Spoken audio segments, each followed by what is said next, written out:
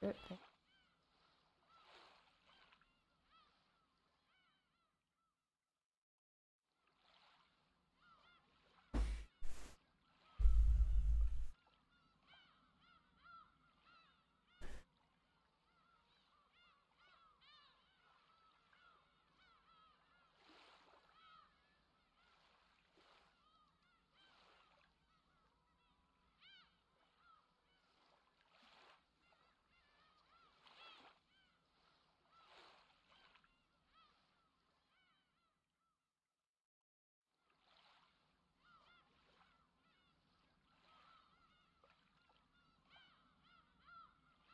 guys, welcome to this. Oh, sorry, was that loud? Oh, my bad.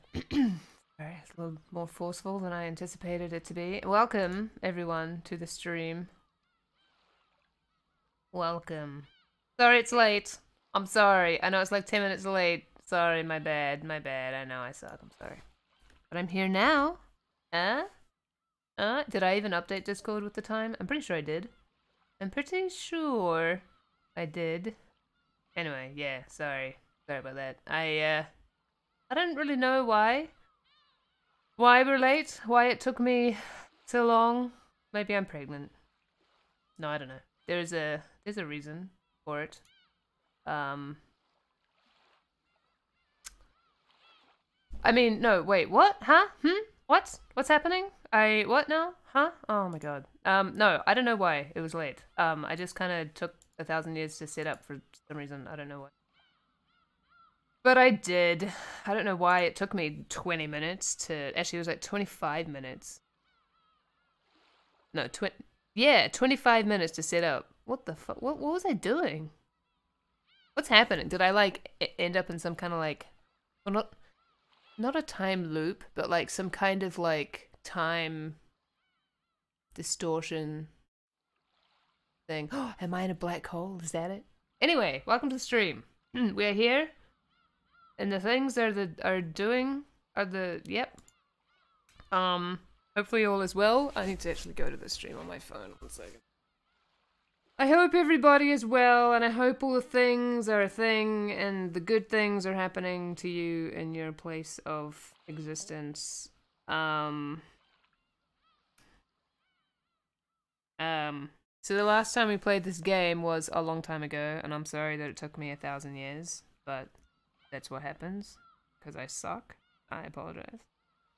I can't be perfect, okay? I wish I could. I wish I was perfect, and yet, here I am. Anyway, I just, like, I really got into, like, an Elite Dangerous thing, and I just, like, couldn't get out of that. And then last week, somebody, really wanted me to play Subnautica, so I played that. And now I'm playing this. Anyway, so last time... What happened last time? Do I even remember what happened last time? Can I, like, get to the stream any day soon? There we go. Last time we were in the place of the things. In the big mansion place. And...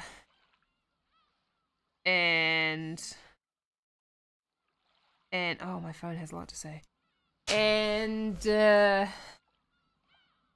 there was, so, Maria was, like, looking for her rose, and she couldn't find it, and she was getting very upset about that, and then her mum was all hitting her and stuff, because she's a horrible person. And everybody was kind of, like, I don't know if they were necessarily fighting over the inheritance, or potential inheritance, or whatever, but they were all kind of, like, waiting for the grandfather to die, and he has not died,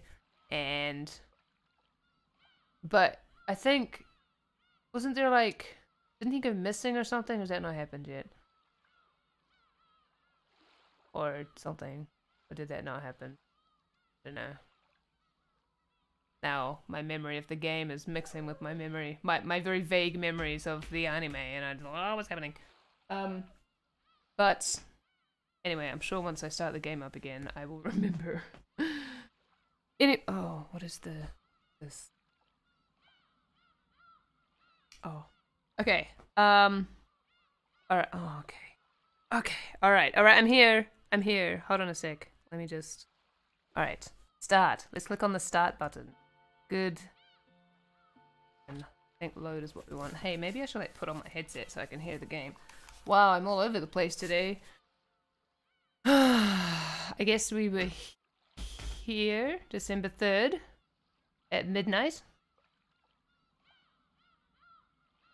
Oh, I saved twice. That's interesting. Sure, this one. Do I remember people's voices? No. No, I don't. But I will try. My best. Let me know if there are problems with the stream. If it is fucked up or anything, let me know and I will do the things. Oh, that's right. That's right. Maria was given a letter from the witch, and like she was reading it like in Beatrice's voice, which I do not remember. But yes, that's right. That's right. Okay. Alright. Actually, can I do this to go back? Oh, that opened the menu. I didn't mean to open the menu. Oh. A strange letter that something. What? Oh, there we go. Isn't there a way to go back? Oh, there it is. There we go. There we go. Okay, let's just refresh our memories a little bit here.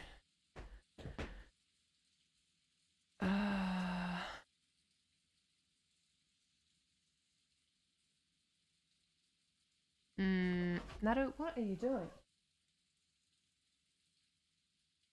She just ate, so she's like, I have all the energy in the universe.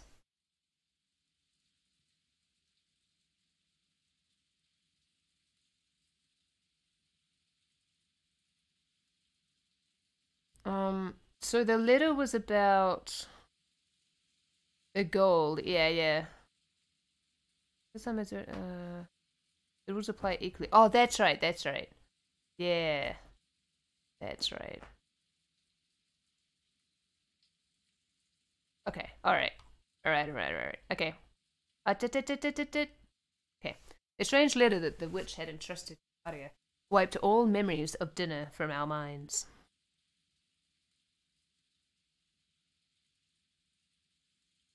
I'm the stream anchor Link and Naru.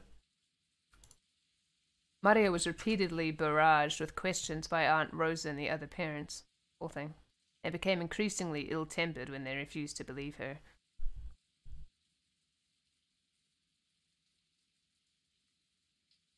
If we kids tried to butt in, they'd probably ignore us. Our parents were all stirred up, firing back and forth about the gold and the distribution of the assets, and completely forgetting that we were even there. It's weird that the brain just restarted.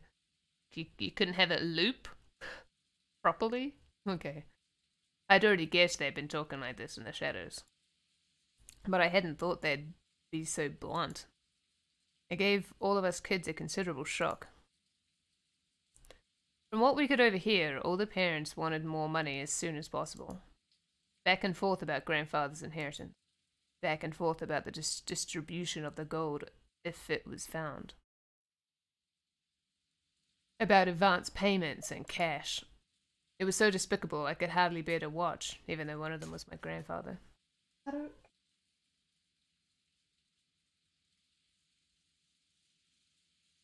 Look she's giving me. She's like, what? It looked like Jessica felt the same way. We left our seats without being asked to and went to hang out somewhere well away from our parents.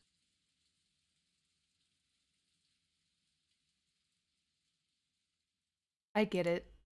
Now I totally see why grandfather hates coming down for meals. I'm so disillusioned with our parents right now. All that about money and the inheritance. How can they act like that right out in the open? Well, I'm already completely disillusioned with my old bastard. There's no way I could think any worse of him. That's exactly the same for me. Still, that freaking shocked me. Shocked me to the core. To the core. Jessica looked down at the floor, irritated. She was always talking about how bad her parents were, but maybe she hadn't really felt that way deep inside. The depths of Jessica's shock made that clear.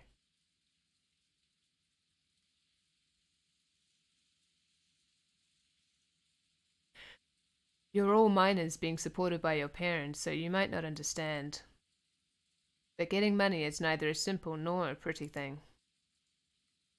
I won't try to force you to understand right now, since you're still kids.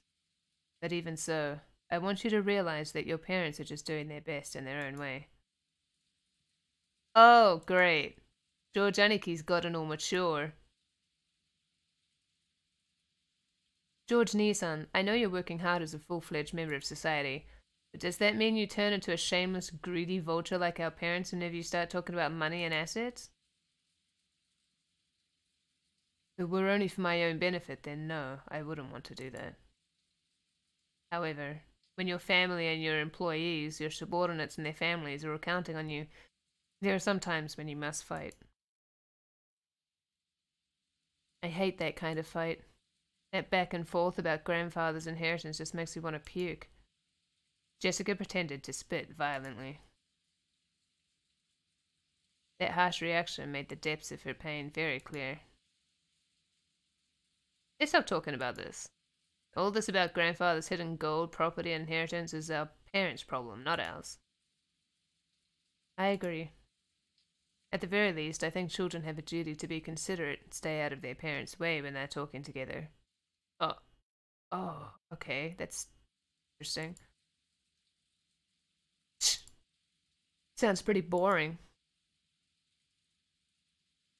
Everyone knows the phrase, adults are filthy. Do we? Is this a phrase? Is this a Japanese phrase? I haven't heard of this before. Adults are filthy. But we had now seen that for ourselves, and that really did give us a considerable shock. George Aniki was now pretty much an adult, and I'd already been disillusioned with my— what is this disillusioned? Disillusioned with my dad, so the shock wasn't that big for us. But Jessica seemed to be taking it hard. Apparently, she'd received a bigger blow than I thought. She always talks badly about her parents, but it looks like she hadn't changed at all on the inside. Even now, she's still a pure-hearted, delicate person who can't doubt others. I'm sure she respected her parents as much as anyone else does. And then her parents started raging about going, money, money, inheritance, inheritance, my money, right in front of all the other parents and the children. It's no surprise she received such a shock from hearing that. Jessica-chan, please don't start hating your mother and father. I won't ask you to understand them, but at least don't hate them. I get it. Just leave me alone for a bit. 6 years ago, I would have kept taunting Jessica even after she got all dejected. But I guess I really have grown over the last 6 years. I realize it'd be better to leave Jessica alone right now. Why, 'cause she told you to leave her alone? Oh, so smart.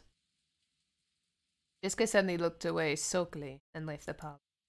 She probably wanted to be alone for a while. Oh my god, yes, we've established this now.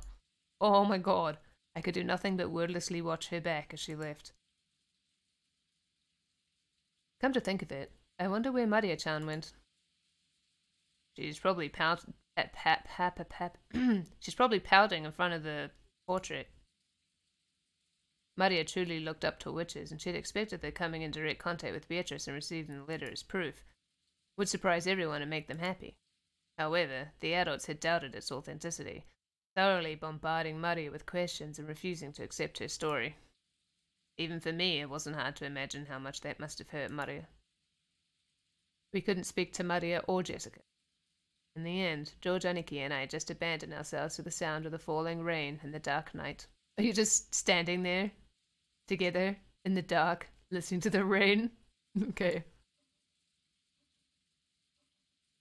I wonder what's happening with that typhoon. I don't know who's talking. Maybe there's something about it on the news. George Aniki started walking over to the corner of the parlour where the television was. He hadn't called me over, and I really couldn't have cared less where the typhoon was on the sea now. So without going over to the television, I loitered around the window. The wind hasn't picked up that much here, but I wonder if it's horrible over the sea. I did hear about a severe storm warning on the weather report. On the weather report. Ah, Kirie-san. I forgot how to pronounce your name. Hopefully it's like that. I take it those big talks between the adults are going smoothly, yeah? She seemed to catch the sarcasm. Kiryu-san shrugged. I wonder if that stomachache of a discussion will continue all night. Not going to be fun. Well then, please enjoy playing vultures to grandfather's property as much as you'd like. I feel sick. I'll agree with you on that. If I could just slip away like you, I'd do it. Are they like talking telepathically or something? Unfortunately, I can't. Even if I'm not allowed to speak. Oh!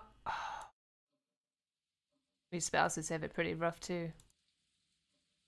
Kiryu-san took a deep breath, smiling bitterly. I think it's Kiri. Kiri? Or did we decide it was Kirie? I don't remember. That's right. They probably wouldn't let Kiryu-san speak, since she only married into the family. Still, as Dad's partner, she's had no choice but to stay by his side and support him. She's probably had to bear the full brunt of this mental pressure much more than me. Mental pressure. Okay. Oh, I mean, it's fine. It's just like mental, but it just sounds weird. I wasn't going to apologize. On the stream's easy, but realizing that I'd spoken too harshly, I cut the sarcasm for the time being. So, how does it look? Are they still stuck on the topic of the mysterious witch Beatrice? More or less. Those four siblings are always piling up secret agreements when they come together to discuss the Those four siblings are always piling up secret agreements when they come together to discuss the division of grandfather's inheritance. Such a long sentence. They're saying that some unknown fifth person has appeared and is trying to make things even more complicated, and there's no way that'll make for a peaceful conversation. Just when you think they're snarling at each other, they set up a common front. Natsuhine-san's not the only one getting headaches. On the one hand, they all want a larger portion than the other siblings, so they're all rivals. But on the other hand, they don't want 1 yen to be snatched up by anyone other than the siblings, so they're also all allies. I hadn't been told the details, but the siblings were apparently discussing how to protect their shares under various situations, setting up ceasefire agreements and rules to prevent anyone from getting an unfair advantage, even preparing to resort to legal action if absolutely necessary. On the stream, Hidden Bug, I feel like this game was, in a way, the way that it's written, I feel like it was made for me. Because you know how my memory is so shitty, and they repeat everything like 4 times. It's like okay, I get it. But it also helps me remember, so anyway. Everyone is with the emojis today. That they would go this far to preserve their shares was so beyond disgusting that you just had to acknowledge their resilience.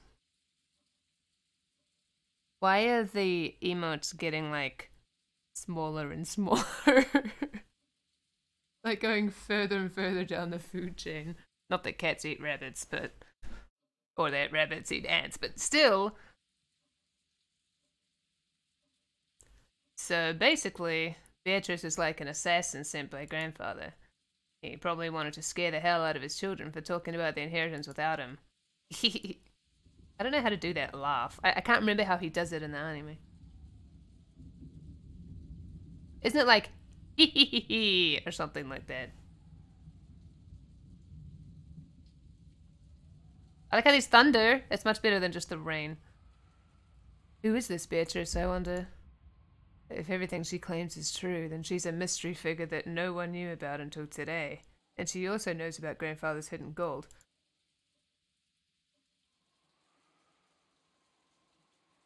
Hee-hee-hee-hee. Hee-hee. Hee-hee-hee. Hee-hee-hee. I don't know. Anyway.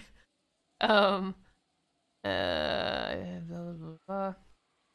On top of that, she was even entrusted with the head's ring. She must truly have been trusted by him. I guess I could turn on the voices real quick to hear how he does. But then I would just be, on because it's on a dice kit. So no, I must resist. Well, obviously, I don't think she's a witch riding around on a broom. But there's no doubt she's a mysterious person who's earned the right to be called a witch. If only Maria-chan would go into more detail about that. Everyone's been smothering her, even though she's just a little girl. They really scared her, and some things they might have asked now can't be asked. I would turn on the voices, by the way, but I know myself, and I will literally just sit here going, and be like, what? It would just be that, a stream of that, so, yeah. I wonder if those people have even read The North Wind and the Sun.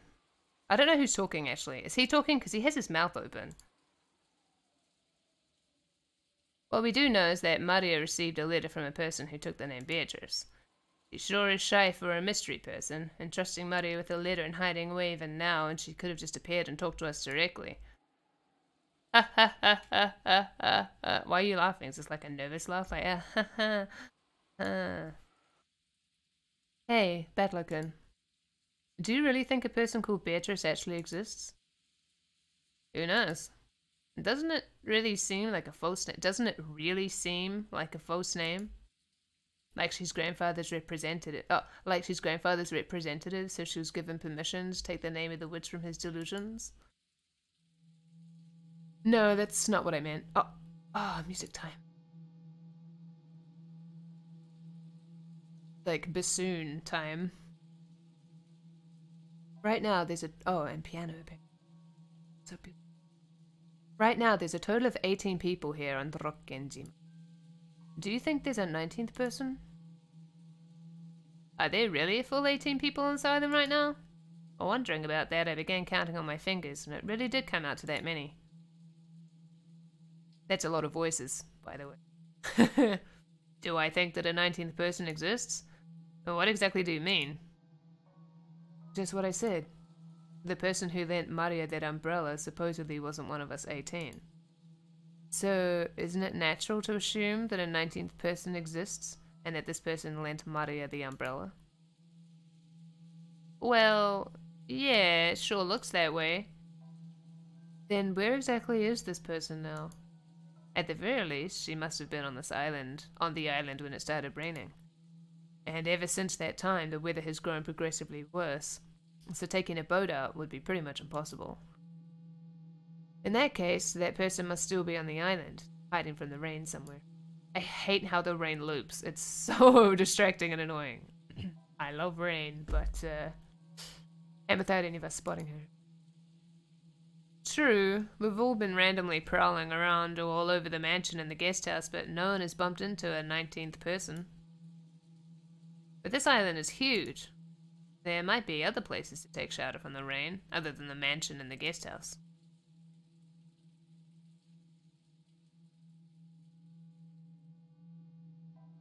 At about this time, I began to realize what direction Kirie-san's suspicions were taking us in. Kirie-san was denying that a 19th person existed. Beatrice was one of us 18. In other words, she thought someone we knew well was tricking us. Yes, you don't have to say... Okay. If Beatrice is who she claimed, she would surely be the most honored of guests. The most honored of confidants, trusted by grandfather. There's no way grandfather wouldn't give that kind of person a warm reception. She would surely have been ushered into the mansion. However, we haven't seen anyone like that. Wait a sec, isn't this line of reasoning a bit too hasty? Sure, no one spotted this person, but that doesn't mean that you can deny the possibility that a 19th person exists, right? Maybe, for some reason, they landed on the island stealthily and have been hiding ever since. It's what they call a devil's proof. It's easy to prove that something exists. If this Beatrice appears in front of us all and says hi, then it's settled. But it's impossible to prove that there's no 19th person. Yes. Batlakan, your way of reasoning isn't bad. In our current situation, there isn't enough information to either accept or deny that a 19th person exists. But if you spin the chessboard around and think that way, we can deny the existence of a 19th person with near certainty. Spin the chessboard around was one of Kirie-san's favorite phrases. Interesting symbolism. Very interesting. I've been influenced by those words and used them myself from time to time. When you get stuck trying to find a move in chess or shogi, then by spinning the board around and like I know what this is, but I haven't really heard it pronounced before. I think there's a U. I think it's shogi. Then by spinning the board around and looking at everything from your opponent's standpoint, you can't see my mouth. Yes, you can. Just kidding. At everything from your opponent's standpoint, you can often see a strategy that'll give you the upper hand. It means turning things around and putting yourself in your opponent's shoes. Oh my god, we get it. You see? Let's say that a 19th person called Beatrice actually exists. That person must have managed, without being seen by anyone, to stealthily arrive on this island and remain hidden ever since. Ever since. Maybe they had some reason, okay? In that case, why did they... okay? In that case, why did they go to all of the trouble of appearing before Maria and handing her the letter? It really was a contradiction. If they had some reason for hiding themselves, then they should have stayed hidden the whole time. But even so, they had appeared openly in front of Maria. Then... wait, Maria said it herself. She said the witch made her a messenger. Maybe that's because Maria was the youngest and looked the most obedient. Why would they need a messenger? If they just wanted a letter delivered to the family conference, they could have mailed it. If they mailed it to each of the 4 siblings, no one would be able to ignore it. There was no need for this person to carry it themselves and secretly deliver it by hand. Yeah, that does sound pretty weird. In the first place, if Beatrice existed and wanted to make her presence known to everyone, then she could have just openly presented herself to all of us. Despite that, she chose the vague method of appearing through a little girl called Maria-chan, and only gave us a vague impression of who she was. And vague. Contradiction. Let's go a little deeper, shall we? She appeared in front of Maria, trying to give us the impression that a 19th person existed, and yet she still hasn't appeared before us, and is hiding somewhere at this very moment. Think about those contradictions. You've got to keep these things in mind when you spin the chessboard around. Like, she just said the same thing like 5 times. Okay. In short, if a person wants to leave us with the impression that Beatrice exists as the 19th person, what might their goal be? To confuse me by saying the same thing over and over and over and over and over? I'm just kidding. If this person wanted to hide, then they wouldn't have made their presence known. And if they wanted to show themselves, they wouldn't have used the roundabout approach of entrusting someone with a letter. He looks really good right now. Just saying. Which means... it's simple. Beatrice is one of the 18 people. That's why they want to create the illusion that there are more than 18 people. The 19th person was revealed so spectacularly. If someone were to profit from this, it wouldn't be some 19th person in hiding. It'd be one of the original 18. Gotta pad out that playtime. Yep.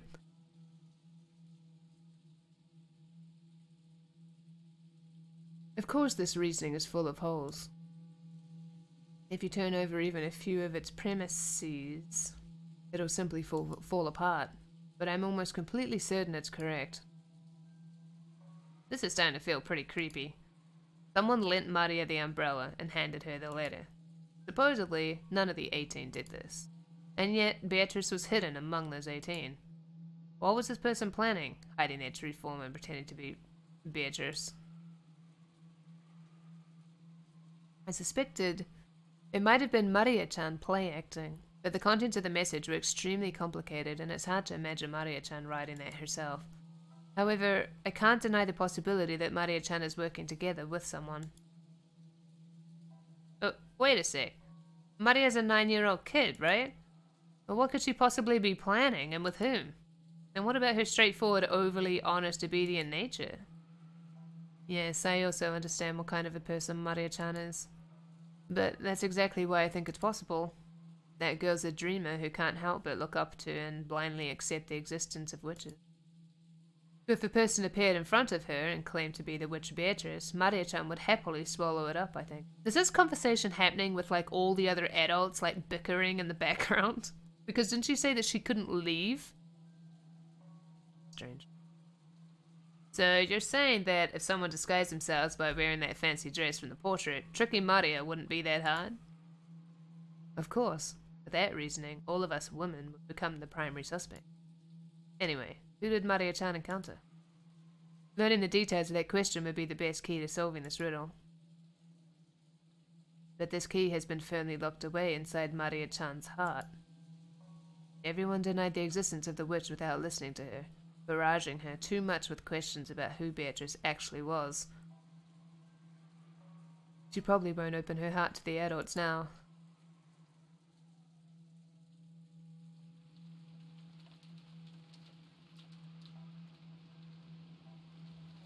In the dim hall in front of the portrait of Beatrice, Maria was sobbing. Ooh, ooh, no one believes I met Beatrice. Ooh, ooh. Even though I showed them the letter Beatrice gave, they still don't believe. Ooh, ooh.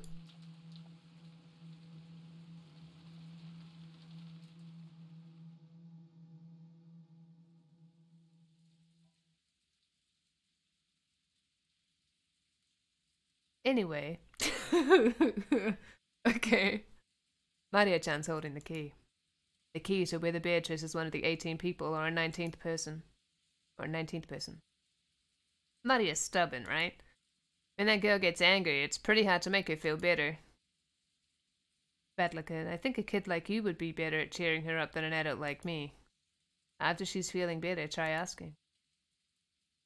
I know you don't care about all this back and forth about the inheritance. But don't you find this Western Mansion mystery situation exciting?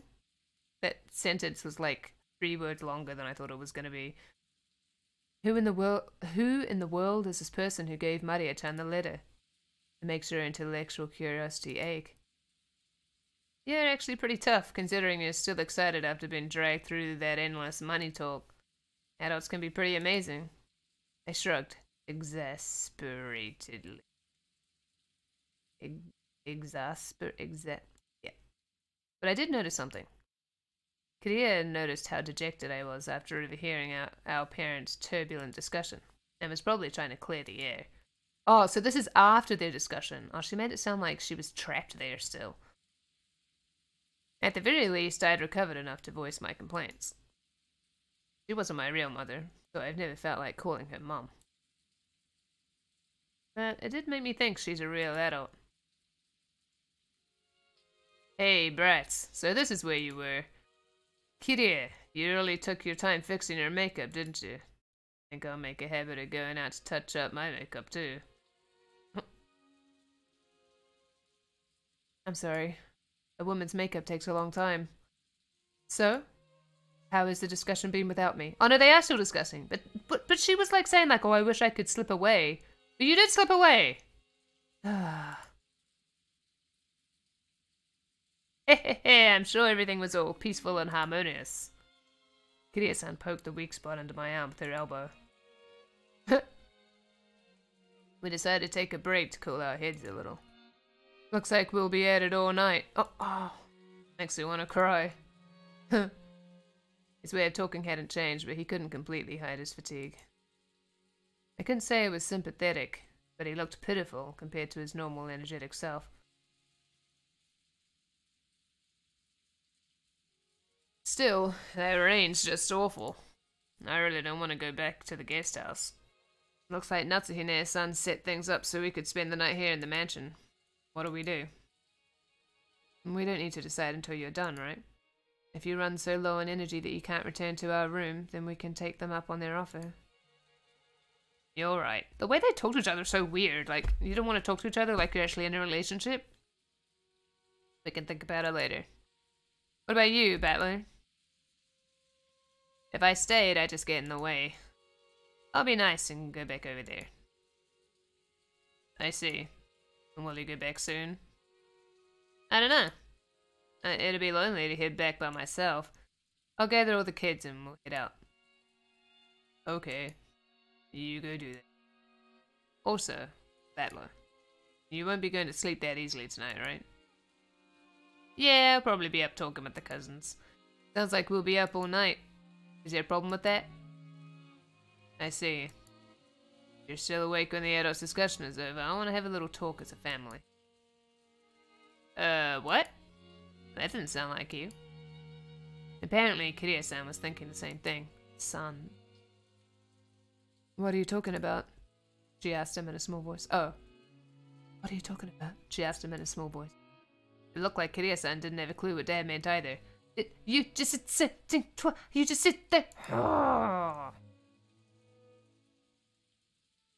I also want to talk to you about it, Kiria. Tell you later, so don't ask now. Please. Look at her face with this. I don't know anyone who neglects the concept of family as much as this old bastard. Yeah, I was gonna say, yeah. And now he's saying we're gonna have a talk as a... Oh, no, wait. Oh, never mind. I thought he was meaning, because he was gonna talk to him, and then later talk to her about this thing, but it's like he wanted to talk to him as a family. It's like a family of 2 people. I mean, sure, you can have a family of 2 people, but, it was like, you're gonna leave out this person, but I guess that's not... Never mind, sorry. Both Kiria-san and I couldn't help but get wide-eyed. I really like her blazer, actually. With this thing, it's cool. Don't look so terrified. I'm the one who should be terrified. After all. At that point, he swallowed his words for an instant. Even though putting on airs of importance wasn't much like my dad. You're freaking me out, Dad. Everyone in our family's gathered here, right? Gathered here now, right? Don't make a big deal out of it. Spit it out.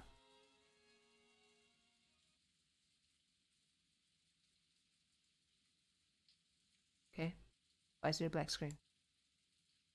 Does it want to... Okay. No? Okay.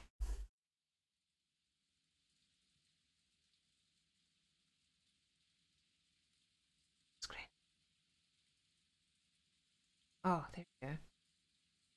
Who's talking? I don't know who's talking. Tonight, I will probably pick... Oh. Oh. Isn't this a flashback? He's like, tonight, I will probably be killed. It's the grandfather, isn't it? It was a huge crash of thunder. It must have been really close. Dad's expression brightly illuminated. Wait. Was that the father saying that? I thought it was a flashback to the grandfather. Dad's expression brightly illuminated by the lightning burned into my eyes. Okay, hold on. Sorry, okay. Tonight, I will probably build. Sure, that was totally better than what I already did. Anyway, which always looked so sure of itself and which always wore a taunting expression, was strangely frail in a way I couldn't really explain. It was so worn out that he looked like a different person. What? What are you talking about? That doesn't sound like you. About a...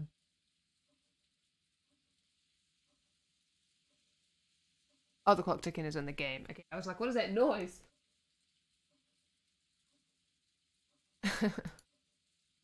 I agree. Oh. I agree. What happened? You look so timid. You look so timid all of a sudden. It's not like you. Wait, it wasn't him? I'm so confused. Who was talking? The dialogue's so confusing. I'm gonna go fix my makeup too. Don't follow me.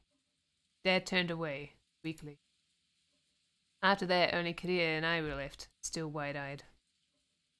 What did he... Okay, he did say a thing. Oh my god. What did he say? Tonight he'll be killed? Good thing this game says everything 1,000 times. I guess.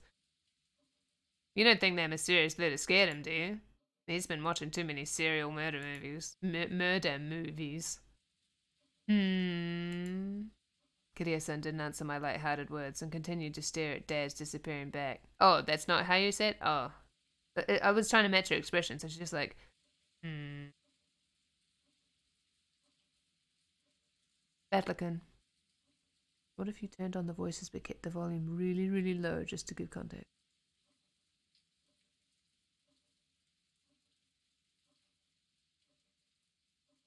I don't know if that would help necessarily. Oh, you mean like so I'd be able to tell who was talking?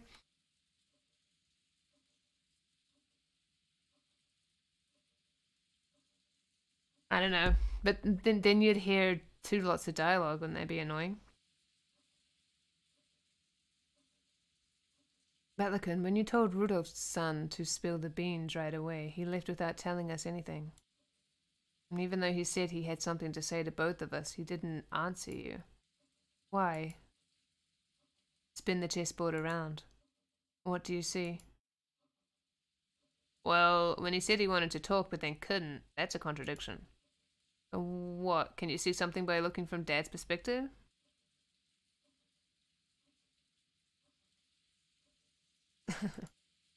Yes, I can see something. He wants to talk about something. However, he doesn't have the courage to bring it up. So he actually means chase after me, talk to me, and ask me about it yourself. By saying, don't follow me, he actually means the opposite.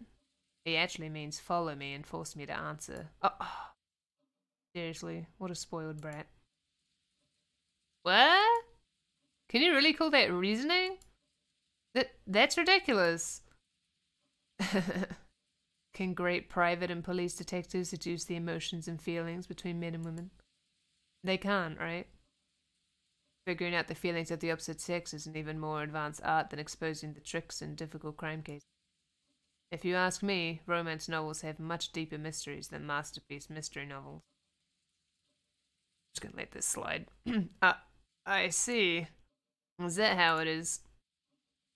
I'll stand alongside that spoiled brat. Normally loves to bluff, but tonight he's completely tired out from that heated discussion. He probably wants someone to lean on at the moment. And responding to that need is the role of his partner. Ha. Sounds passionate. Then I'll leave that old bastard in your hands. Yes, leave it to me. Awkward.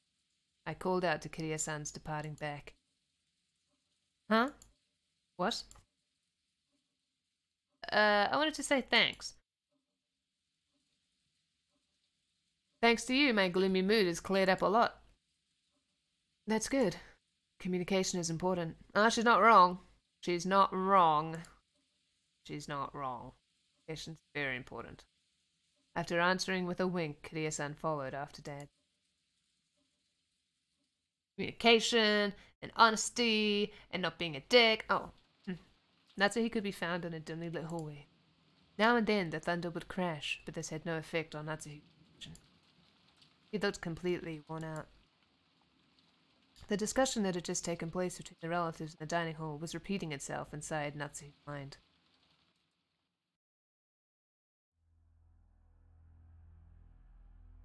Music.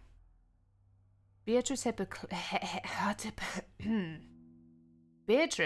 proclaimed that in addition to the gold, all of the inheritance and property of the Ushiramiya family would be given to the person who could solve the riddle. In other words, she planned to undermine the absolute guarantee that Kraus, as the eldest brother, had to succeed the family head. Originally, the other siblings had absolutely no chance to inherit the oh my god, the headship. To them, this proposal by Beatrice was extremely It was obvious that they would accept it. There was no need to play some clumsy detective game. Natsuhi knew that this so-called 19th person Beatrice couldn't exist. Naturally, Beatrice was nothing more than a fictional character used to pass a message that Kinzo had written himself. As proof, Kinzo had remained stubbornly neutral as to that letter's authenticity. He was completely ignoring these reckless claims that he shouldn't be able to ignore, that he had to give up the head's ring. Oh, that he had given up the head's ring. In short, Kinzo had wordlessly admitted that the letter held his own message.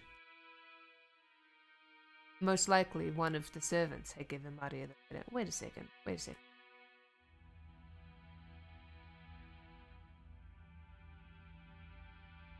Why? I mean, just because he's ignoring the claim doesn't mean he's admitting.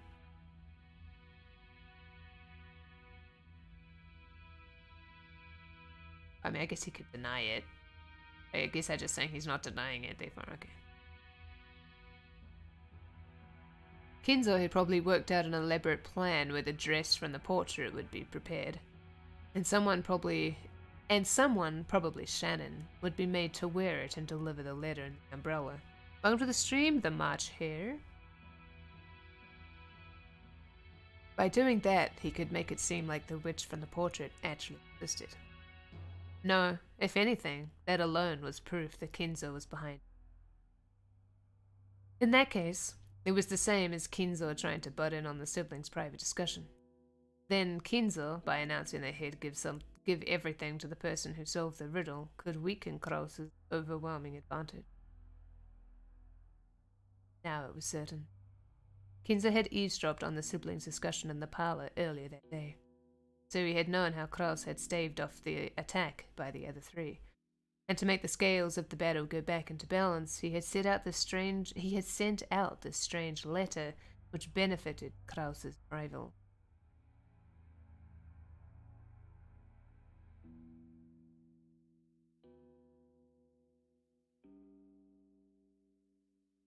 He was trying to push this crazy theory so that Rosa, who had a weak position among the siblings because of her age, would join with Eva and Rudolph. Then, with a 3-to-1 advantage, they'd be able overwhelm Kraus yet again and make their ridiculous theories get accepted by force. And by doing that, he gave them the power to resettle what had once been a nearly decided conflict.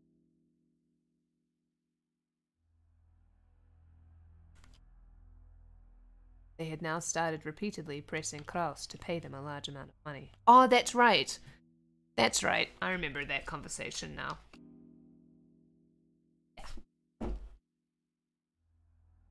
Using the condition that all of the siblings would guarantee Kraus's position as the successor, talk about advance payments was being brought up again, despite having been rejected once. Yeah, that's right, because they're all like, Kraus, this is your doing. And then he's all like, no, it's not. And then I'm like, well, in that case, you can give us money because reasons, then, because otherwise you're lying. And then it was, yeah. Of course, even without the story about the hidden gold, the Ushiramiya family store of wealth was vast. That store of wealth alone was more than enough. Even if the hidden gold was buried forever along with Kinzo's death, there would be more than enough to satisfy. Therefore, even if they weren't that interested in the gold itself, Kinzo had managed to instill the lifelong fear that, on the off chance that someone found the gold, that person would be granted the headship. And this kind of Achilles' heel would definitely be taken advantage of by someone sooner or later. The only person with this fatal weakness was the successor, Kraus. The other siblings had found... No, they had been told by Kinzo about something that only Kraus could lose, and they had thoroughly taken advantage of that. Natsuhi, as Kraus's only ally in his painful position and as his wife, wanted to fight alongside him. She kept trying to explain to him that the existence of the gold itself was a farce, and that there was no need for him to compromise. Kraus had always told Natsuhi. He had told all of the siblings. He always said that the hidden gold was nothing more than an illusion created by Kinzo. Therefore, Natsuhi had believed it as his wife, and had supported her husband on that foundation. Even so, Natsuhi's words didn't reach Kraus. Even though Natsuhi had fought so hard and had lent all of her strength, he continued to fight by himself and was trying to compromise with the other three siblings. Natsuhi sadly and weakly wondered why she could not be of use to him and started getting angry. It had happened when everyone decided to take a short break to cool their... Natsuhi had flared up against Kraus. Enraged, she had asked why she could not be useful to him. She had then told her... He had then told her that he wanted to talk about something, and invited her into a room that she was normally not allowed to enter. That room had been sealed with a heavy-looking padlock, and just looking at it had given her an uncomfortable feeling.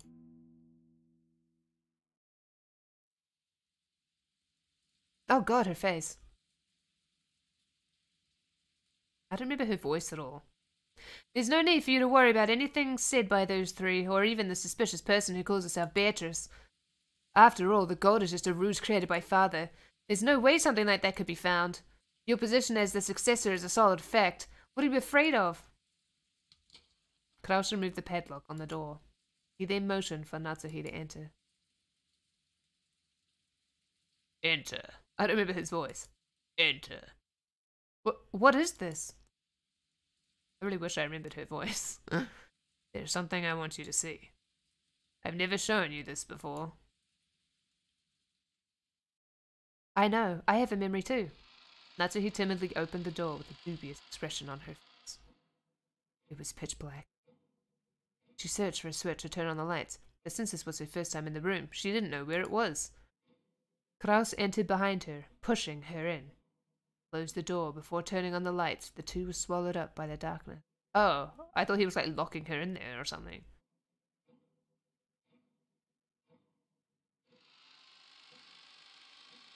Only the sound of Kraus locking the door rang out through the dark. But what are you doing? The lights. I'm turning them on now. Wait. Just as he said, when Kraus pushed a switch on the wall, a flickering light turned on and lit up the room. That is... Natsuhi had her breath taken away. The room had no windows, and at a glance it appeared to be empty.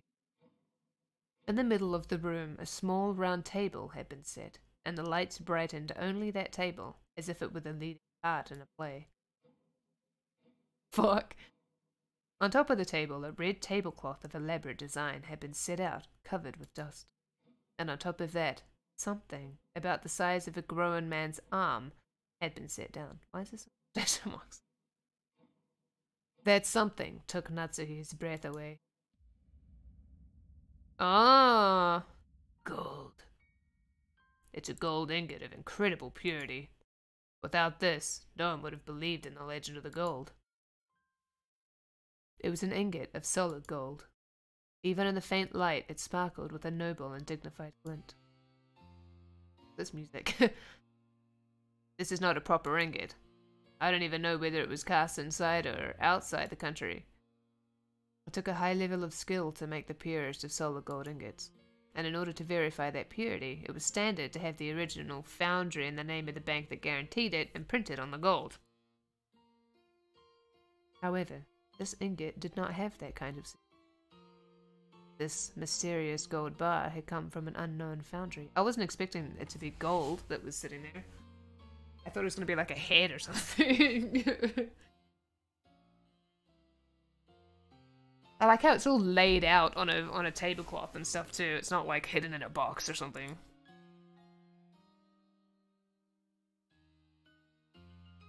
Ingot the size of a man's arm.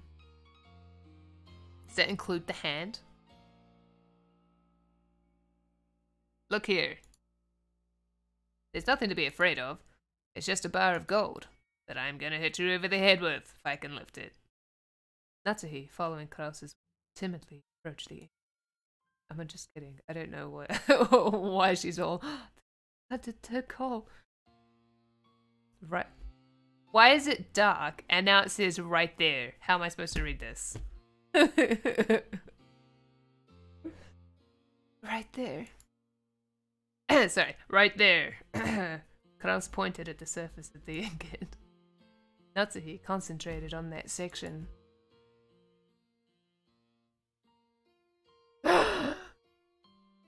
Right there was a thin imprint of the one-winged eagle crest. I know, we saw it already when you showed us, but okay. Natsuhi's breath was taken away once again. That's right. This is the legendary ingot the father said he received from the witch that the president of Marital witnessed and was allowed to select at random to take back with him. That gained the trust of the fixers in the business. Oh yes, right, okay. I had to use all possible means to find it. I found it before the other siblings could. How could... Then... the legend of father's gold is... Oh yeah, so he's been lying to her this whole time because she was like, you said there wasn't any gold, blah blah blah. Am I right? It actually exists. The gold that Ushiromiya Kinzo received from Beatrice actually exists. Actually. And she's all like, how long have you known this for? Why didn't you tell me about this? How could you possibly lie to your wife? Blah blah. Is that what's gonna happen? No? Impossible! So it really does exist. Oh, she's not gonna do that? Okay. Natsuhi was shocked that her husband would lie. No? Okay. Kraus had always said that Kenzo's goal was just a fabrication. But she had believed it. It's his wife. Oh, maybe she's gonna. However, the reality was different. Since he had definite proof, he had been more certain than any of the other siblings that the legend of the gold was true. Because of this, Kraus was deeply frightened of the possibility that someone other than himself would find the gold he'd failed to find, costing him everything. But to Natsuhi, this truth was more than enough to split open her heart. Yeah, there we go, here we go. Here it comes. She had thought that, as Kraus's wife, she should be his closest confidant, which was why she had selflessly supported him. Yeah, well, she's not wrong. And yet, he had hid this fact from her until today. Here it goes. Why? Have I been so undeserving of your trust? That has never been my intention. There was simply no need to tell you. Oh my god! Oh my god, how dysfunctional is this family? This extended family. I mean, is that all a wife means to you? Calm down. Becoming passionate easily is one of your bad habits. Oh! Okay. Yeah, poor Natsu. You're the one who's making me like that, aren't you? Aren't you? I don't know how to read this line. He's like gaslighting her. Oh, ooh. I've been supporting you as a wife ever since I married into this family. For your sake, I threw away the family I was born into, and I've been offering up my heart and my body to to serve you. And in return, this is what I get? How could you? Kraus grimaced, looking annoyed. His expression effectively communicated how much he disliked this part of Natsuhi, even if he stared at how much he disliked this part of Natsuhi. Oh, you mean the part where she stands up for herself? Yes, so terrible. It doesn't look like it would be of any use to you anymore. That's fine. I can resolve the troubles with the siblings by myself. Oh my god! Can you punch him in the groin, please? Right in the dick. With the ingot! Yes! Good plan. Do that. Sorry. I don't need your help. Oh, look at her face. That's wrong. This is the Ushiromiya. This is the Ushiromiya. The intonation on this line's too hard to breathe. This is the Ushiromiya. This is the Ushiromiya family's problem. Yeah, okay, this is the Ushiromiya family's problem. Yeah. It's true that I'm not permitted to wear the family crest on my body, but I'm still your wife. Even so, are you saying I'm not capable of helping you? Are you a piece of shit? Oh, no, sorry. She was like going, are you? I especially wouldn't want to risk getting you involved. It would probably make your headaches even worse than they are now. Take a rest for today. Oh. Siblings will deal with the siblings' problem. There's nothing to do with you. That is all. I think it's time for you to, like, leave. Just, like, take all the money. Take all of his credit cards. And then take out all the money. And, like, leave. Because... oh my god. At least you get something out of this horrible shit. Also hit him in the groin with you. A dull headache tormented Natsu. Funnily enough, No matter what medicine she took, no matter what scent she burned, wouldn't heal. Funny enough. Maybe after the storm she will. I hope so. In fact, simply wandering alone through the dark corridors and listening to the sound of the rain seemed to be sure. Very nice music. I may be Natsuhi, but I was never Ushiromiya Natsuhi. I've been despised and treated as a borrowed womb, and insulted when I couldn't even fill that role. Even so, I've tried to properly perform my duties as a wife, but now, even my husband has rejected me. It's so terrible. I've done my best raising my daughter, as if it were the last job left to me. However, I've had no release for my anger and sadness, and they've caused me to subconsciously strain that relationship too. Aw. Because I've been excessively strict in Jessica's education, she dislikes me thoroughly. She despises me for having no interest in anything but grades. There is no longer anything I can do for the Ushiro. That's no good. Despite it all, I must help my husband and beat back the schemes of the other greedy sibling. The family head won't be around much longer. Eventually, Kraus will succeed the head, and the next successor will be Jessica. Strictly speaking, the man who enters the family by marrying Jessica will become the next head, but it all comes with the same thing. Wow, that's fucked up. I have to make Jessica an excellent successor, whom everyone will accept as worthy to take over the Ushiromiya family. In the days to come, that greedy Ushiromiya Eva will probably be plotting to find some fault with the main family. And if all goes as she plans, Jessica will be dragged down from the succession, with George set up in her place. It is regrettable, but George is a man, and even more, has matured as a compared to Jessica, who is right in the middle of her rebellious period and whose grades are slightly below average. It can be seen at a glance who is more fit to succeed the head. So in order to secure Jessica's position, I need to turn her into an excellent person. After doing that, I want to find her an excellent husband, worthy of the excellent person she will have become. Oh, that's not putting lots of pressure on Jessica or anything. That's totally gonna work. Okay. A wonderful man who will truly accept Jessica and stay with her through all of life's joys and sorrows. Oh, well, that's nice. Wouldn't that be nice?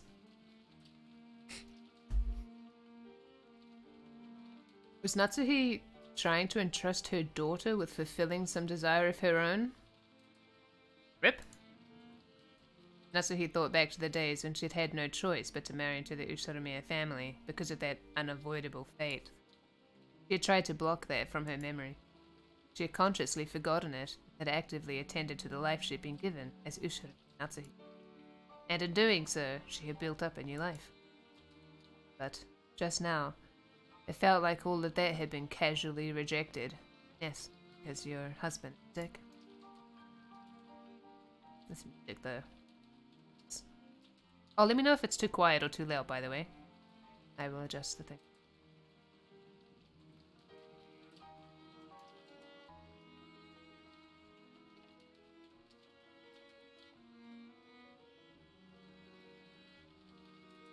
How should I think as I live my life?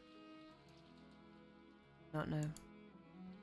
Natsuhi helplessly rested her head against the glass of the window. The glass, which was cool, thanks to the raindrops beating against it, felt somehow refreshing, even though it should have been emotionless. Right then, it seemed to be the only thing that could understand Natsuhi. At that point, even if someone had appeared, Natsuhi didn't intend to pay any attention to them. But she did pay it. Because it was her beloved daughter. Huh.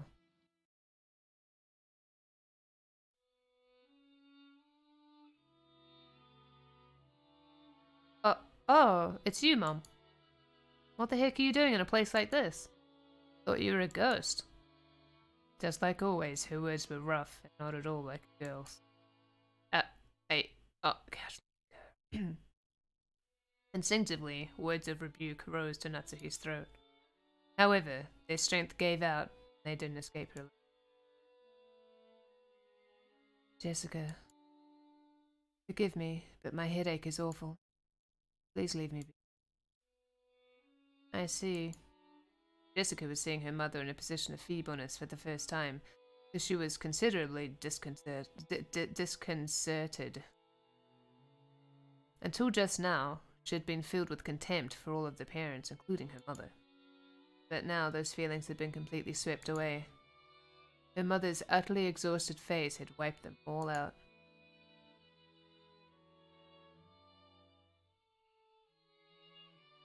In its place, the words George had told her floated back up in her mind. Our parents are doing their best in their own way. Because their families are counting on them, they can't afford to keep everything pleasant, have a heavy responsibility to fight. Maybe her mother had been standing around in this dimly lit hallway because no one had tried to understand that in her. Jessica hated her mother. So, she had no intention of speaking kindly to Natsuhi, just because she was looking a bit frail. So when she attempted to speak kindly to her mother anyway, she had to clench her fists and gather up the words from deep in her heart. It sounds like you've really got your hands full with that meeting thing. It has nothing to do with you. Oh! I see some projection here. Are you projecting? Huh? Is that what this is? Sure looks like projection. Okay, I'm just gonna please go somewhere else. Is your headache bad? Should I go get some medicine? You don't have to trouble yourself. Please, leave me alone. It's so terrible! Oh, why can't you just get along? Natsuhi wasn't being cold. She just wanted her daughter to go far away so that she wouldn't have to bump against Natsuhi's own short temper. But there was no chance that Jessica would realize this. Okay. Jessica hung her head, looking sad. Seeing that expression, Natsuhi recognized the kindness that Jessica was trying to muster. She gave her head a small shake to drive away her own unkindness. Then I'll leave. I'll be with the other cousins, so I don't get in the way of the adults. See you later. Wait there. She called Jessica, who was trying to leave and looked lonely, to a stop. Oh, wait there! What? Look at her face. Thank you for being so considerate. It isn't good of me to go to sleep and leave you alone. Don't talk like that. You'll bring bad luck. What? Okay. I've made you worried, but I'm okay now. I will go. If I let my daughter see me this feeble any longer, I'll only make her feel more uneasy. With that thought in mind, Natsuhi left Jessica with words of gratitude, and made to depart. This time, Jessica called out to her mother's bag. Natsuhi stopped and turned around, asking what business Jessica had with her. But Jessica herself didn't know why she'd stopped her mother, and for a while she smiled wryly, muttering to herself as she hesitated what to say. She was poking around in her pocket when her hand touched something. She took it out. Hey, Mum. I, was given a charm today. What was it? A charm against magic?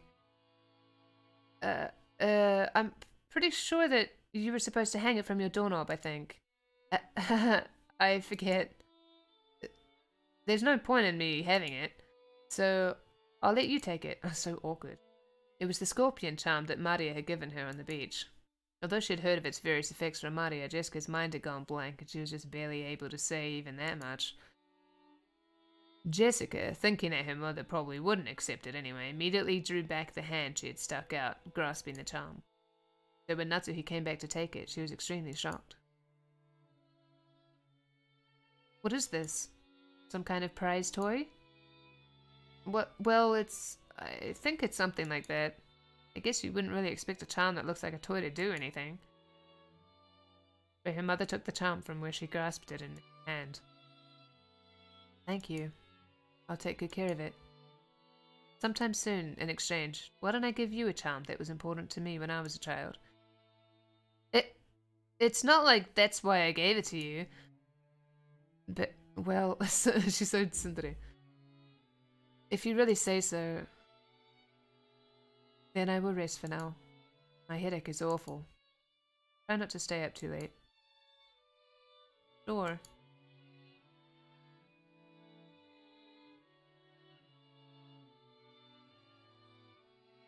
Natsuhi put the charm in her pocket and turned away. She then disappeared into the dark hall.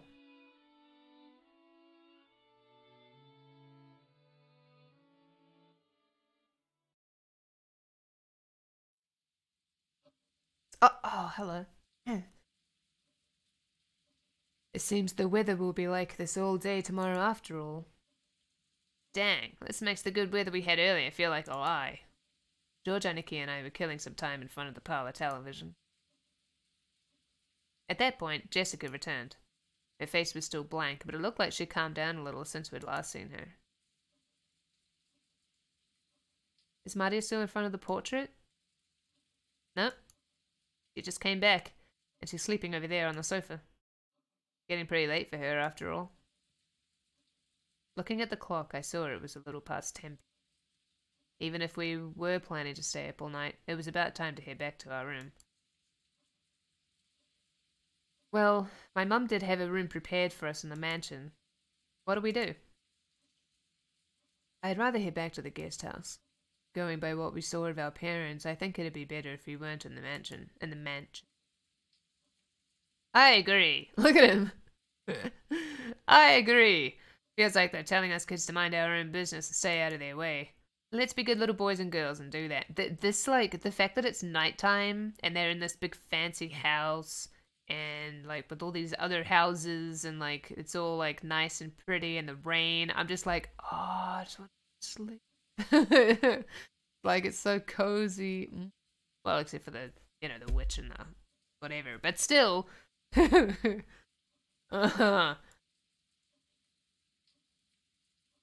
As we were talking about this, Aunt Rosa came into the parlor. She was looking all over restlessly, probably trying to find Maria. Aunt Rosa, if you're looking for Maria, she's over there on the sofa. Thank you. I don't remember my voice, but okay. My, she's out cold. We must move her to her bed. If you'd like, I'll carry her over to her bed. Thanks, that would be wonderful. Are you all heading back to the guest house? Or are you going to stay in the room Natsuhi and Nae-san had prepared here? Well, we were just talking about that. We'd just decided to head over to the guest house. I see. Then could I ask you to take Maria with you? I'd feel much more reassured if she stays with all of your cousins. It's so weird that she looks like my old high school friends. Like, same haircut and everything. It's so fucking weird. Behind those words, she seemed to be concealing some... Well, she wasn't really a friend of mine. She was, like, in my social circle. Behind those words, she seemed to be concealing some regret that the adults, herself included, had deeply hurt Maria's feelings. Leave it to us, Aunt Rosa. After all, we do have an expert at comforting Maria with us. Are you talking about me? I couldn't do it myself. But we'll need everyone together. That's right. Bella, weren't you the one who hit it off with Maria when you were messing around earlier? As we said this, Aunt Rosa smiled, looking truly happy. Thank you, everyone. It looks like our meeting will last until very late, so while I'm sorry to burden you like this, I'll be counting on you all to take care of Maria. Hey, Maria, are you sound asleep? I don't know who's talking. We're going back to the guest house. Maria muttered something indistinct, rolled over, and fell back asleep. It looked like she was sleeping deeply. She's really out cold. I'd hate to wake her. Right, I'll carry her.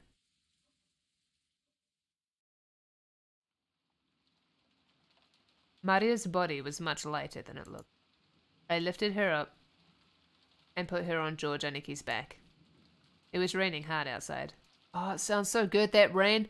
And Aniki couldn't hold an umbrella and carry Maria at the same time. It looked like, well, somebody hasn't seen, My Neighbor Totoro, have they? It looked like Aunt Rosa would come with us as far as the guest house to help out. However, when she heard Uncle Kraus's... Actually, I think... That movie came out in 88. I think that... This is sometime in the 80s, but I think it's before 88. Anyway. Looked like Aunt Rosa would come. However, when she heard Uncle Kraus's voice call out to her, she had no choice but to return. Now that's a problem. I have to go back now. Oh, now that's a problem. Now that's a problem. Okay. Is everyone returning to the guest house? After we left the hall on the way to the entrance, the door to the servant room opened, and Shannon stepped out. It has grown very dark, so allow me to guide you. That would be great, Shannon-chan. Shannon-chan. Oh my god, your name. George-kun is going to carry Maria there. Could you hold an umbrella for him? Yes, certainly. That's funny. That's cute. She's like, oh, yes, certainly. I will do that. Yes. Shannon-chan brought umbrellas for each of us and a flashlight to guide the way. Oh, such a rain. As we opened the front door, the downpour was quite terrific. I haven't heard somebody use the word terrific in a negative way since there was this book we had to read in English in, I was like 16 or 17 in high school. And no, I was 13. It was my first year at high school. And I remember learning about using terrific as a negative word. I like haven't heard anybody say it like that since then. Anyway, it looked like it's nice that I finally get to see it in something that's not just a thing we had to do for school. It looked like we wouldn't have any spare time to take a pleasant walk and enjoy the nighttime. The thing we read was called... Was it like... It was something about the Blitz. I don't know if it was called The Blitz or if it was like Blitz. Something. Oh, no. It was was it Fireweed? Fireweed? Oh my god, I don't remember what the book is. But it was about the Blitz. Anyway. It was like the last thing that a 13-year-old would want to read. But anyway. I don't remember what it was. Anyway, it looked like we wouldn't have any spare time. Take a pleasant walk and enjoy the nighttime garden. Aniki, is she too heavy? Want me to carry her? I like how I lost 2 viewers while talking about talking about that. It's good. I'm just weeding out that. No, I'm just kidding. It's okay. I can at least carry Maria-chan. I'm truly grateful. Please take care of Maria. Sure, you got it. Why are you talking? Okay. And I guess this is good night, Aunt Rosa. And I will see them over there and return here. Yes, please. Aunt Rosa watched us leave. Aunt Rosa watched us leave. There we go. Maria. I'm sorry for everything.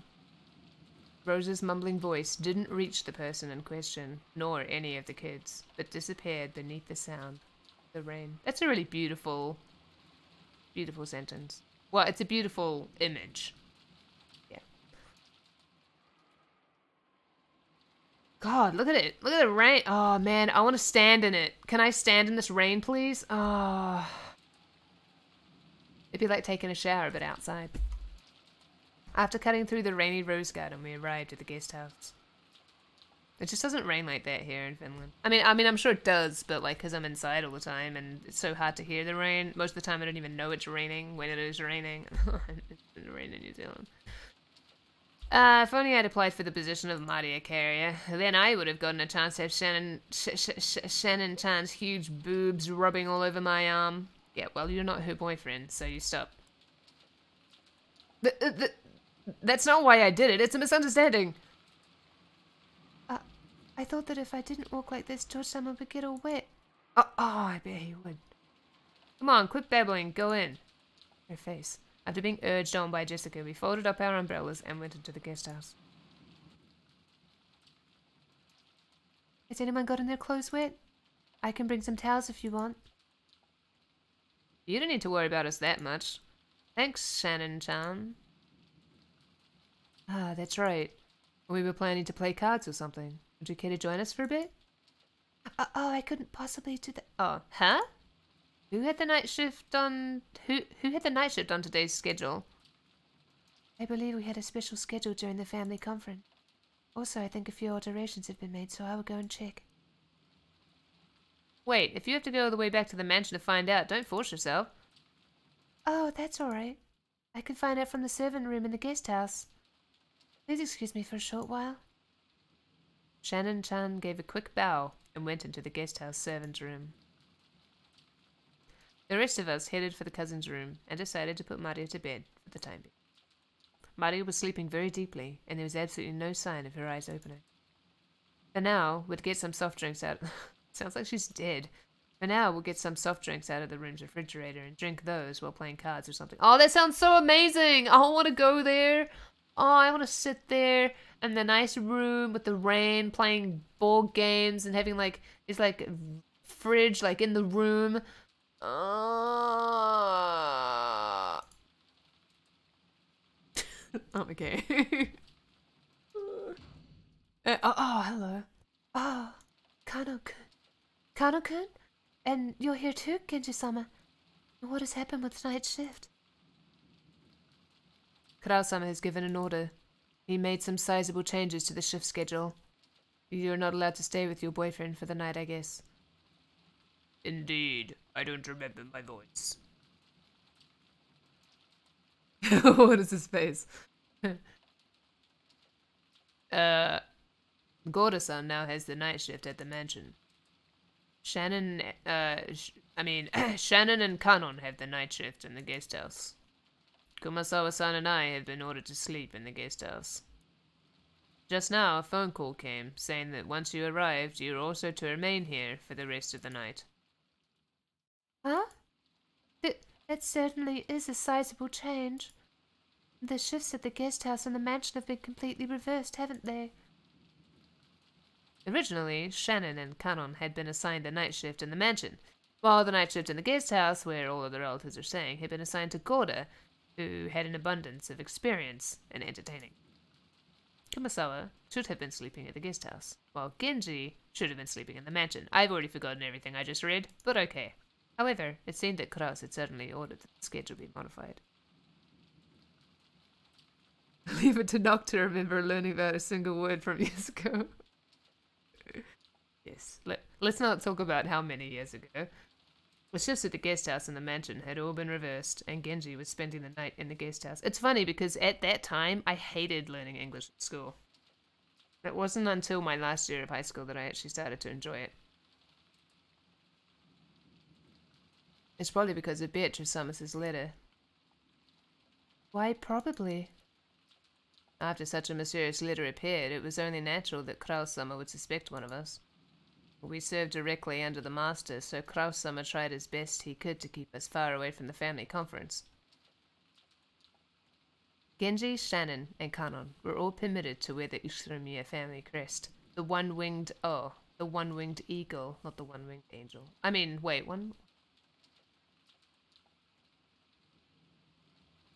It is angel, right? Why am I suddenly not remembering? I was like just talking about it the other day.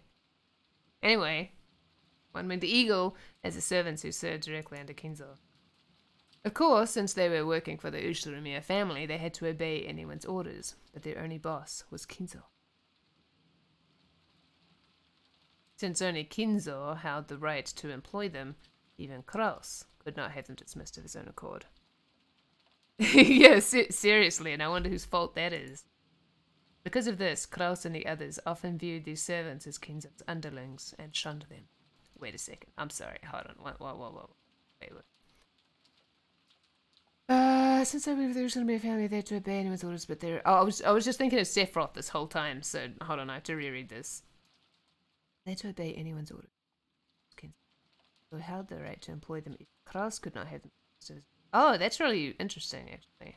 I think that maybe might have been the way that they did it in Victorian times. Well, because the butler was like the highest of the, and like organized all the employment and stuff, I think.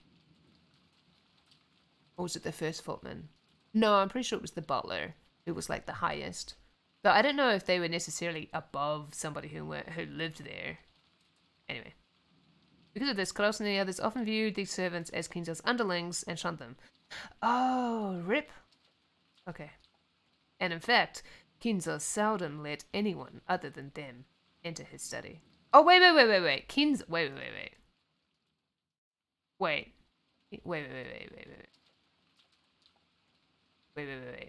Am I misunderstanding who Kinzo is? Isn't Kinzo the grandfather guy? No, wait. The grandfather. Wait, what's the grandfather's? There are too many names. Genji is the butler, isn't he? No, Genji's just some other guy. Kraus is the older brother, the oldest like sibling.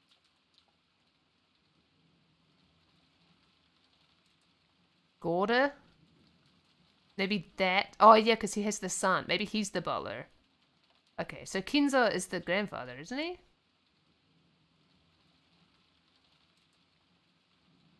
I'm lost. You can check the menu or the... Oh, that's right! I can do that! Do I remember how? Is it in here? System? Oh, it is him. Okay. And then... I forgot about this. And then... That's Kraus. Servant Genji, the leader of the servants who works for the Usurame family. He served Kinzo longer than any other and is the person most trusted by that old man. Since he serves Kinzo directly, Kraus and Nazi think of him as a spy for Kinzo. Then Kanon... That's Gorda. Oh yeah, Chin Man, of course. Butt Chin Man, yes. A servant hired as a cook. Oh, he's the cook. He hasn't served this family long, but through his earlier jobs and previous experience, he's cultivated talent for entertaining guests. Because he's very highly regarded as a servant. Oh, okay. That's why they call him Gorda-san, because he's higher than them. Okay. Right. And then, oh, Kumasawa, of course. The elderly woman is a part-timer. Oh, is she? Who, though she has quit her job several times on the way, has served the family for a great many years in total. Oh, that's interesting. She's crafty and more than competent when it comes to performing her duties, but because of her chattiness and love of rumors, she is not highly regarded as a servant.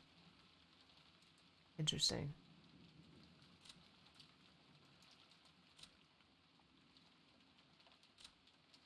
Okay, so Kinzo, Genji, Order. Okay. Alright. Oh, which of these do I click on? Is it this one? Okay, thank God. Alright. So, we serve directly under the master. Oh, it even says here.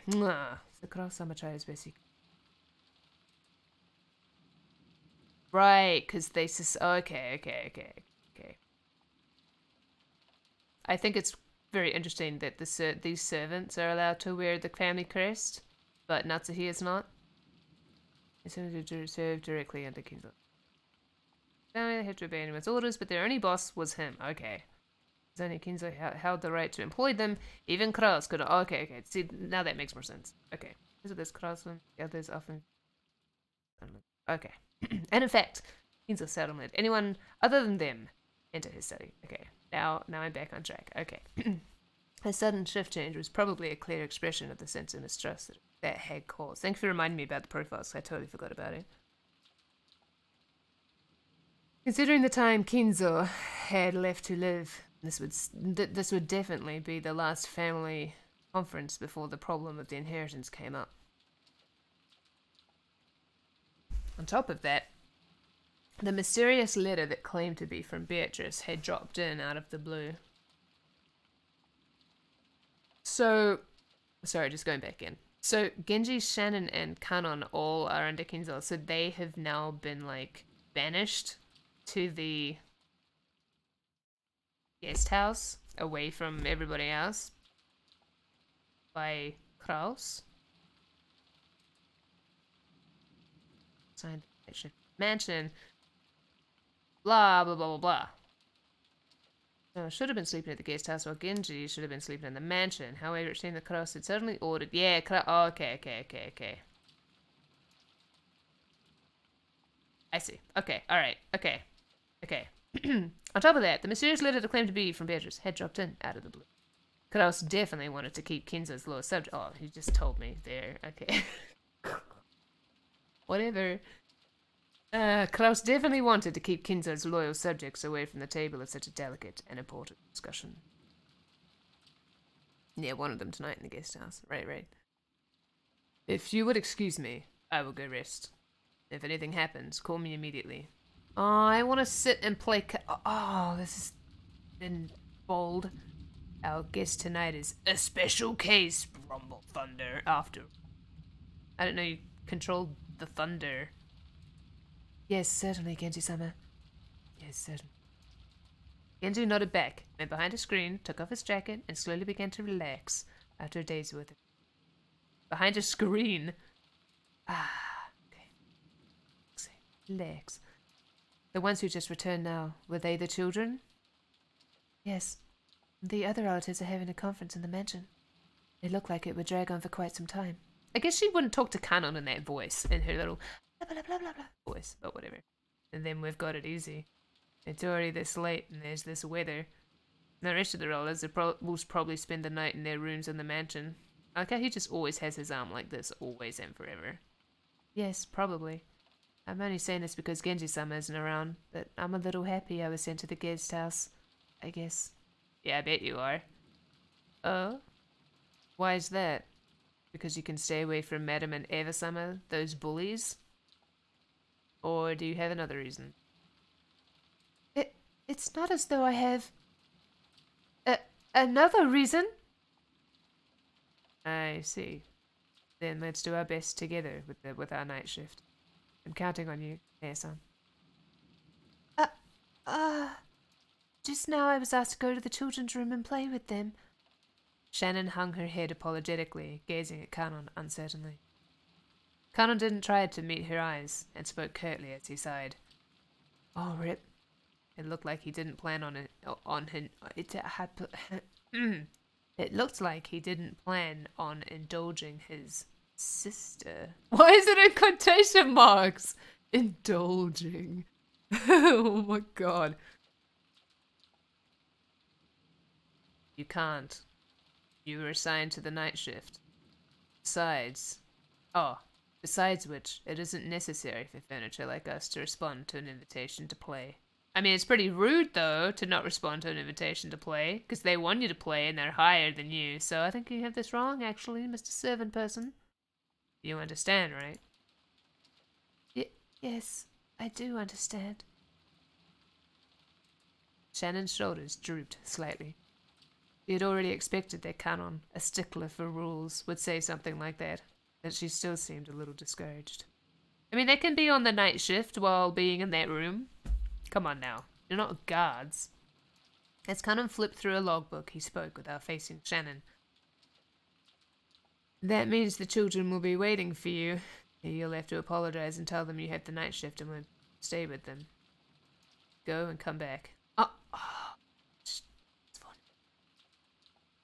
fine. Yes. I'll go apologize and come back in 3 hours.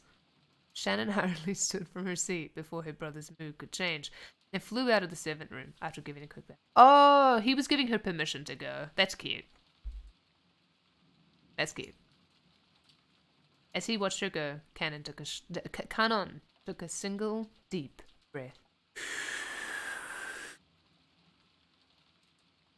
Genji's voice came from the screen. I really hope my exhale didn't go straight into the microphone. Sorry about that. Kanon, I will be here, so you can go too.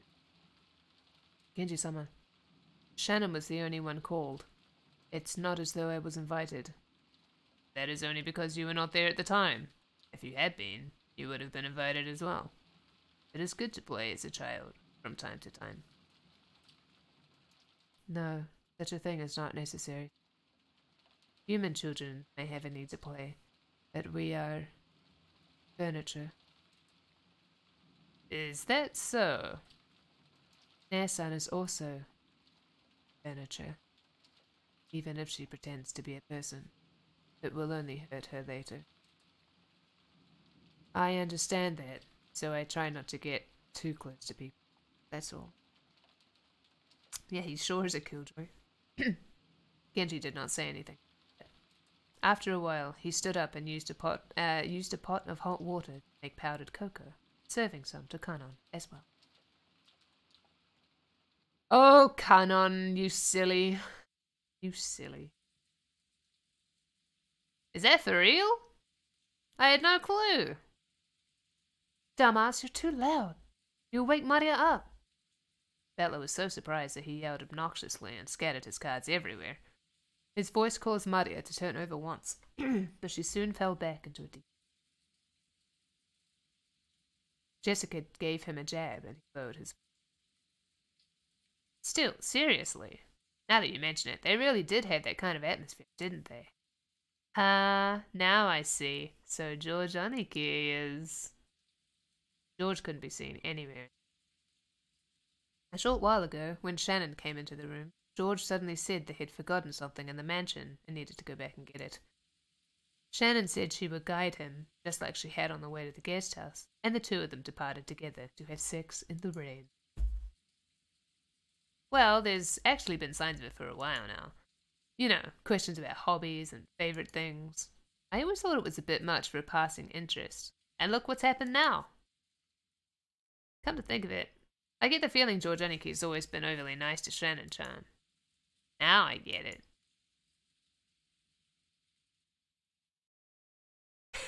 Wait, what?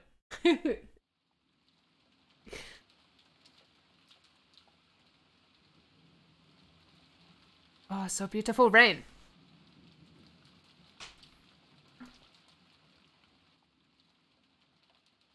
Ooh, what is this? Oh, so secluded. Oh, that's why you wanted to look at the weather report. According to the weather report, it looks like it'll be at its worst tonight. It also seems it'll last all day tomorrow, though it should get a little better. Really? Then maybe the boat won't arrive until the day after tomorrow. I feel like when they're alone, she would just be like, really? Then maybe the boat won't, like she just talk like a normal person. I hope that doesn't interfere with your work. Sorry. I hope that doesn't interfere with your work on Monday. I already knew the typhoon would be coming beforehand. Just in case, I made sure I didn't have any plans on Monday, so it's okay.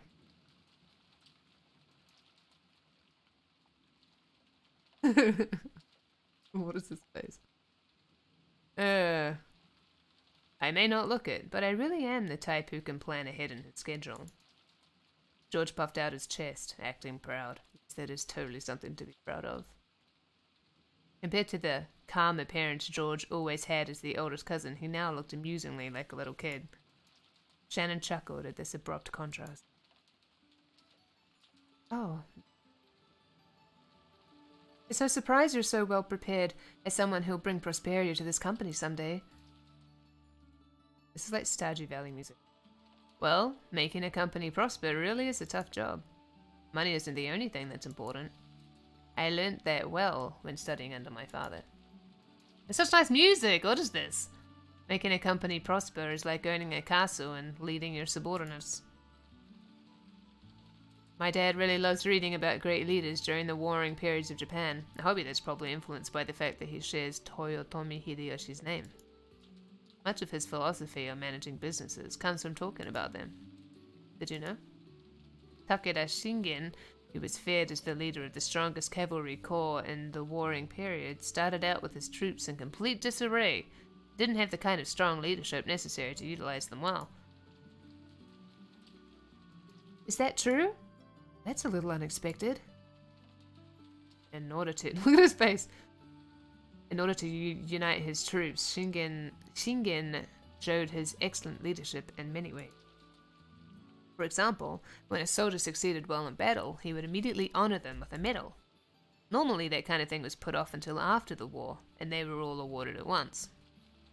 This reminds me of the scene in Gilmore Girls where Paris is like, she bribes somebody to like go fetch her some soda or something, and she tells Rory that like that most people will make the mistake of tipping at the end. Oh no, yeah, sorry, no, it's not bribing, it's tipping. But yeah, and she says that she tips like, because they were like on spring break or something, and she's like that she chips. Oh my god, she like tips the whole time because it like keeps them like, you know, like they don't know when she's gonna stop tipping, so they keep like they show more loyalty or whatever. Anyway, it's totally the same thing. He continued this diligently. I mean, still talking about Japanese history and stuff, while on the field of battle, and immediately showing his appreciation for his troops. Military exploits motivated them in an extremely significant fashion. Also, whenever one of his troops was brought down by an illness, he would be the first to rush up to them and care for them and so on. Takeda Shingen wasn't just the man who led the strongest cavalry corps in the warring period. He was the person who cared the most for his troops throughout the warring period. And because he was that kind of person, all of his troops went along with him. The truth was, Shannon had already heard this story several years ago. Though whenever a discussion of his father led to this sort of topic, George would always glow and look like he was having a great time. But Shannon just smiled without interrupting, urging him to continue. That's key. Of course, in a capitalist world, money determines both your strength and the height of your fortifications. But you can't build up a castle or succeed in war by yourself. Such things can only be accomplished with the support of many subordinates, by borrowing their strength. Borrowing their strength. One way of putting it. After understanding this, when I look at my father's back, I realize how immature I am. I can clearly see how much competition he had to overcome before building up all he has now. I think this is a Japanese phrase, looking at your parents' back. George-sama, you truly look up to your father. I'm jealous. Which is kind of sad in a way, to think about it. Sorry. That's not how I meant it. I'm sorry. That's not how I meant it either. The two of them awkwardly looked at their feet. Shannon had no. She had been brought up in an orphanage owned by Kinzo called the Fukuin House. Under the guidance of Kinzo, their honorary director, the orphanage offered members who excelled a chance for on-the-job serving experience. If their efforts met with Kinzo's approval, they'd be able to leave the orphanage and work as servants for the Utsunomiya family. This was considered to be the highest honor for those who lived in the orphanage. I bet it was.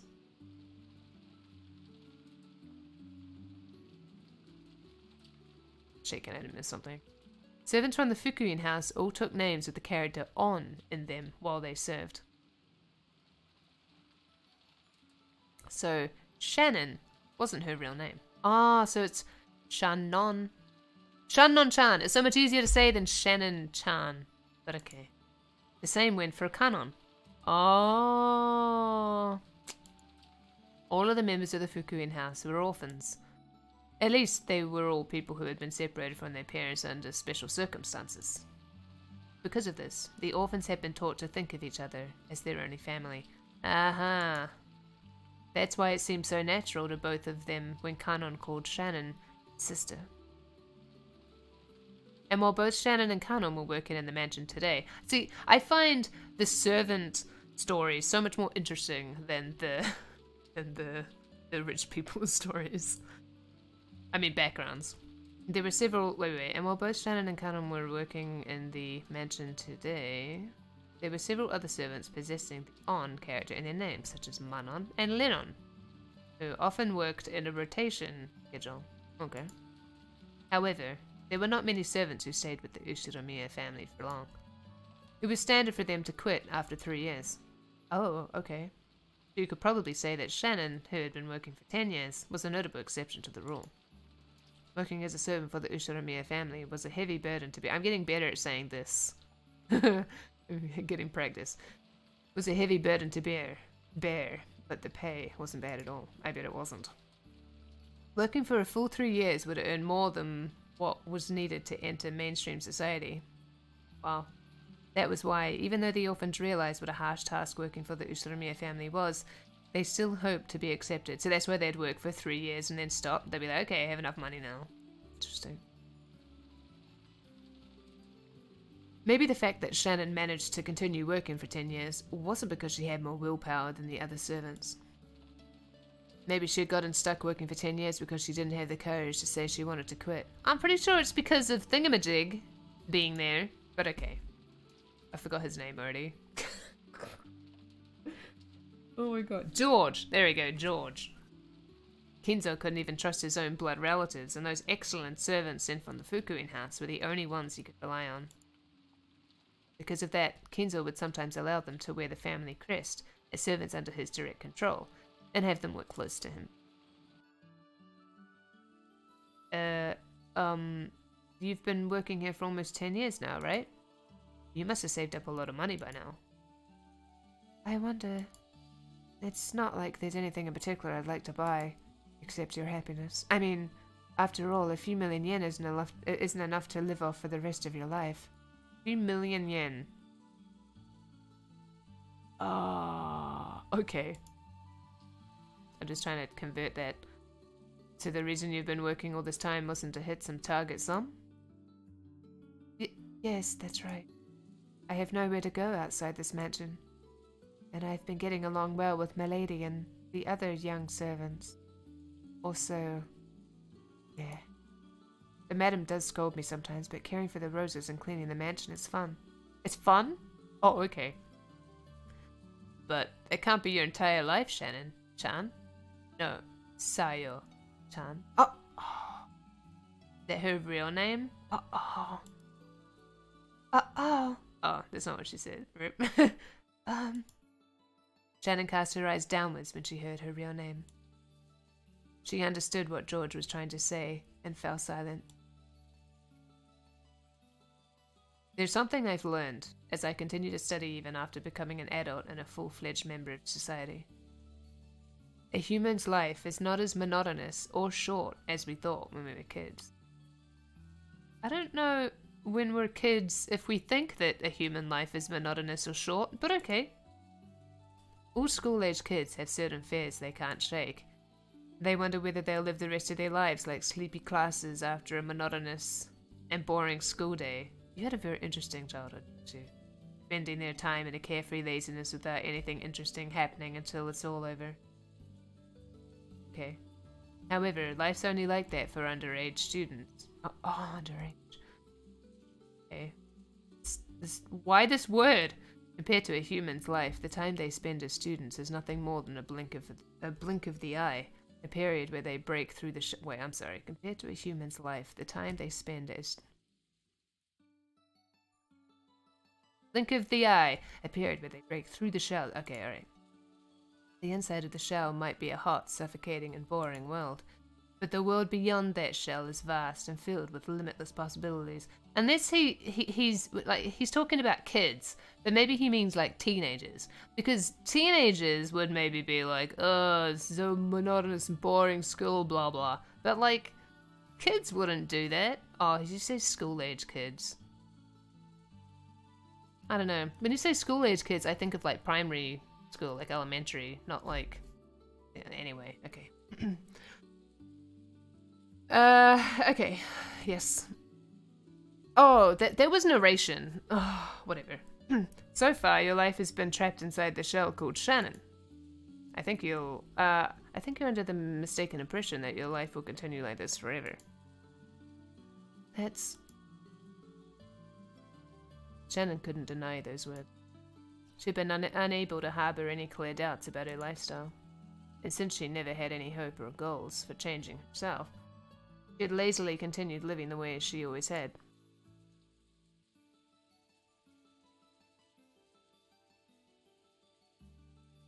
And if asked whether this life was satisfying, she wouldn't have been able to nod. She may have been intentionally. Still, though, I still feel. I mean, like, yeah, like, yeah, they probably are talking about teenagers, but like, I don't know if teenagers really wonder. I'm pretty sure teenagers are just enjoying being young and stuff and not giving a shit about the future. I mean, some probably give a shit about the future, but, you know, in general, I feel like teenagers just don't care about what they'll be when they're older. In general. I don't know. Maybe I just had a very nice teenager. I don't know. I don't know. Anyway. As with his life satisfying, she wouldn't have been able to. Okay, hold on. Sorry, let me get that. Hold on. If your life been changed, blah blah blah. Okay. Shannon can deny these bits. She's been unable to harbor any clear doubts about her lifestyle, and she never had any hope or goals of changing herself. She lazily continued to live in the way she was. Okay. Lazily? Why does this ring? Anyway, and if asked whether this life was satisfying, she wouldn't have been able to nod. She may have been intentionally averting her eyes from the truth. Without George's admonishments, she would have continued pretending not to notice as her real life slipped away bit by bit, neglected. Oh. George Summer. Is it wrong for me to continue living this way? Yeah, it is. Oh! I think she, like, okay. I mean, it's her life.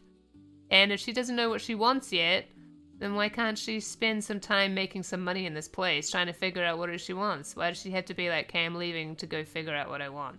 Like, that's not... I thought you were Mr. Planning Man with the schedule and stuff. But that's... Anyway, sorry. Oh, and by the way, didn't you break one of our rules just now? George immediately gave a strict answer, then broke out into a mischievous smile. Shannon already knew what she was being chided for, and she hung her head again, apparently embarrassed. Is it calling him George Summer? Is that what it is? Didn't you promise not to use summer when the two of us are alone? I couldn't obey that as a promise, but if it was an order, I would have to obey it, because I'm furniture. Then it's an order. Look at his face! Yes. Certainly, George, son. As Shannon hung her head, her face red, she said George's name again, this time following it with son. Yes, that's fine, Sayo-chan. George smiled at Shannon. No, Sayo. To praise her small act of bravery is quite the dominant submissive relationship we're looking at here. This short exchange alone made it clear how far back their relationship must have stretched. For a long while, the two talked as if the weather raging about them didn't even enter their thoughts. They talked about the many memories they'd built during their relationship that no one else knew. Aw. Every once in a while, a flash of lightning would attempt to interrupt them, but this could sully neither the roses nor the time they spent blushing at each other. How scandalous! Oh boy, it's getting pretty cold out here, don't you think? Why don't you move? Say.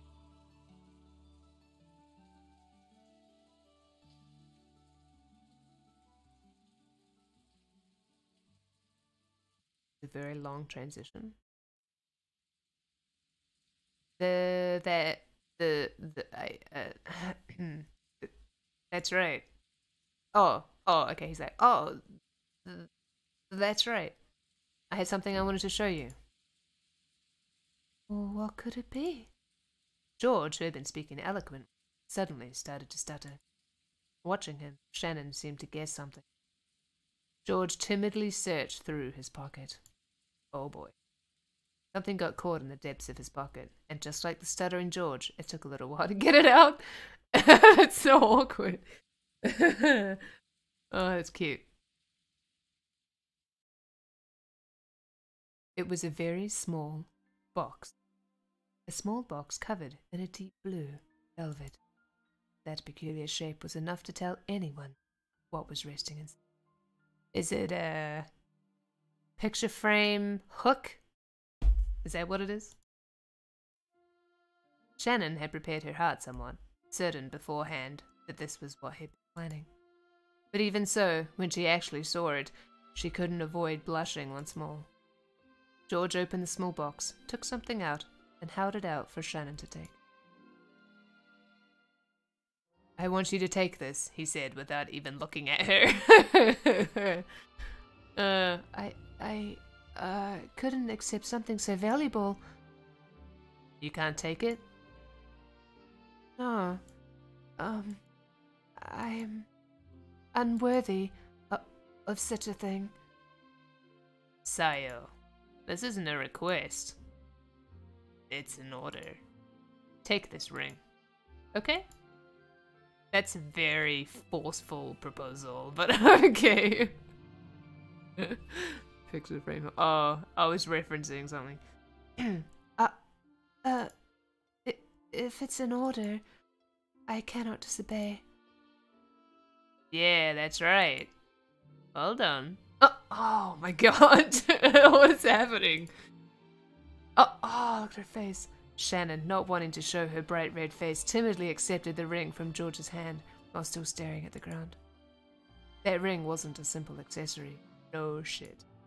It was a noble object, meant since ancient times to be offered to a special woman under special circumstances. Therefore, while George could order her to take it, he could not order anything beyond that. Good. Good. Anything beyond that would depend not on an order, but on Shannon's, no, Sayo's own will. Thank Christ. This is weird. The picture frame hook thing was from Mr. Bean. This is an order. So, from here on, I'm not ordering you anymore, thank God. Sayo, I want you to give me your answer by tomorrow. Without using words! Only with your body. Do you look at his face! Do you understand? How should I? I won't order you any further, so this isn't an order. But a ring is something you put on your finger, after all. And you know what that means. If you like it, you can just put it on any finger you choose. Shannon had only pretended not to know. She's not a moron, after all. She already understood what he wanted her to do. Even in Japan, they know what it means. But she was standing at a huge crossroads, and this family's so westernized anyway, but she was standing at a huge crossroads of her life. Look how late it's gotten. Let's call it a day. Oh, okay. You just dump this on her and leave. Oh, okay. George turned away from Shannon, acting a bit blunt. I could probably order you to wear it on your left hand. You might be timid and dependent enough to actually obey that kind of an order, but I want at least this last step to be done by your own will, Sayo. Understand? Yes. I do understand, I mean, not that I will marry you, just that I understand. Oh. So, that's my order. I want you to think about it well. I want you to think about it well tonight, and show me your answer tomorrow. Shannon nodded back. Today was the culmination of their many days spent together. This moment certainly hadn't come as a surprise to Shannon. We should be getting back to the guest house soon. I thought they said we should be getting back to the guest house, son. If we take any longer, we'll make everyone worry about us. Oh, I'm sorry. I just remembered something I had to do in the mansion, so, I have to go back to the mansion. At a time like this? Is that true? George stared into Shannon's face as he laughed mischievously. I don't know how to read that word, actually, to be honest. Mischievously? He definitely saw through Shannon's lie. I wonder how Eva will react to all this. Yes, I'm sure she'll be totally fine with everything. However, when he saw how she felt, he could sort of understand that she might be so embarrassed that she'd want to be alone. So, because George realized the meaning behind Shannon's lie, He accepted it. Hmm.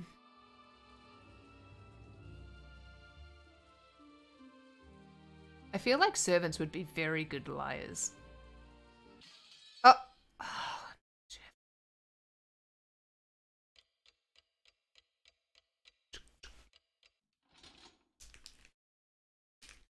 Let me just have a snack real quick to fuel myself.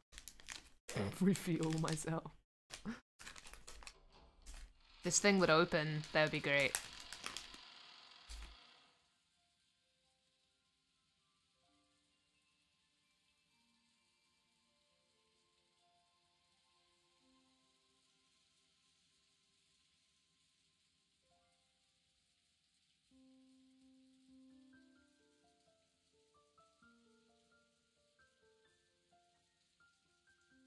This music.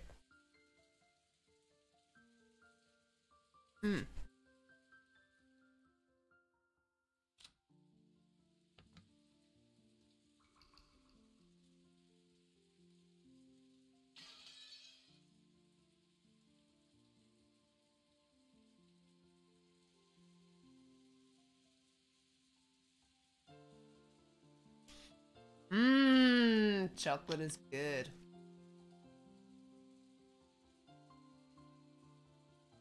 Okay.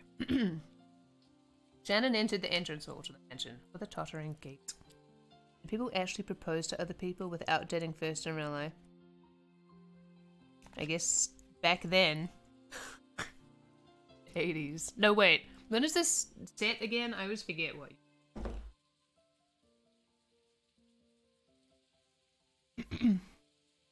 Let's skip the dating phase and just go straight to marriage. That actually, yeah, that does happen still.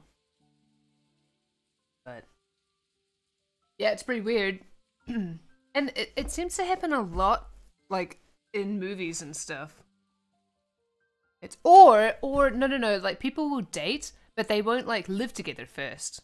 They'll date, and then they'll get married, and then they'll move in together. It's like, what if you hate each other once you move in together? Like, you haven't really seen the person properly if you haven't seen, you know, how they never do the dishes or whatever, you know? Like...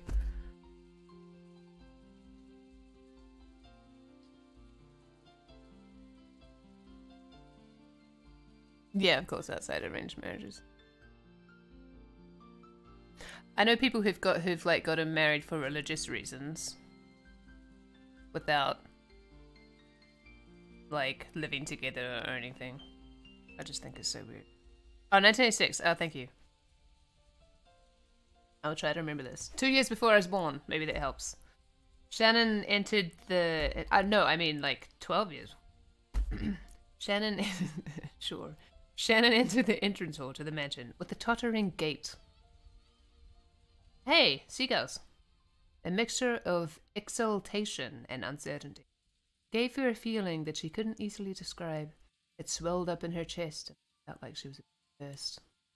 After stopping for a second in front of the servant room to take a deep breath and calm her heart, she opened the door.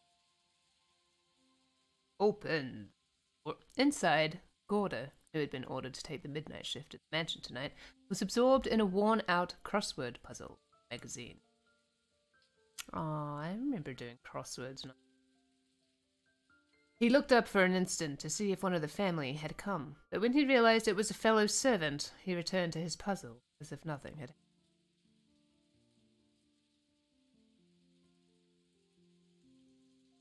happened.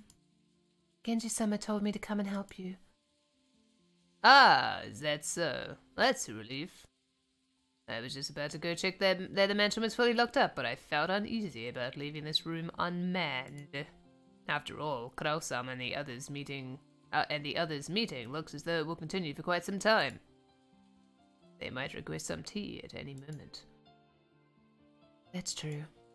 Then what shall we do? Should I watch over?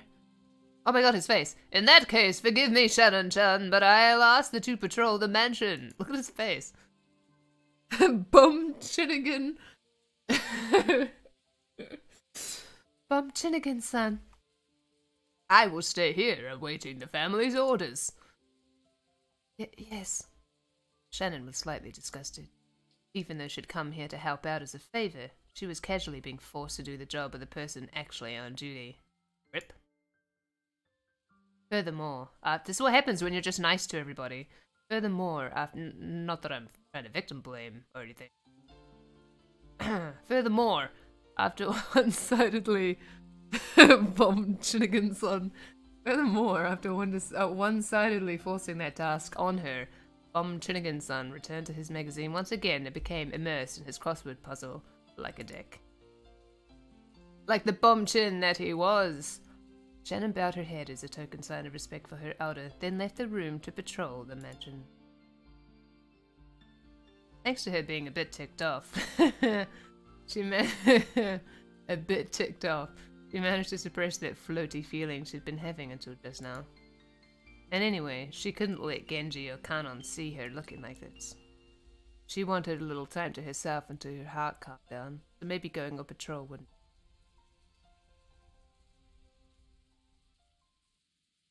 I can't see the paper past my huge bomb chin.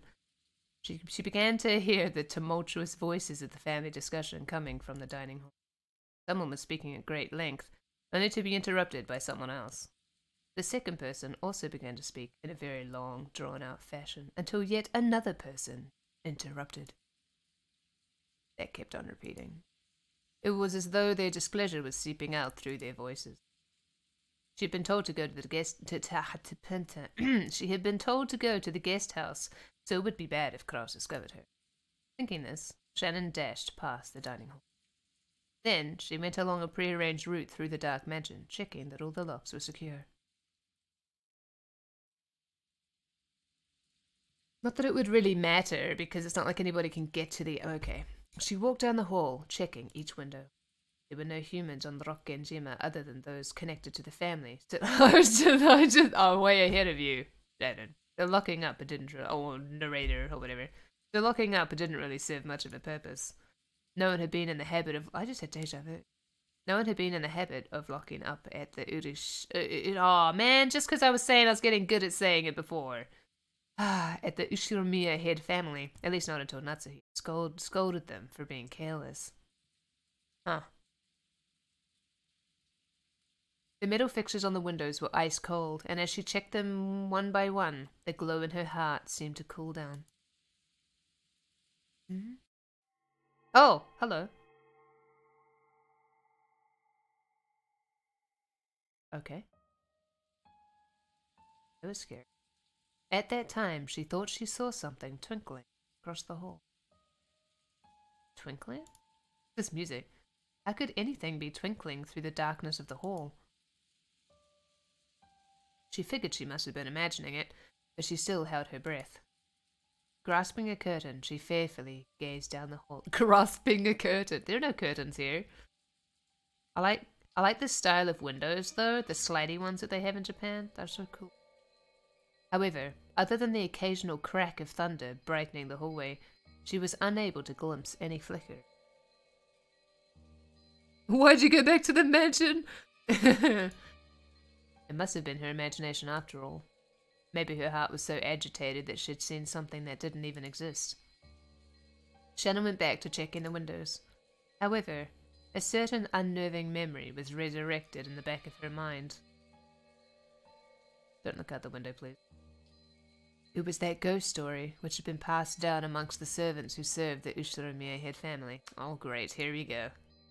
The mansion had two different masters, one of the day and one of the night. Beatrice, the master of the night, would sometimes fly around the mansion in the form of sparkling butterflies. That was the story. Come to think of it, didn't Kano-kun once say he'd seen it with his own eyes? Though he got sulky when I said he must have imagined it and refused to believe him. Oh, this is her talking. Oh, whatever. Could it possibly be true? The roar of the thunder gave no answer. The roar of the thunder. That's totally what thunder sounds like. Good job, me.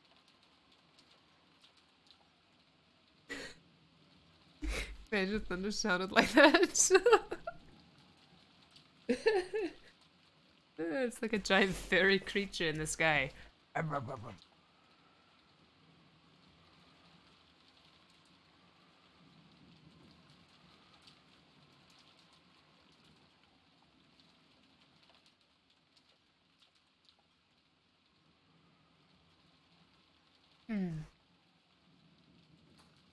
just find it creepy that this mansion seems to have the same lights that one of the houses I lived in when I was little had.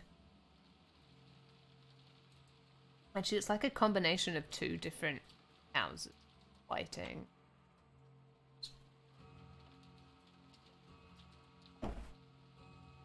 Ding, ding, bidding, bidding.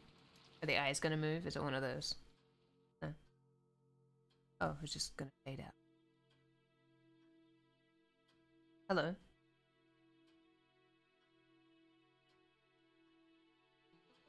Okay. Yep. Everybody's saying lots of things. We are so occupied by our own conversation. Blah blah blah blah blah blah blah blah blah blah blah blah blah blah. Okay. Yes, I remember all the people, thank you. Oh, hey.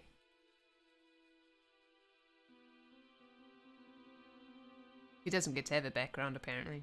He's just in the dark, somewhere. Ah, and we're having such a good time. Sitting. Okay.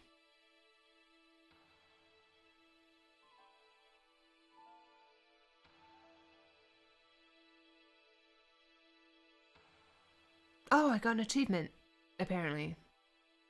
I guess it's midnight. That's what the achievement is. It says 24. Oh, hello. Oh, it's just the thing. Okay. Umineko no nakakoroni. Rondo and the rich.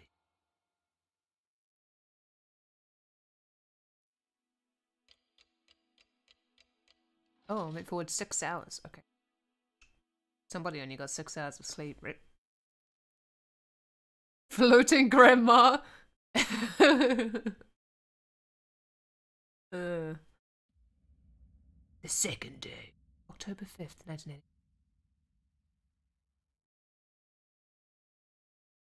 Second day. Why am I choking? Hold on. Let me save again. I don't think I really need to save at the beginning. Genji tightened his bow tie and looked outside through a crack in the curtains. Maybe the rain had died down a tiny bit since the previous night, but the thick rain clouds didn't seem like they'd be letting any trace of the morning sun get by. The dawn of the second day! That's what I was thinking of. The morning was dim and far from refreshing. Seems it passed all day after all. Sorry for keeping you waiting, Genji-sama. Kano finished checking his appearance and exited the washroom.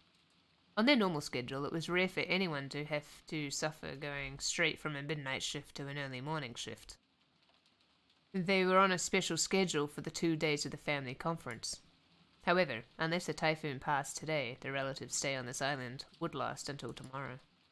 Kano thought it best to be prepared for the special schedule to last an extra day. The two of them left the guest house, opening their umbrellas. The rose garden had been devastated by the wind and rain on the previous night, even though they'd spent several days making it beautiful to welcome the guests. One stormy night was enough to ruin it. Kanon sighed. The two headed for the mansion. Dawn of the Golden Witch! They were supposed to meet up with Gorda and prepare breakfast. Gorda was such a perfectionist that he had probably already woken up and was probably already preparing a breakfast as exquisite and elegant as glasswork. Oh, that sounds good. I made a lasagna before, it's pretty good. They reached the overhang by the entrance of the mansion and folded up their umbrellas. Genji took a bundle of several keys from his pocket and unlocked the front door. Oh my god, why do I mess this up every time now? Oh, why did I jinx myself? The Ushiromiya family mansion was the only thing on the Rokkenjima, so in the past they hadn't been in the habit of locking up, which we already established in the last episode, but just in case you forgot. I mean chapter episode? I'm not sure what they call it in this game. However, Natsuki had ordered that the mansion be locked up from midnight to early morning, because she's a normal person, and it makes sense. Ever since then, unlocking the door in the early morning had become part of the servants' morning shift. This task had been given to Genji and Kanon, because you need 2 people to do this, apparently, so that Gorda could start preparing breakfast as soon as he woke up. Silence had fallen in the mansion, giving the impression that the mansion itself was still asleep. Well then, let us begin the morning chores. Yes, sir. The 2 of them split up and began opening the curtains throughout the mansion. If the curtains stayed closed, the mansion would remain enveloped in faint darkness, as though it was still trapped in the previous world. Okay. That's symbolic. Following a well-rehearsed procedure, Kanon went around the mansion, opening the curtains for one window after another without having to retrace his steps once. Even with this horrible weather, drawing the curtains made it feel just a little bit like morning. Well, it is morning. While doing that, he passed in front of the kitchen.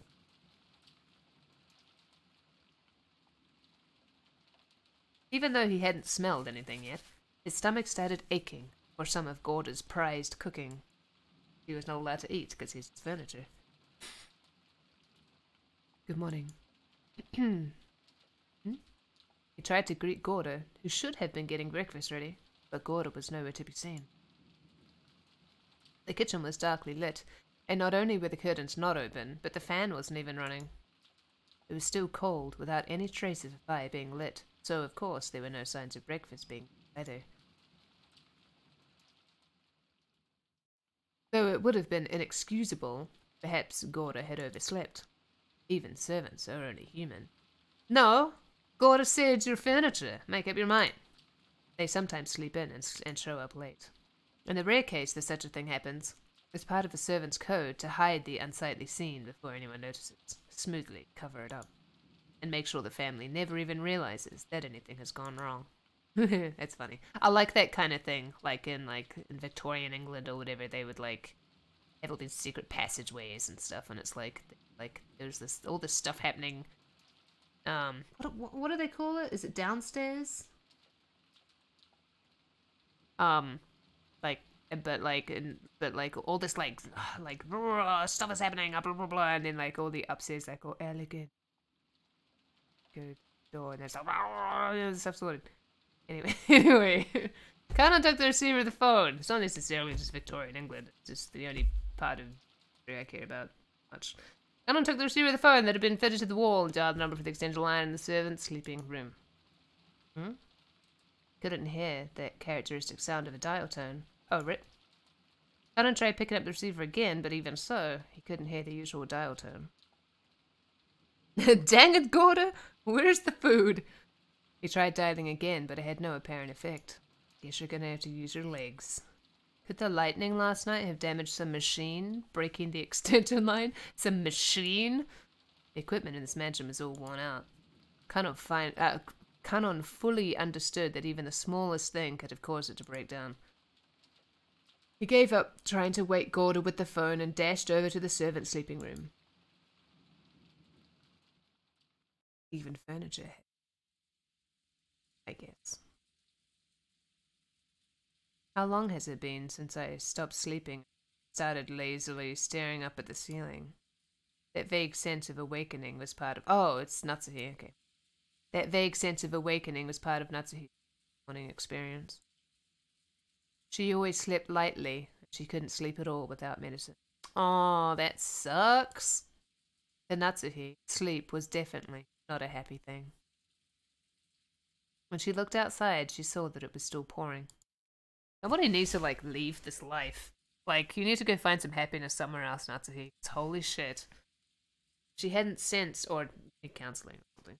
If she hadn't sensed a tiny amount of light, she might have mistakenly thought it was still the previous night.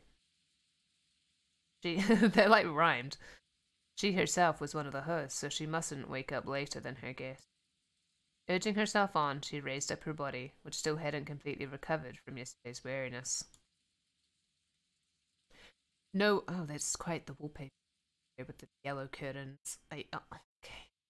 No one would torment her as long as she remained inside this room. She's like sleeping on her own. She's not even sleeping next to her husband. And her headache wouldn't get any worse here. This room was the only place she could find peace. So when she left, it meant returning to the world where her husband's siblings kept trying to stab each other in the back. In that case, wouldn't it be better to just stay locked up in this room forever? That ridiculous notion brought a bitter smile to Natsuhi's face. She was starting to sound like Kinzo. Ha! That's funny. Though she often complained about Kinzo staying locked up in his own room and refusing to attend to everyone else, the truth was that she longed to do the same. Isn't he the host, not her? But okay. Natsuhi gave her head a small shake, and her fantasy was replaced by the reawakening headache. Maybe she just needs some coffee. Maybe it's like caffeine withdrawal. When she reached for the doorknob, trying to leave the room. Or she needs to do yoga or something. Like, she needs to...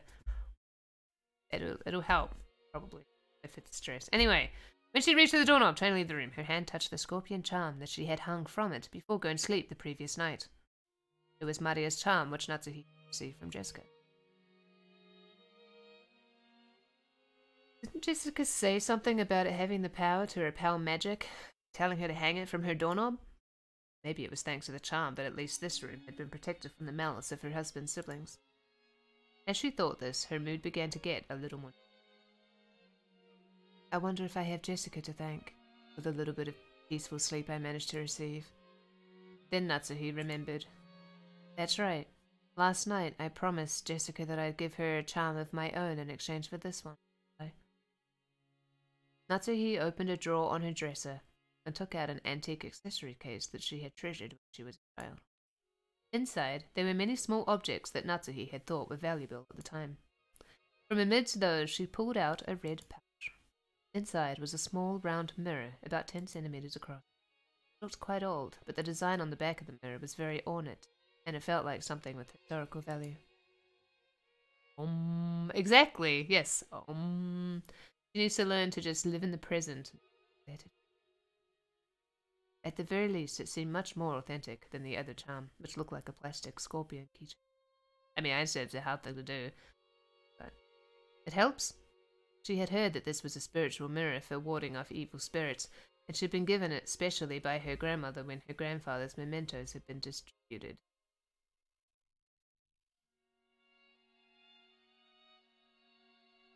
Interesting.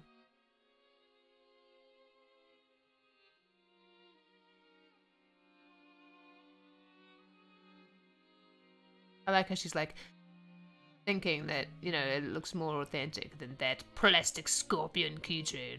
Like, okay, but your daughter gave it to you. It should be like, it's does it matter if it's plastic? Anyway, that's interesting though. It had been believed since long ago that a strange power resided in the mirror. Perhaps people thought it could reflect calamity and malice in the same way it reflected light.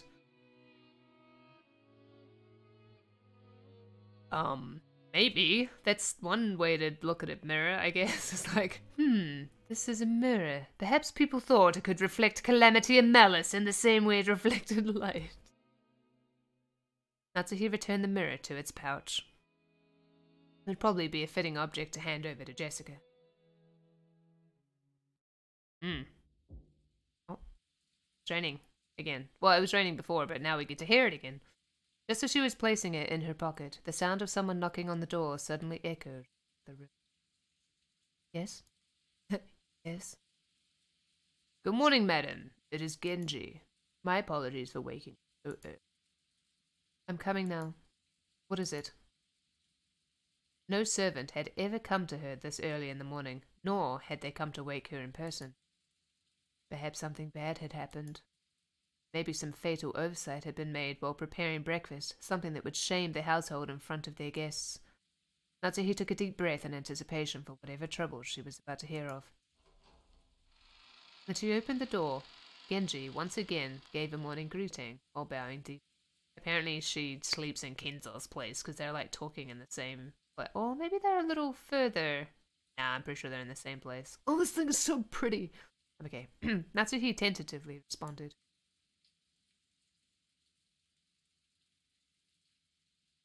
Good morning. Did something happen? My apologies. It would seem that the telephones have broken down due to the lightning last night. The extension telephone isn't working, so please forgive my coming to see you. The extension telephone isn't working? That would be troublesome. Will it be possible to fix it? I am afraid we don't know the location of the damage. Later on, I would like to call in an expert and have him repair it. We are unable to have it repaired until after the typhoon passes. Then it will remain broken down for the duration of our guest stay. How convenient. Will that hamper our efforts to care for our guests? We will do all we can to ensure there are no problems. Very well.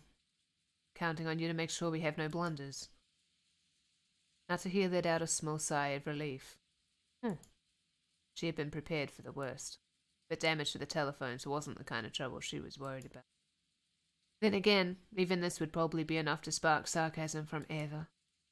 Natsuhi gave her head a light shake. Are the preparations for breakfast proceeding well? Why did they relocate all of a sudden? As to that, we haven't been able to find Gorda. The arrangements for breakfast have yet to be carried out. What did you say?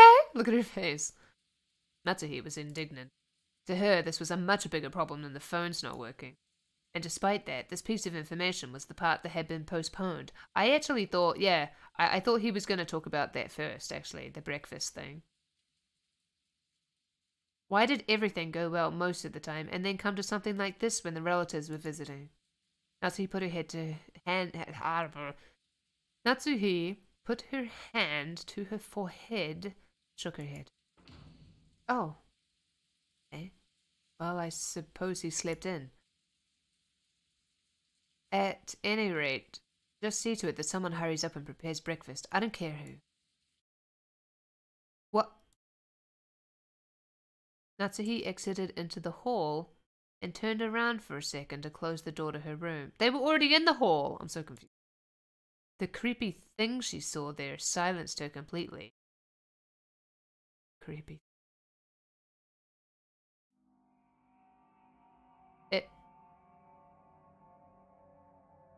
What is this music? It was an unpleasant sight, as though someone had dipped their fingers in a reddish-black liquid and scratched at the door around the doorknob. Okay. It was probably some sort of awful prank, arranged by some person who wanted to make it look as though they'd tried to force the door with bloody hands.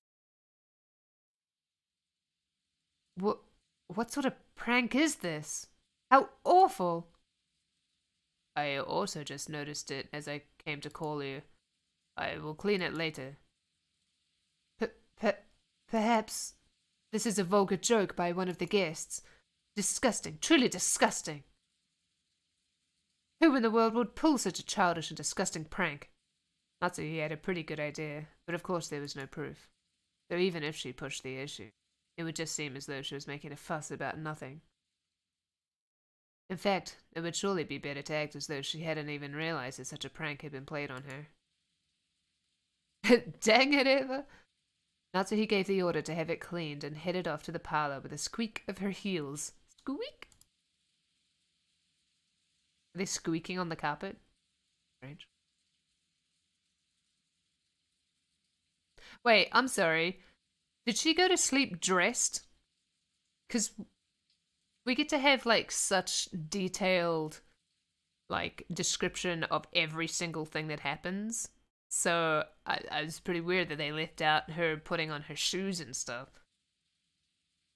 Did she sleep in her heels?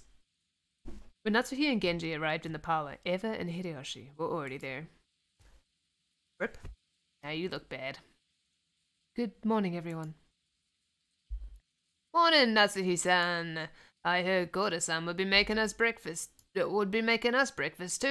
My stomach's been getting all excited since I woke up. Ha ha ha ha. After all, it seems food is all you can look forward to at the head family household. I am pleased to see that you too are in high spirits so early in the morning, Eva-san. With a weary expression, Natsuhi returned Ava's gaze, which was fiercely competitive despite the early hour. Then Kanon jogged in. I imagine him jogging. After bowing an apology to the relatives who were running inside the mansion. Oh! He noticed Genji and told him something in a small voice. Kanon. Kanon!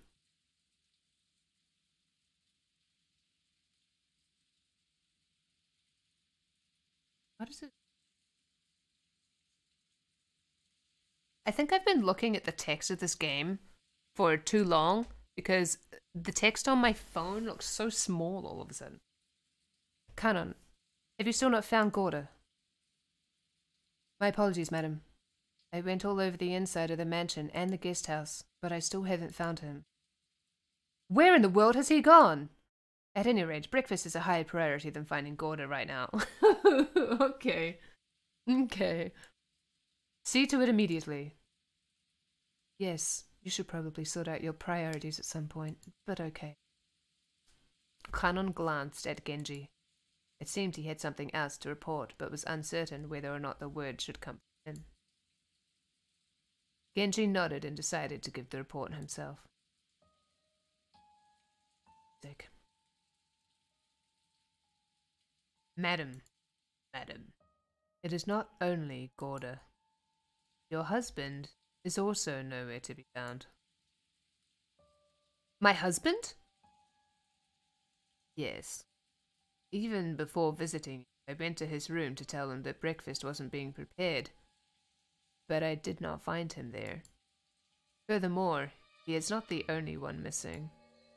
Rudolph Summer, his wife, and Rosa Summer are nowhere to be found. Not in the guest house? Nor the mansion? Yes. They were not in their rooms in the guest house either. When she'd heard that Gorda alone was missing, she'd assumed he had slept in or was loafing around somewhere. However, now that she'd learned that several of the relatives were also nowhere to be seen, she began to take a slightly more optimistic view. Could last night's family conference have continued all night up until the present moment? If so, they might have wanted to cool their heads after being shut in a stuffy room. Going out for walks on their own through the rain. The part about cooling their heads really sounded like something Kraus would say. Gorda had probably been summoned to accompany them and aid them in some way. Gorda was not a man who lost track of time. He had to understand that preparations for breakfast would be hindered if he did not return.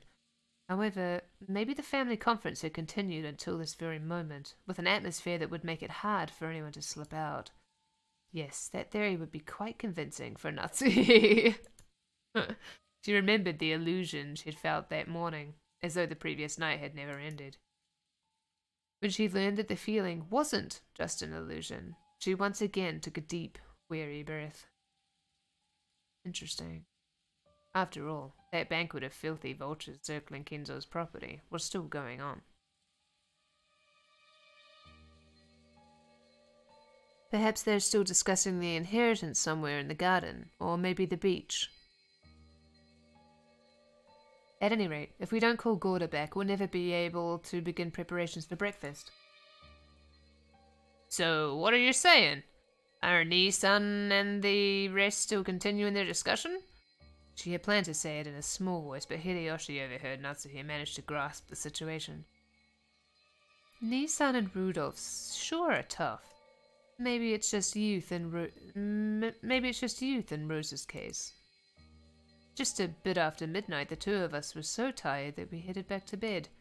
Though I do remember that Nii-san and the rest were still having a heated discussion at that point. I don't remember her voices, by the way. Men certainly are unpleasant when they get all fired up. Natsuhi snorted, her face still blank. Snorted? Kanon, search outside.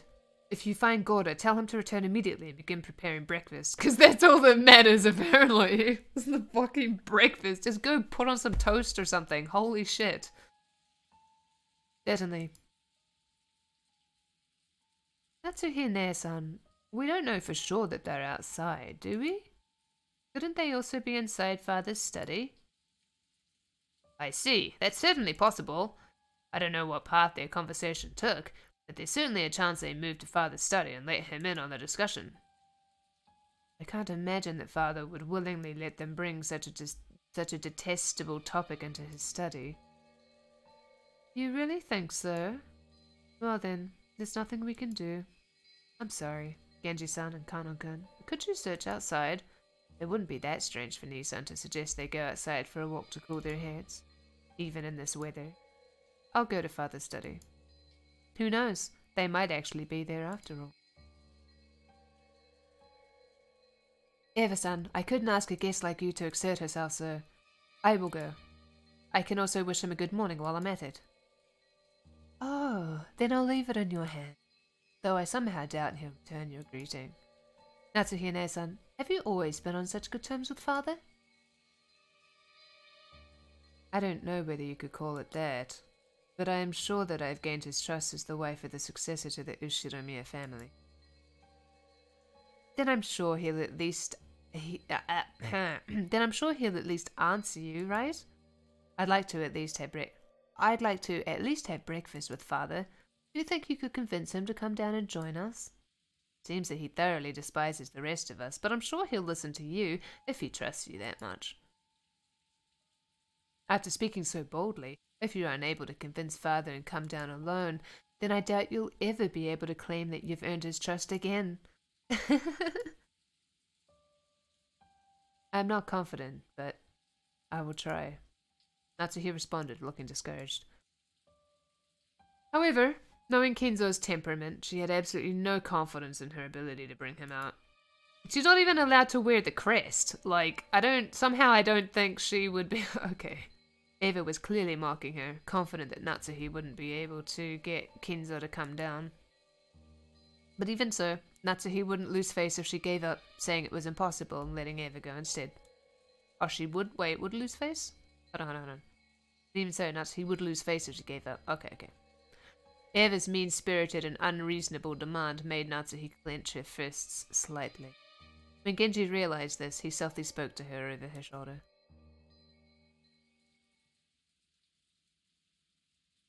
Madam, please take this if you... And this is... Genji handed Natsuhi a sparkling gold key of ornate design. It was the key to Kinzo's study. The study had an auto lock and couldn't be unlocked as long as Kinzo forbade entrance. However, since Genji was especially trusted by Kinzo, he was allowed to carry a key to that door. But if this key is used... won't you also receive the blame? When the master is sleeping deeply, simply knocking on the door will not suffice. And it would be more difficult to persuade the master to leave his room if you must talk through the door. Please use this. Genji. Until now, Natsuhi had thought of Genji as a cold servant who wouldn't do anything for her, since he worked directly under Kinzo. But it looked like she would have to alter her understanding of it. She wanted to communicate her gratitude, but by then Genji had already turned his back on her and was walking down the corridor, Kanon. But as Natsuhi watched them go, the words directed at her from behind were sneering. Well then, you must bring Father with you, okay? After all, it's his son's precious wife who's asking. I'm sure he'll listen to you. Wow, that was a horrible fake giggle. We're guests, so we'll just relax here at our leisure. Oh, sorry, hold on. I was trying to read it in a hurry because I accidentally clicked past it. We're guests, so we'll just relax here at our leisure. Quit it, Eva. You're taking this too far. Sorry, Natsuhine-san, but we're counting on you to deal with Father. Without answering, Natsuhi forcefully spun around on her heels and quickly left the place.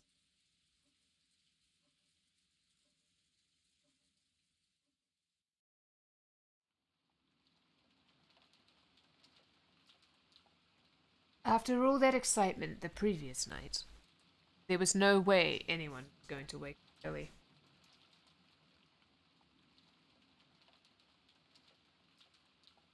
George, Aniki, Jessica, and I... Oh, sorry, it's him, okay. After all that excitement the previous night, there was no way anyone was going to wake up early. George, Aniki, Jessica, and I were snoring loudly on the beds in the cousin's room. But Maria, who had gone straight to bed without joining in, was completely awake. As she rubbed her sleepy eyes and looked around, she was met with the loud snoring of the other three cousins. For a while, Maria had to think about what had happened. After that, she realized that her mother wasn't with her, and she quickly got lonely. Maria left the cousin's room, trying to head to the room that had been arranged for her and her mother. Paying no heed to the three who were sleeping soundly, she slammed the door shut. In response, Battler mumbled and rolled over in his sleep, but it wasn't enough to wake him up. I don't know. After a while, Maria returned, once again opening the door with a lively bang. Ooh! When she had left the room, her face had been sleepy, but now that she was back, she looked irritated. After that, she climbed up on Battler's bed, which happened to be the closest, and started yelling and jumping on it like it was a trampoline. Oh my god, I would have, thrown her across the room. Ooh! Ooh! Ooh! Wake up! Ooh! Ooh! Ooh! Whoa, what? Is it an enemy raid? Surround them! After making sure I was awake, Maria moved over to George Aniki's bed and started jumping on that too. This music is too happy for the events that are happening. Dun dun dun dun dun dun dun. Like, oh my god. Everybody's probably dead. Dun dun dun dun dun. In that manner, the three of us were all greeted with an extremely pleasant awakening. Yes, so pleasant. Thanks for waking us up, Maria-chan. Stopped us from sleeping in after that late night. If only you could have been a bit more gentle about it. George Nissan, you really are an adult. I respect that. What? It'll be 7 soon. Well, it's not really a bad time to wake up. Oh.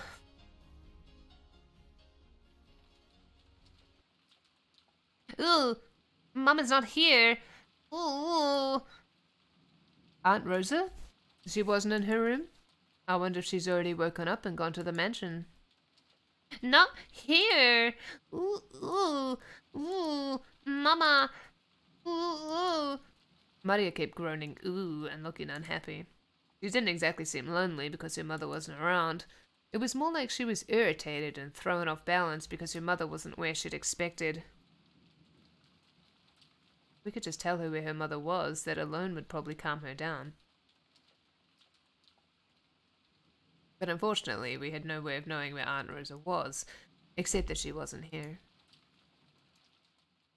Anyway, it's time for breakfast, so let's head over to the mansion. That's right. Maria, let's go to the mansion together, okay? I'm sure Aunt Rosa will be there too. Ooh. And Mama's in the mansion? Then I'll go there. Ooh. Yeah, I guess we should go to the mansion. Jessica is probably already ready to slap Maria. Our parents have probably already gone there. Oh, I just kicked off one of my socks. No, now my foot's gonna get cold. Oh, why do I do this? Maria regained her usual composure so completely, her earlier tantrum now seemed like a lie. Oh, okay. We got dressed, left the room, and headed for the mansion.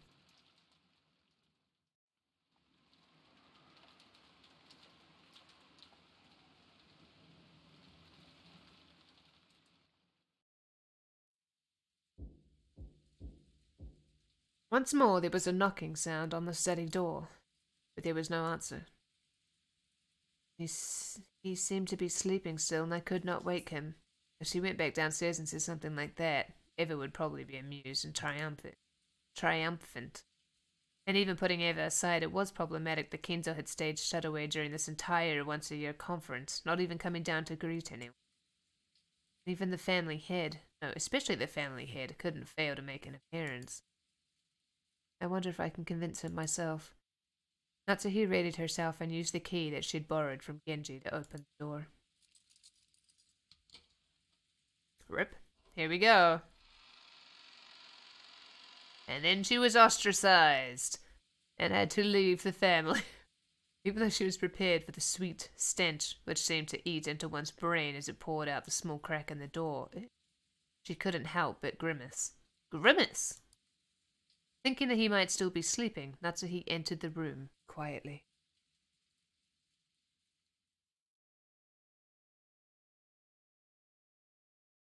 When she did, Kinzo was already awake and looking down out of the window.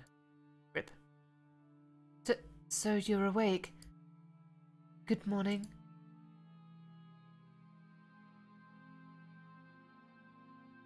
How did you get in? Kinzo spoke with his back still facing. Oh, okay, sorry.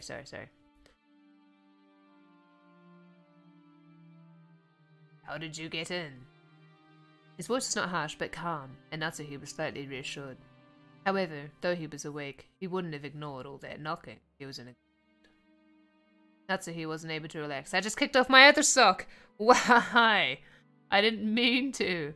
Natsuhi wasn't able to relax. My sincere apologies. I asked Genji-san, and he allowed me to borrow the key to the study. Oh? Genji did? If my friend thought it was that important, then I have no choice but to listen. So, what business do you have with me? Well, breakfast will be ready soon, and I would greatly appreciate it if you would join us. I will eat here. Have it brought here, like always. But father, this family conference happens only once a year. Please, at least let them see your face. Oh god, he's suddenly in the middle of the screen. Go back downstairs. Are you asking me to join in as they discuss how to chew up my inheritance after I die? How foolish. How foolish. Let them speak of such matters as much as they please without me.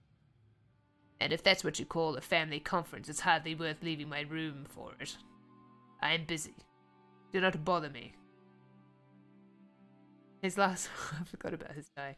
His last words carried the threat that any further questions would be not be appreciated. Would be not be appreciated. Natsuhi realized that adding any further pleas would finally bring his wrath down upon him. He didn't look forward to facing Eva's sarcasm. There was nothing more Natsuhi could do. Is that so? Understood. I'm sure everyone will be sorry to hear it, but I'll tell them. Natsuhi decided to give up. Bowing silently, she tried to leave the room before Kinzo's spasmodic temper could flare up. Spasmodic? Spasmodic! I'm sure it's spasmodic. As she did, Kinzo spoke to her. His voice was so calm and gentle it felt like it came from an entirely different person. That's fucking crazy.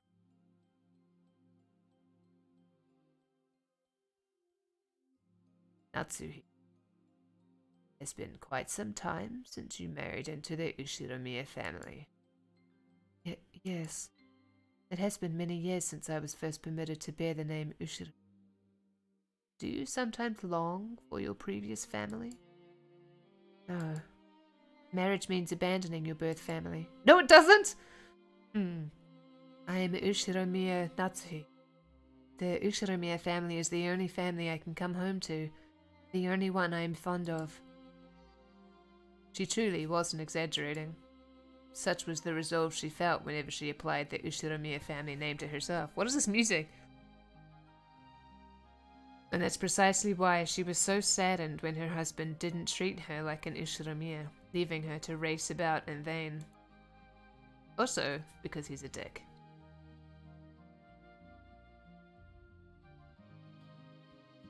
This music. So pretty. If Kraus were a woman and you his husband. No. I won't say that. Oh, okay. What do you mean by that, father? Natsuhi was shocked. If Kinzo's words just now were what they seemed, it would have been more than enough to make up for all she'd suffered up to that point.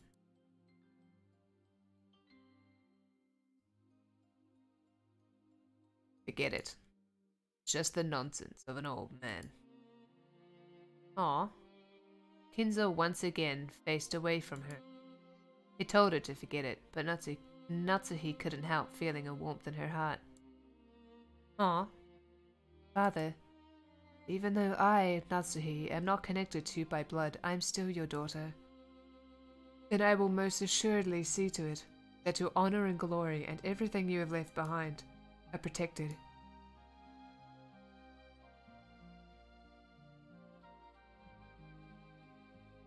You do not have the right to wear the one-winged eagle.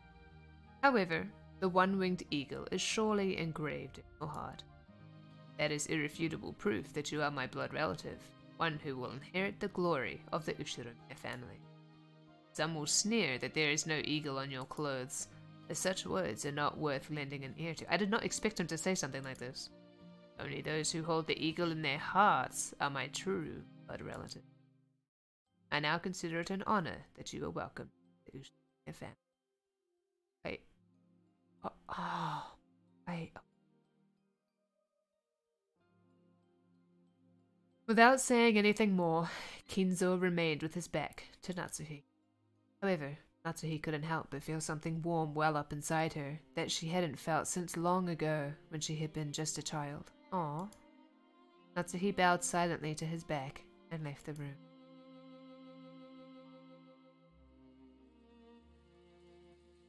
Ah, good timing. How is father? You were taking so long, You were taking so long, so I came to check. When Natsuhi left the study, she saw Eva climbing the stairs, and their eyes met. Eva was smirking unpleasantly, thinking that Natsuhi would leave drudgingly after failing to convince Kinzo. However, the way Natsuhi was now... This is almost like Xenoblade music. The way Natsuhi was now, such a frivolous laugh would not disturb her. She was not permitted to wear the family crest on her clothing. But she was permitted to wear it in her heart. Eva has it like all over her body. Like here, and it's like here, and I think it's here as well, and maybe on her pants. Well, this isn't pants. It's like one of those kind of Chinese-ish roby things. But dresses or whatever, but like, it's like, wow, are you like overcompensating much? Do you feel a little threatened? Huh? Huh? So she spoke calmly, clearly, and confidently, with the dignity of the one who would protect the Ushiromiya family's glory. Good! Yay, Natsuhi. Father said he would not join in on the family conference. He says he has no interest in discussing such obscene matters. I figured you'd say something like that. If you fail to persuade father, just say so. How pitiful. I'm beginning to see why father lamented so. What do you mean by that? Natsuhi did not answer. Just as Kinzo had done earlier, she showed Eva her back as she headed down the stairs. Oh, rip! Eva finally realized that she was being made fun of, as something had happened to quickly bolster Natsuhi's confidence. Even so, she apparently didn't have the courage to risk Kinzo's wrath. Unable to even knock on the door, she could only click her tongue, making a motion as though scratching at it, and follow after Natsuhi. Make a motion as though scratching at it? That's weird. So, were Nissan and the rest there? Did you ask father about them? I didn't get the chance to ask, but they were not inside the study. It's kind of awkward, like she left and now they're just like standing at the bottom of the stairs. Like, okay, okay. Father would never let them into his room to discuss such a lowly topic, so it is unlikely he knows where they went. Let us go downstairs and wait for the servants to return from their search. Breakfast may be late, but how would you like some tea, Eva-san? Oh, that would be fine. Eva couldn't hide her confusion at the complete difference in Natsuhi's attitude. She was acting so boldly, and while Eva hated to admit it, she even had a sense of dignity about her. Unable to find fault with anything, Eva could only follow Natsuhi back to the parlor. That's funny. Nice. Good job, Natsuhi. Good job. When the two of them returned to the parlor, Hideyoshi had been joined by the 4 children and Nanjo. Genji, who had been talking with Hideyoshi, reported the current situation when he noticed that Natsuhi had returned. Let me just save real quick.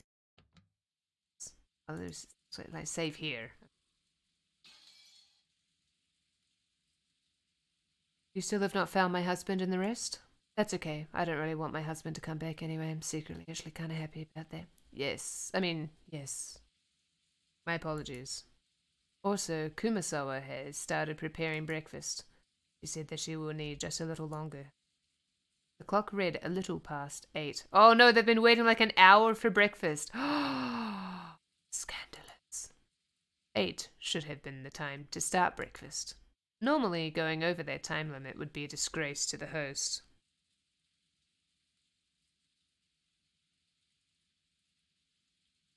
Kanon is now searching outside.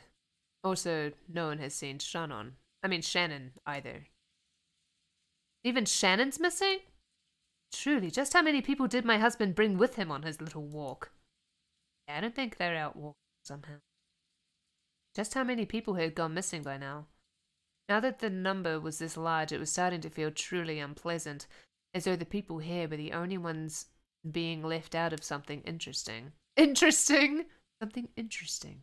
At least, that seemed to reflect the feelings of the children, and Maria in particular. She was indignant. Oh, I see. Oh, so to her it's something interesting happening. Yeah, okay, I can see that. She was indignant, her stomach grumbling, almost as though her mother and the others had left her alone to go off and eat something delicious without her. The other children were flipping through the channels on the television, trying to find a program that might interest Maria and cheer her up again. Nanjo was sitting on the sofa, gazing blissfully at the children while reading a book. Must have been a book about chess. Okay. What do you mean it must have been a book about chess?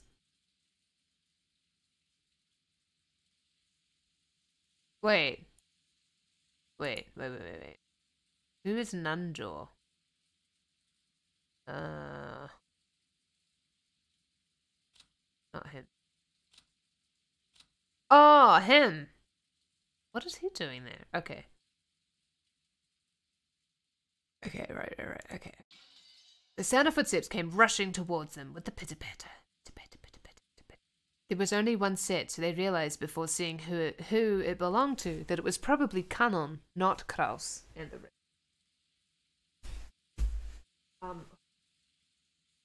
I have to put my socks on, otherwise my...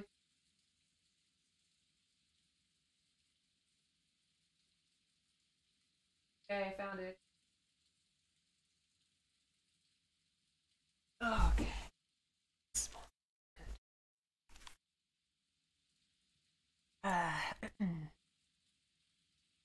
Madam, excuse me. Judging by your appearance, you still haven't been able to find them? Oh. Judging by your appearance, you still haven't been able to find them. My apologies. I still haven't. That would be enough. You've worked hard.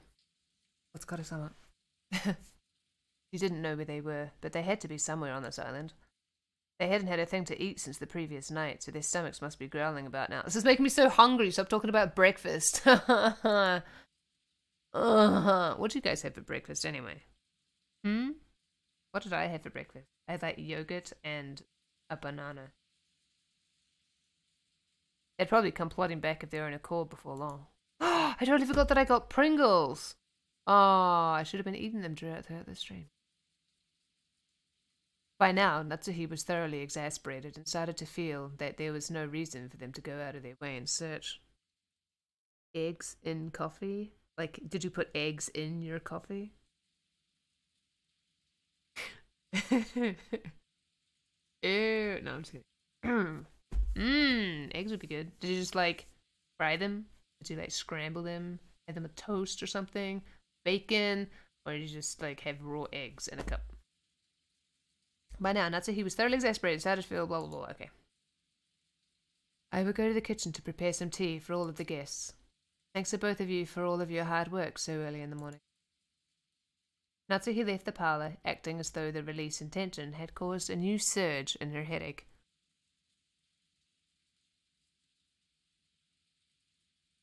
It's 3 out here, so I've not had any breakfast yet.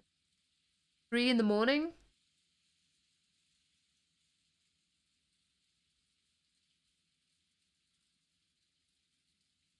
Wait a sec.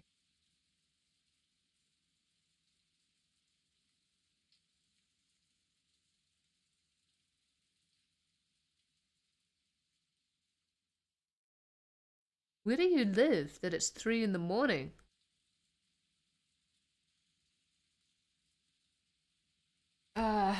Natsu left the parlor acting as though the release intention had causing a surge and her headache.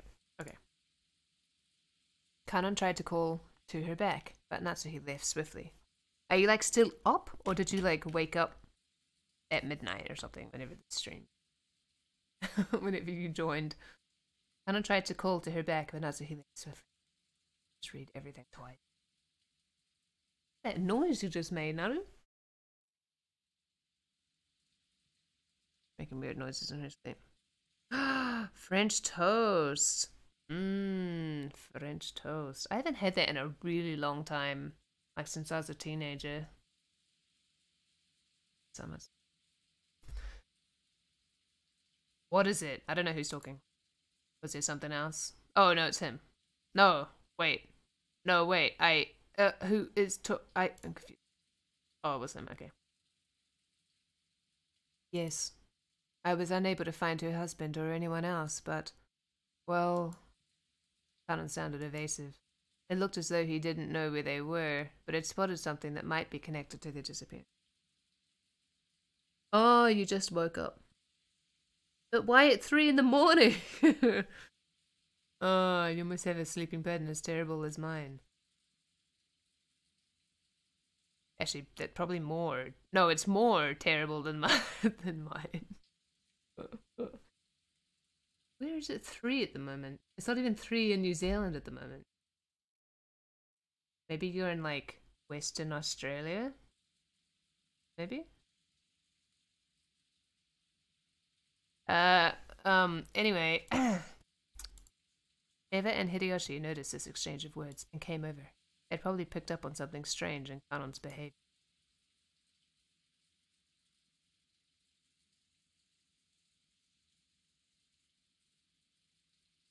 Oh, I didn't even notice.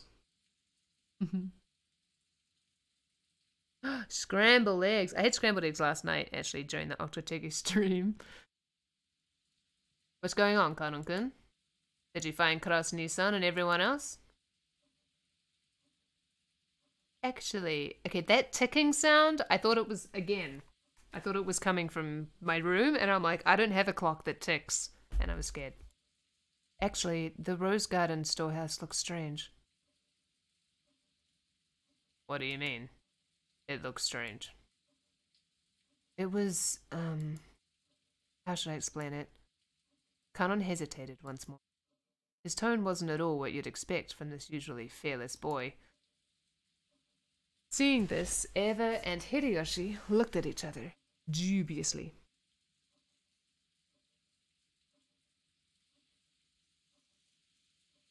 What do you mean? Are you saying Nissan and the others were inside the storehouse? No. I am going to inspect the inside now. I just now came back to get the key, but... I didn't really get it, but it sounds like we've just got to look around inside it. But where's the key to that storehouse? It is in the servant room. Let us check inside the storehouse at once. Kanon dashed off to the servant room and returned with the key. Things are like starting to happen now, it's exciting. Genji left the parlor, saying that he would go check, but then Eva and Hideyoshi followed after. What was this something strange about the storehouse that had caused the usually fearless Kanon to hesitate? It was still pouring outside, but perhaps their curiosity over this something that Kanon couldn't talk about won out. While the children made a big fuss watching television, Kanon and the rest dashed over the entrance. Dashed over to the entrance.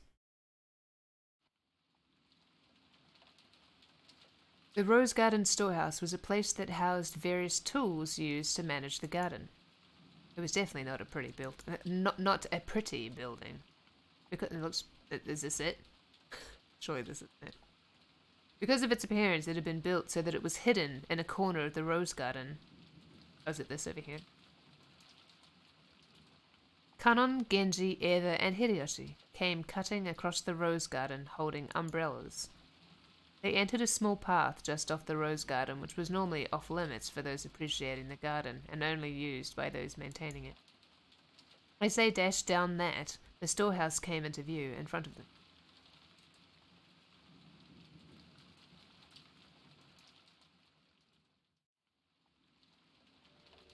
Ah, here we go. It's a garage. It's just a garage. It was quite an old... Oh, sorry, it's a shed. Okay. It was quite an old shed, but compared to the flawlessly perfect beauty of the rose garden, it was pretty seedy look. It doesn't look that seedy. It just looks like a garage, but okay. It was easy to understand why it had been built in a hard-to-see place. Eva and Hideyoshi arrived at the storehouse long after Kanon and Genji.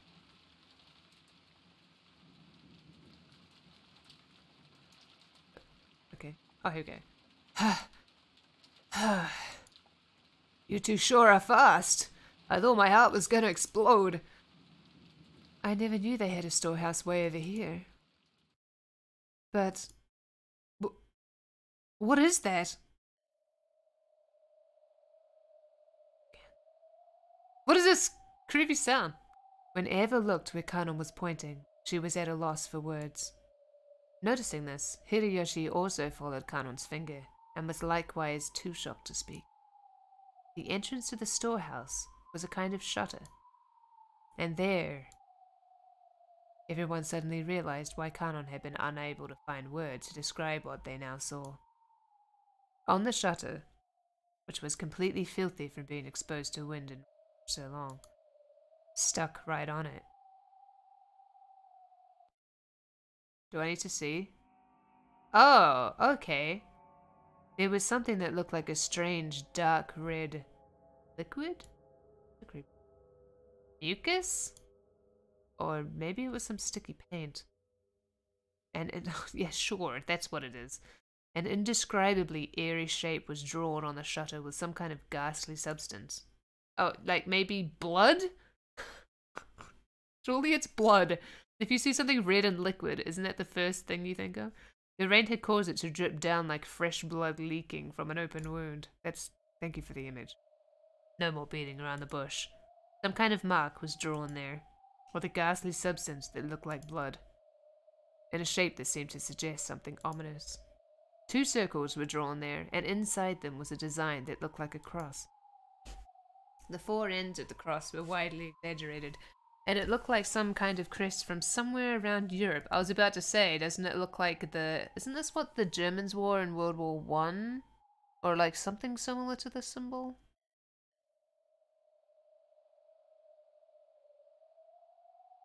And in the cracks between these shapes, written closely, packed together, were some unfamiliar characters, possibly symbols. Oh, these here?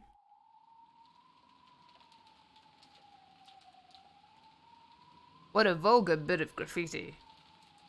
Could this be one of those? One of those magic circles used in demonic ceremonies? It wasn't surprising that Hideyoshi would say that about such a ghastly shape, drawn with a deep red dripping substance. When was this made? Last night I came here before it started raining, and there was nothing drawn here at that time.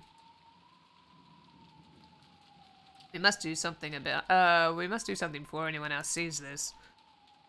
If they laid eyes upon it, it would cause them great discomfort. That's right. Even though it's just a shed, I wouldn't want to leave such an unpleasant piece of graffiti alone for even a second longer than I had to. There's some paint inside the storehouse. Let us paint over it temporarily as an emergency measure, then repaint it again someday when the weather is good. I don't know who's talking, but okay. Genji remembered that he had just recently seen another scribble, and that it too had been made with a strange dark red substance of the same color as this. Ah, that must have been... That's right, he had seen it on the door to Natsuhi's room. Canon-kun, let's remove this scribble quickly and go back, okay? Even though it's just a storehouse, it's really irritating to have graffiti around the home I was brought up in. Irritating? Okay. Yes, ma'am. I would take care of it immediately. Canon squatted in front of the shutter and unlocked it. Why do they... Why is their first thing... It's like, oh, we should paint over it. Why don't you wash it? Although it's kind of weird that the rain isn't washing it away. He then lifted it up with all of his strength. I guess painting would be easier. A boisterous noise resounded. The airy shape drawn on the shutter began to get sucked in through the top as the shutter was raised. At least for the time being, that ominous drawing disappeared from their direct gaze, and they all breathed a sigh of...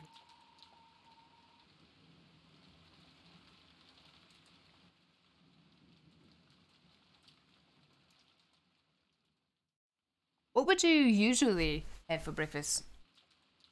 Much hair. Thanks to a kids program they came across, Maria was feeling much better. It was probably Full House or something. Battler and Jessica, actually I don't know if that was around in the 80s. That wasn't until, maybe that wasn't until like 95 or so. Battler and Jessica were poking fun at the kids show at every turn, cackling together.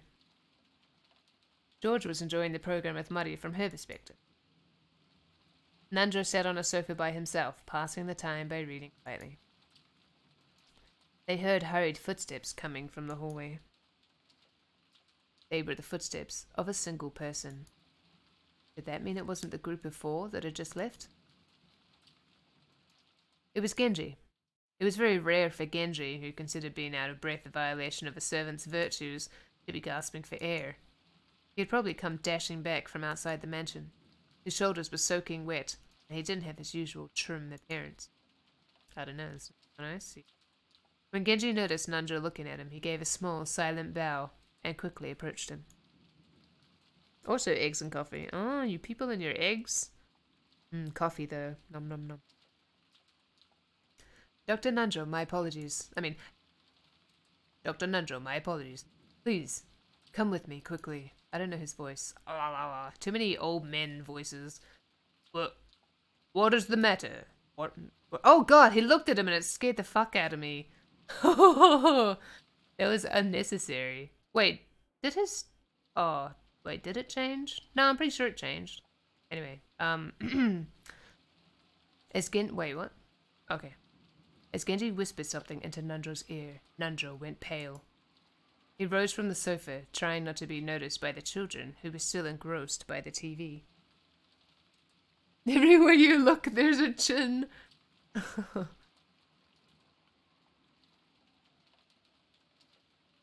And the two of them rapidly left the parlor, muffling their footsteps. Just as they were about to exit the parlor, they came across Natsuhi, who was pushing a serving cart loaded with a tea set. Ah, tea. Genji whispered something into Natsuhi's ear, and Natsuhi went pale too, in apparent shock. Then, leaving the serving cart where it was, the 3 of them dashed towards the entrance. George noticed them running down the rose garden through the window. What's that? Isn't that Genji-san and Dr. Nandro and that's Aunt Natsuhi, isn't it? What's up, Aniki? Aniki? Maybe something happened. They looked terribly flustered. When Jessica and Maria saw that Eva, Hideyoshi, and Nandro were no longer in their seats, and that the serving cart had been abandoned in the entrance to the parlor, they also realized that something was the matter.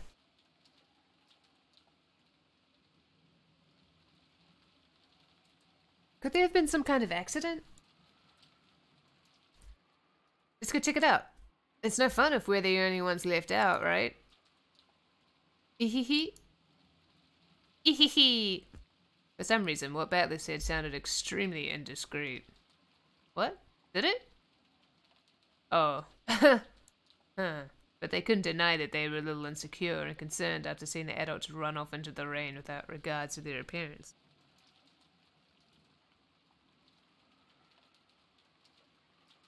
Let's check it out, okay? I'm worried something might have happened. Jessica's uneasy words spoke for all of them. Hey Maria, you coming too? Or will you watch TV? Ooh, I wanna watch TV. Ooh. Let's go on without her. Maria-chan, we'll be back soon. You keep watching TV, okay? Ooh. Yeah, just leave her alone. Sure. By the time the kids made it outside, the adults were no longer in sight. But Jessica seemed to have a pretty good idea where they had gone, judging by the direction they'd been running. Following Jessica, we ran through the rain-soaked garden. The rain-soaked rose garden.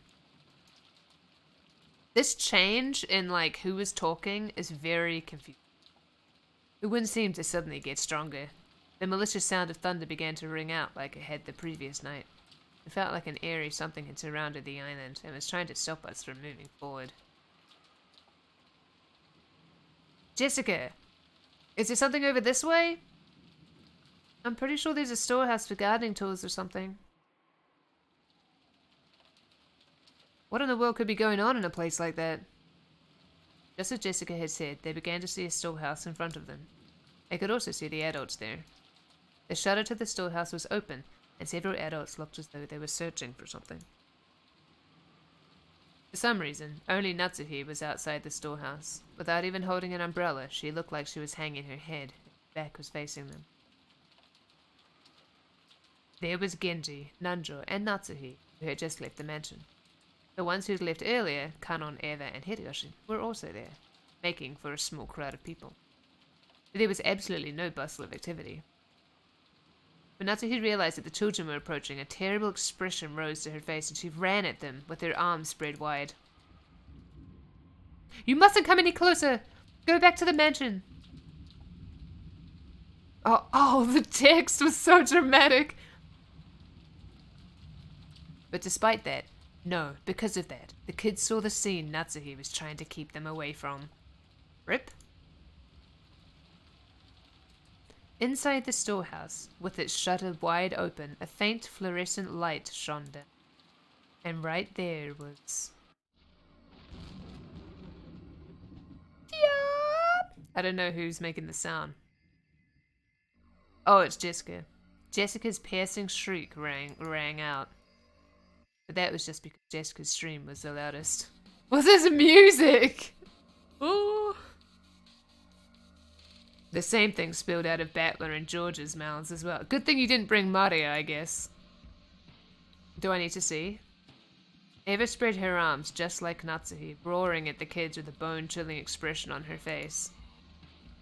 George, take everyone and return to the mansion. Quickly. Right now. When Natsuhi spread her arms, I thought she was trying to prevent us from advancing any further, but that wasn't why Eva was spreading her arms right now. She was trying to stop us kids from seeing that terrible scene. Yeah, obviously, that's... okay. It was her mother's heart, trying to protect the eyes and hearts of us children by blocking our view of that terrible scene by at least the width of one of her arms. Is this some kind of joke? Is it? I'd seen this kind of cheap scene all too often. In manga, TV, anime, and movies, I'd seen it over and over again. This was just seeing something appear in real life that I'd seen plenty of times before in some of those more sensational movies, right? That alone shouldn't... Oh, but that suit, it's that old bastard, isn't it? I get it. Then that's Uncle Kraus, and Korea-san, and Aunt Rosa. Yeah. What is this? What is this sound? And yeah, this music's good. Crap. Dad! Dad! You mustn't, Jessica. You mustn't go. Oh, it's her shouting. I thought it was Bella. Dad! Dad! You mustn't, Jessica. You mustn't go in. You mustn't look. Dad! Dad! Ah! I don't want to scream too loudly because it's like 10:30 at night and I don't want to alert my neighbors. So... Whew. Rigor mortis is setting across almost the entire body. Most likely 6 hours or more have passed since death. As far as I can tell by looking at the... Oh, it was at midnight. As far as I can... Oh no. Well, not necessarily, because it's 8 now, right? But as far as I can... But I think there was something at the beginning about the midnight hour or something. As far as I can tell by looking at the damaged area, there's a high probability that they were damaged after their deaths. Oh, okay. No, I must watch what I say. I'm a general practitioner. Examining corpses is outside my area of expertise. So what does that mean? Just killing them wasn't enough, so they went on to do something like this? The devil! This here's the work of the devil! Aunt Natsuhi caught Jessica in her arms, and Aunt Eva caught George Aniki. So I was the only one who could approach the entrance to the storehouse. What's a good thing you're the protagonist. If only there had been someone there to catch me too. I wouldn't have needed to have this horrible evil scene burned into my eyes. Oh, rip. No. That's not it. It isn't that there's no one here to catch me.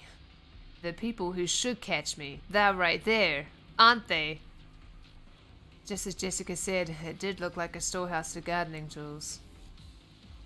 A lawnmower with extra blades, a grass sickle and a hammer, and carpentry tools such as a saw, piled up potted plants and bags of fertilizer, and treated just the same, the corpses of several people had been laid to rest there. No, had been tossed in there. I could tell them by their clothes. That old bastard and Kiria-san, Uncle Kraus and Aunt Rosa. Beyond that, Gorda-san and... Are there still more of them? How many people died? You're fucking kidding me. I can't even count them on one hand. Damn it! Oh, this music. I didn't know whether it had been one of these gardening tools, which, if used for something other than their intended purpose, could definitely be wielded with a naked brutality, or whether some horrible tool had been brought in here specifically for this.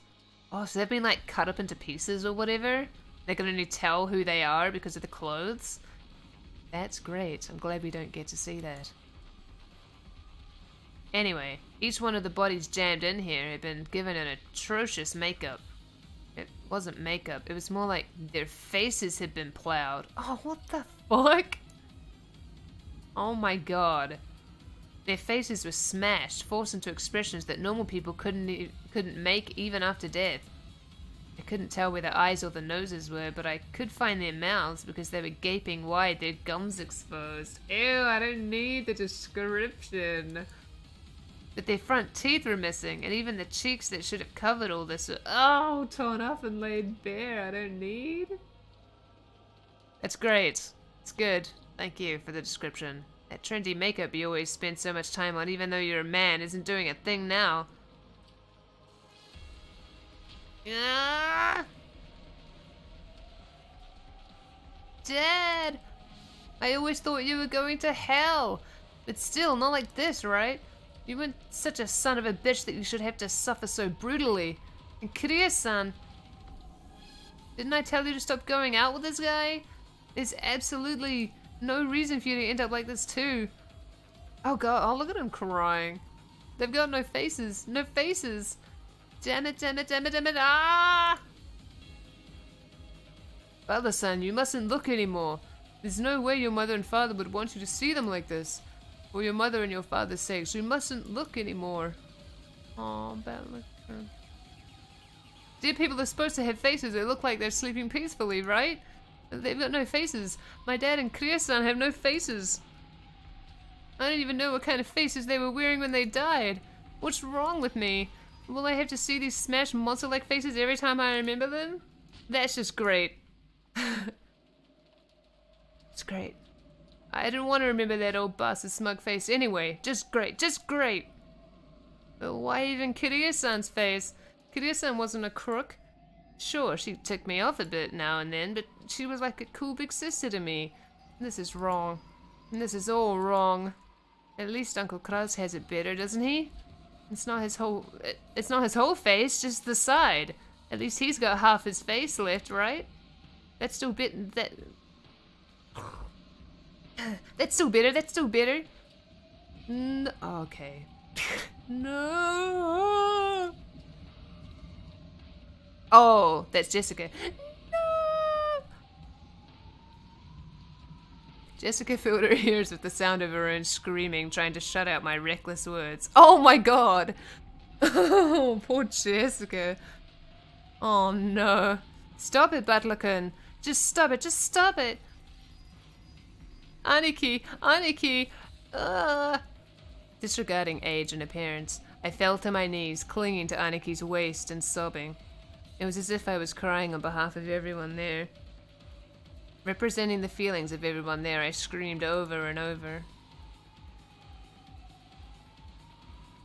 Well, then. Oh dear.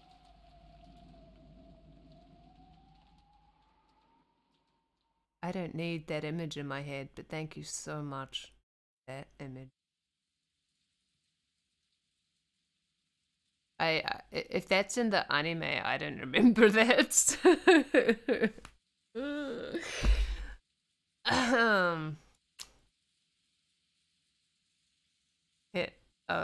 We're just gonna there we go. Father, the ones lying over there are Uncle Kraus, Uncle Rudolph, Aunt Kyrie, and Aunt Rosa and Gorda-san. Just those 5, right? No. There are 6 people. There's one more person over here.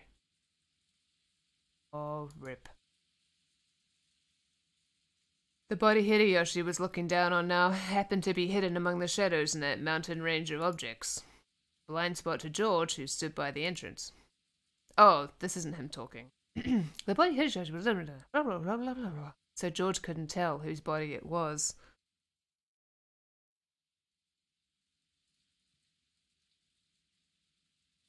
So, George cursed himself. He cursed the fact that his worst guesses always turned out to be right. So, the one lying at your feet is Shannon, isn't it?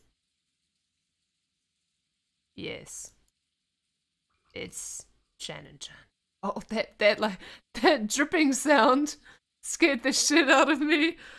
Ooh. Oh, little face.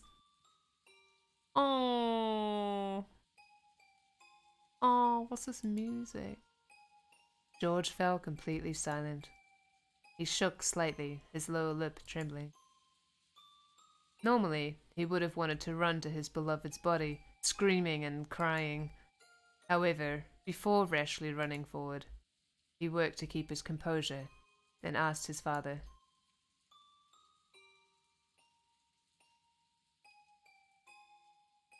Is Shannon the same as Uncle Kraus and the others? Rip. Hideyoshi deeply understood the meaning of those words. That sound meant you should check the character profiles. Oh, okay. I assume not right that second, though. So he couldn't give George an immediate answer.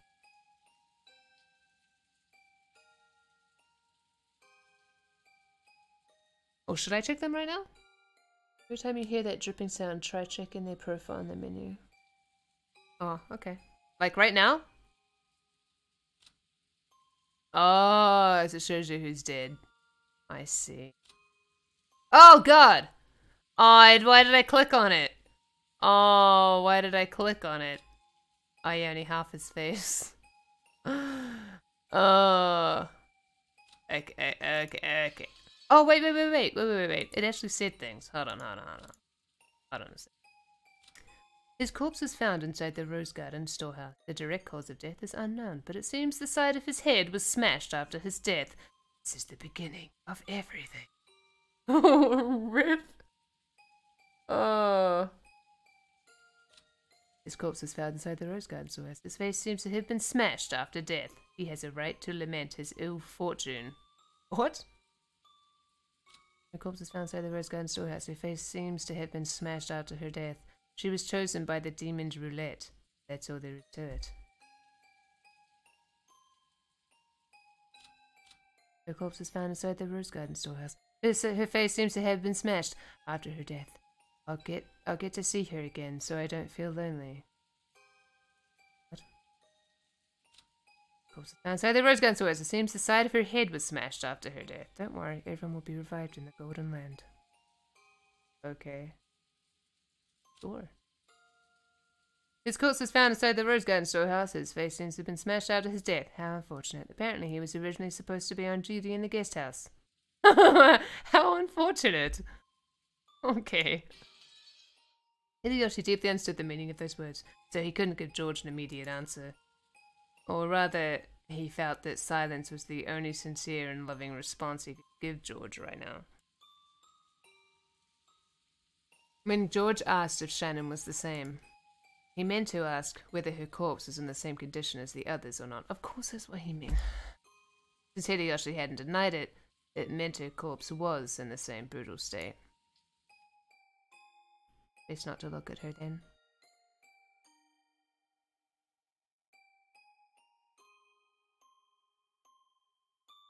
Can I look at Shannon? No. Can't. Why not? After all, I won't be able to see Shannon's face again, right? So why won't you let me see what her face looked like at the end? The last time you met Shannon-chan was yesterday, right? Yes. I see. When you left her, what kind of face was she showing you? It was a wonderful smile. Aww. After he handed her the ring, she hesitated, even though she must have already made up her mind. Then she looked bashful, and ran away because she was embarrassed to let him see her face looking like that. That's the expression that was revived in George's mind. I see. Then I'm sure Shannon-chan would want to leave you with that smile in your...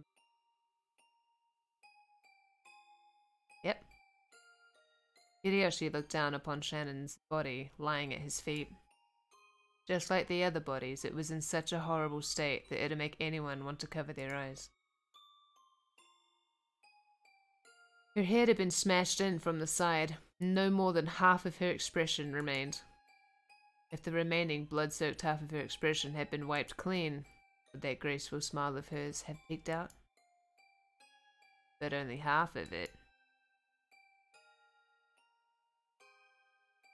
Without thinking, Hideyoshi slapped his hands over his eyes. How brutal. If her face was going to be crushed anyway, then if only all of it had been crushed, he might have been able to temporarily distract George from his pain by making the pathetic suggestion that it was someone else wearing Shannon's clothes. But half of her face had been left untouched.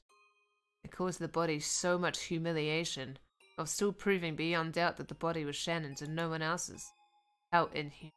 How brutish.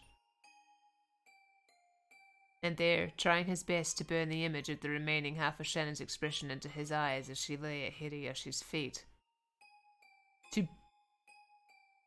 He was trying to burn the image into his eyes? Okay. Masochist. Was canon.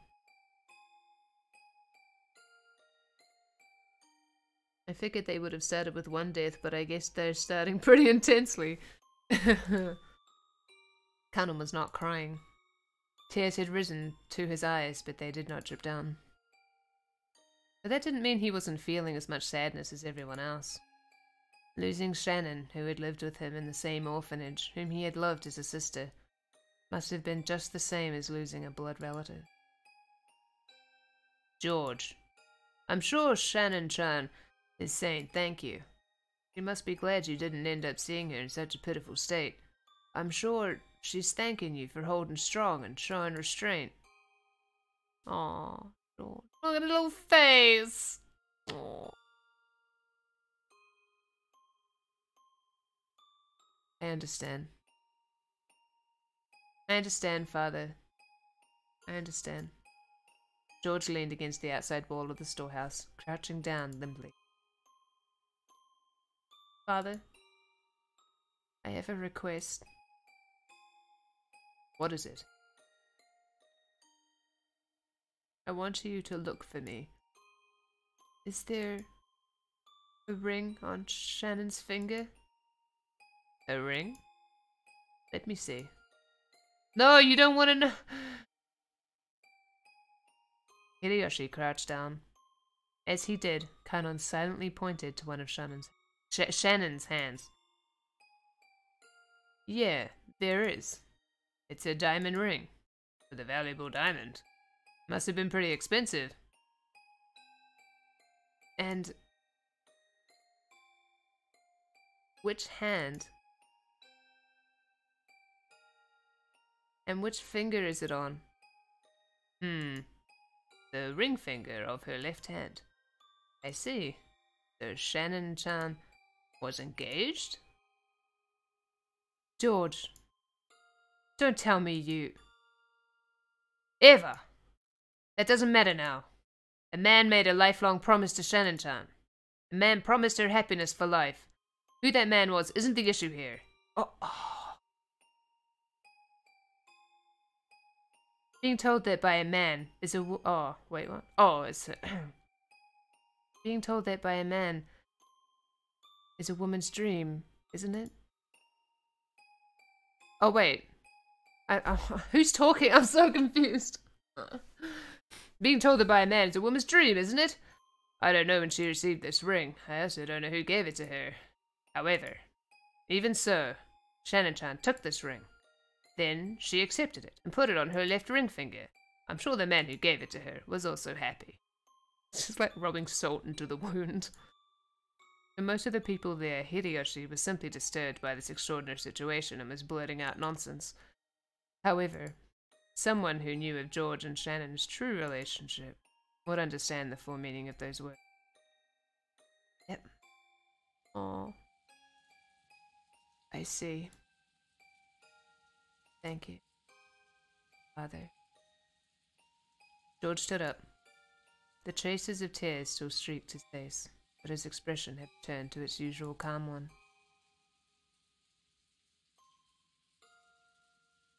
Let's go.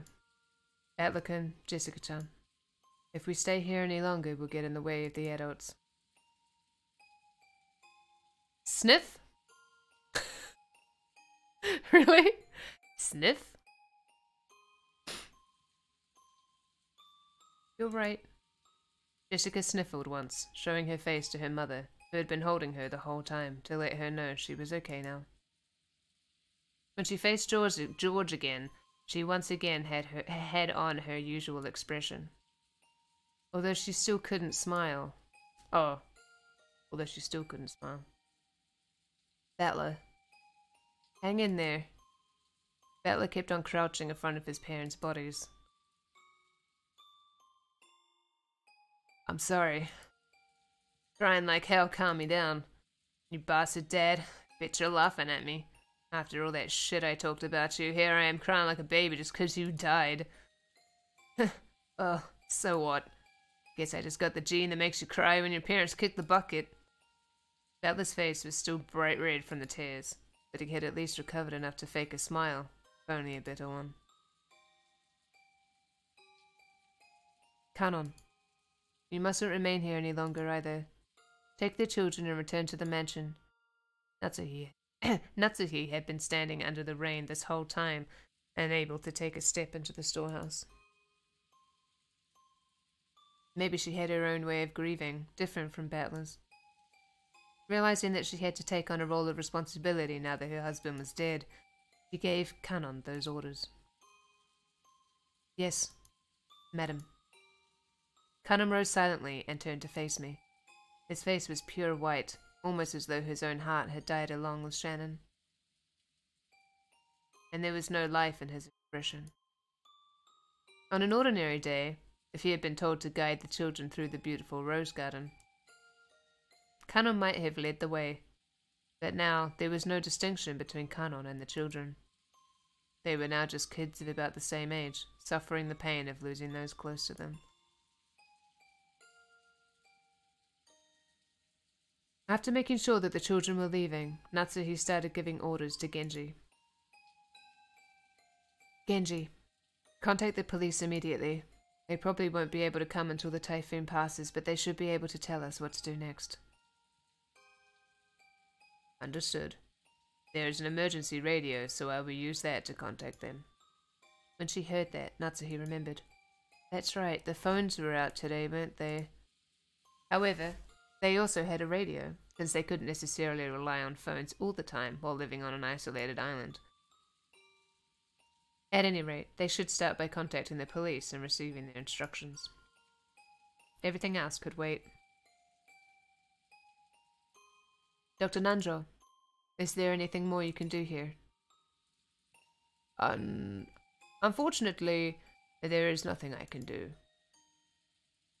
Understood. Genji, could you at least cover their faces with something? Exposing them like this is humiliating to them as well. Yes, madam. Genji picked up several dried-up towels from inside the storehouse, when Eva stopped him with a shrill voice. Wait a second! Stop!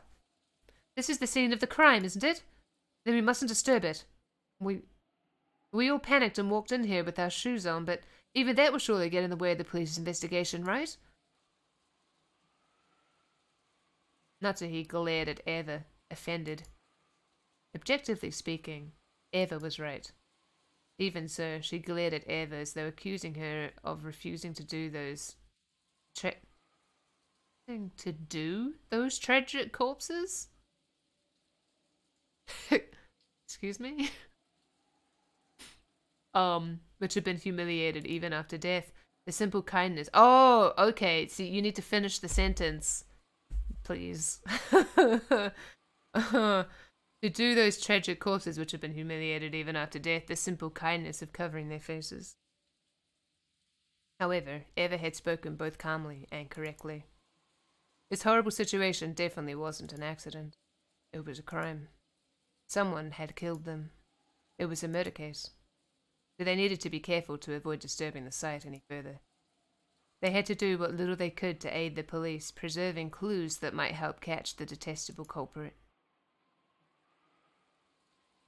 I agree with Eva-san. Until the police come, we should leave everything be. What do you say, madam? You're right. Very well. Close it up. And just in case, we should put a different lock on it. A different lock? Yes. When we came here, the shutter was locked. That means the culprit used the key to the shutter to lock it. Oh, creepy music all of a sudden. That makes sense. So does that mean the key that opens the shutter will have the culprit's fingerprints on it? I'm sure it'll be worth submitting it to the police as evidence.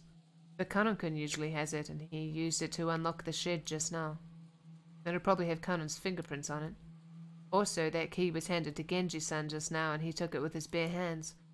It doesn't look like it'll be very useful as evidence. That was careless of me. My apologies. Genji-san, are there any other keys to the storehouse? No. Only this one. So the culprit walked out of the servant room with that key, and then was nice enough to return the key to where they found it? Hideyoshi's theory sounded plausible, but was actually very strange if you thought about it. Why would they go to all the trouble of returning a key they stole? No, if you think about it even more deeply, there are some points that are even more bizarre. When a criminal hides a body, I kind of feel sorry for whoever had to translate this. It's because it's just massive, like it's like translating trails. When a criminal hides a body, they're usually trying to delay the point at which it'll be found, so they can use that time to escape. The six weren't necessarily killed here, but it was reasonable to assume that they were killed somewhere on this island, carried to the storehouse and hidden to delay the discovery of the crime.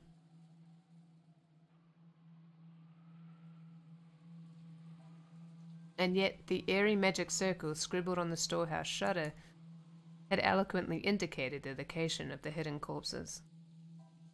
Sure, it didn't explicitly mention the corpses, but 6 people had gone missing.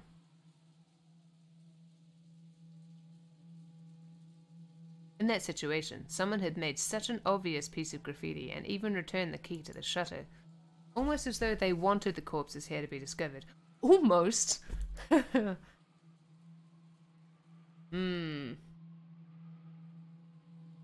Anyway, we can't put all our faith in a lock that the culprit has opened once before. If we want to protect this place from the culprit's hand, I think we should put a new lock on it. I think that is a good plan. I agree. Genji fished around inside the storehouse and unsealed a brand new padlock that had been inside a small box.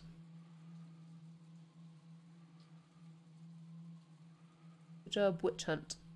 Oh, okay. What should I do with the key? I will take it. I will take it. I will take it to... okay. I will take responsibility. I will take the ring to Mordor and hand it over to the police. Natsuhi took the ring to the padlock. I mean, took the took the ring. Natsuhi took the key to the padlock from Genji's hand.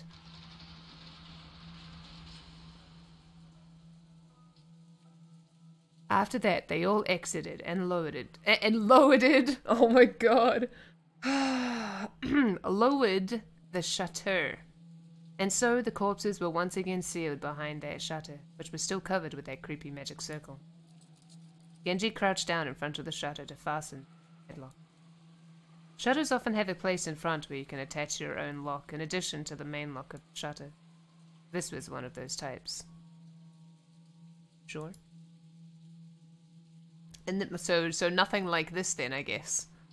In the midst of the roar of thunder and the pouring rain, the storehouse stood there, ominously, with its closed shutters still covered in a blood-like creepy substance.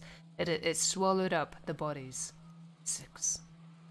To Natsuhi, putting the new lock on wasn't mainly to preserve the scene for the police. She might have felt like she wanted to shut that mouth for all eternity. Shut that mouth? Okay. I just need a drink. Hold on.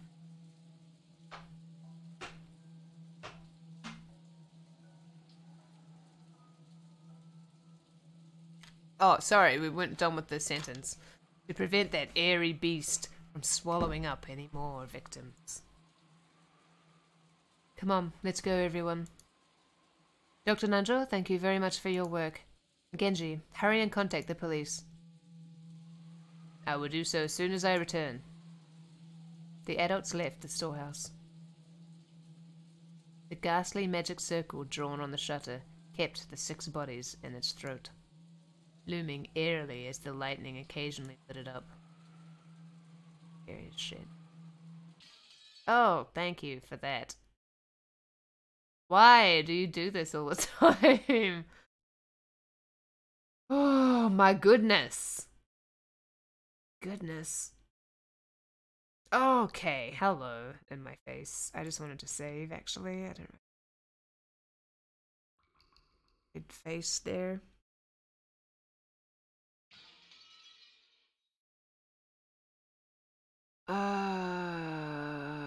Okay.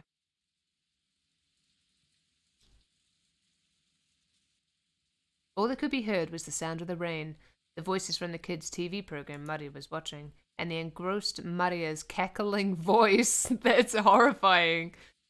In other words, what greeted them as they returned dumbfounded from that horrible, bizarre scene was the voice of Maria as she rolled around laughing at the TV. Those who returned to the room didn't know how to explain to Maria that her mother was dead and were trapped by a suffocating silence. At first, Maria returned their stares with a dubious look, but when she realized they weren't trying to blame her for anything, she ignored them and again immersed herself in the TV program. The children wordlessly sat down heavily on the sofa. Their minds were probably blank from their state of shock. Everyone had already cried and mourned so much that now they just vaguely sat there, their faces seeming to have lost all emotion. Only Kanon had returned to his usual calm expression. However, it probably didn't mean he'd been able to wipe out the shock. Nothing was reflected in his eyes as he stared into empty space. Hideyoshi kept on fidgeting, and every time he remembered that horrible scene, he started muttering about how he couldn't believe it, how it couldn't have been something from this world, how it must have been the work of demons. Every now and then, his mutterings produced a question directed at Nandro, but the latter kept repeating in a calm, doctor-like manner that nothing could be understood by only glancing at the scene, and that until the police arrived, they wouldn't learn anything. However, Nandro only appeared calm next to Hideyoshi, who simply couldn't suppress his agitation and fear. In fact, Nandro had also received a huge shock, and his face was a deathly pale. Maybe that atmosphere was why she tried to rise to the challenge and take charge. Natsuhi appeared to be unchanged from her normal attitude, and she briskly gave directions. I will go see father. Genji, quickly contact the police. Certainly, you already told me to do that, but okay. I wonder if you would allow me to tag along, Natsuhine-san. Look at your face. Since Kraus-Nisan is now gone, the task of aiding father has been left to me. And it would be improper of me to relax here while relying entirely on you. Natsuhi was struck speechless by Eva's aggressive move in a situation like this. She seemed to be claiming that, with Kraus dead, the only one to take responsibility shouldn't be his wife, but herself, the next highly ranked in the family. Or maybe she hadn't been at all happy when Natsuhi took command without reference to her in such an extreme situation. However, even Eva's mind had been blank from shock until a moment ago. She only came to her senses after Natsuhi started giving orders. Just do as you like. Natsuhi started walking without saying a word more. Eva followed behind her. As they did, Kumasawa ran into the parlor. She usually wasn't the kind of person to run around, so under normal conditions, most people would have taken her entrance as a sign that something was the matter. But because everyone was still stricken with shock, they hardly even noticed her.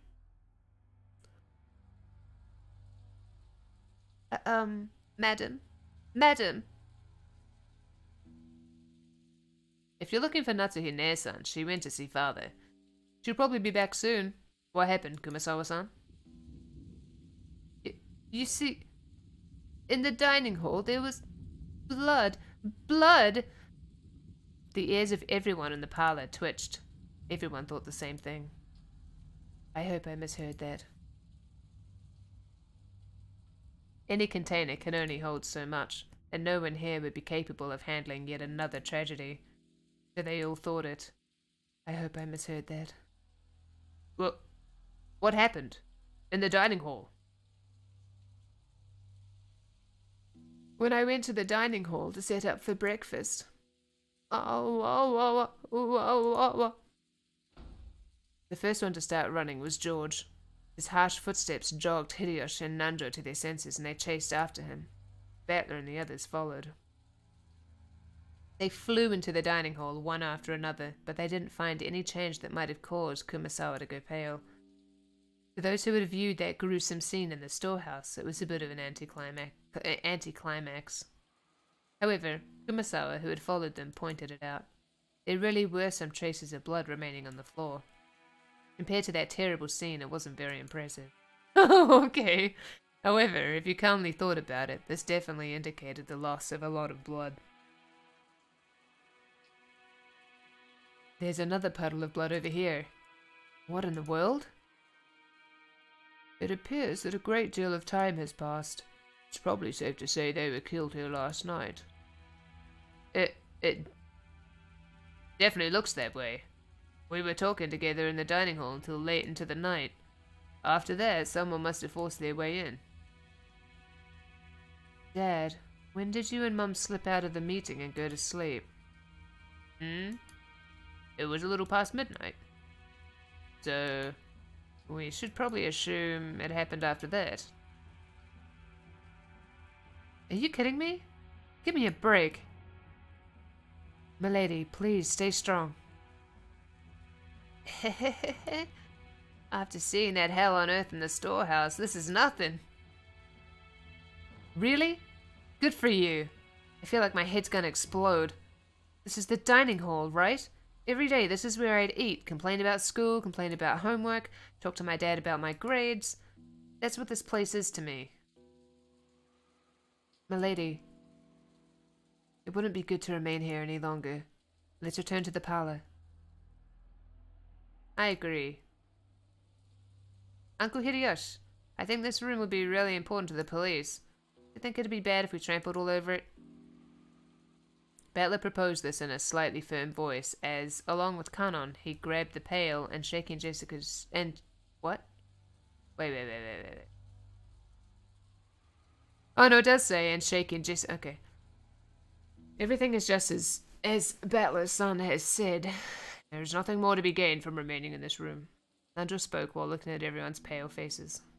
Even though that horrible scene in the storehouse felt like something not of this world, at least then we'd be able to leave, to cut ourselves off from that place and run away.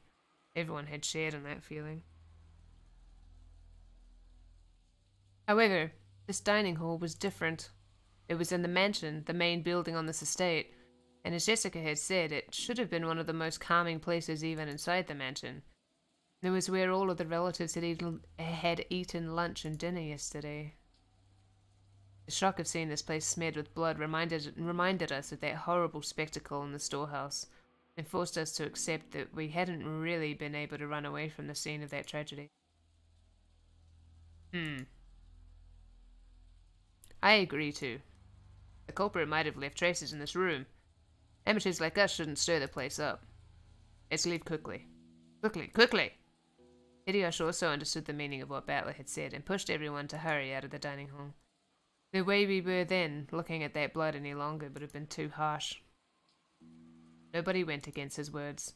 Everyone raced each other out of the dining hall. It was almost as though the last person in the room would be trapped in there, all alone. Oh! It's creepy. No! Why do you make these noises?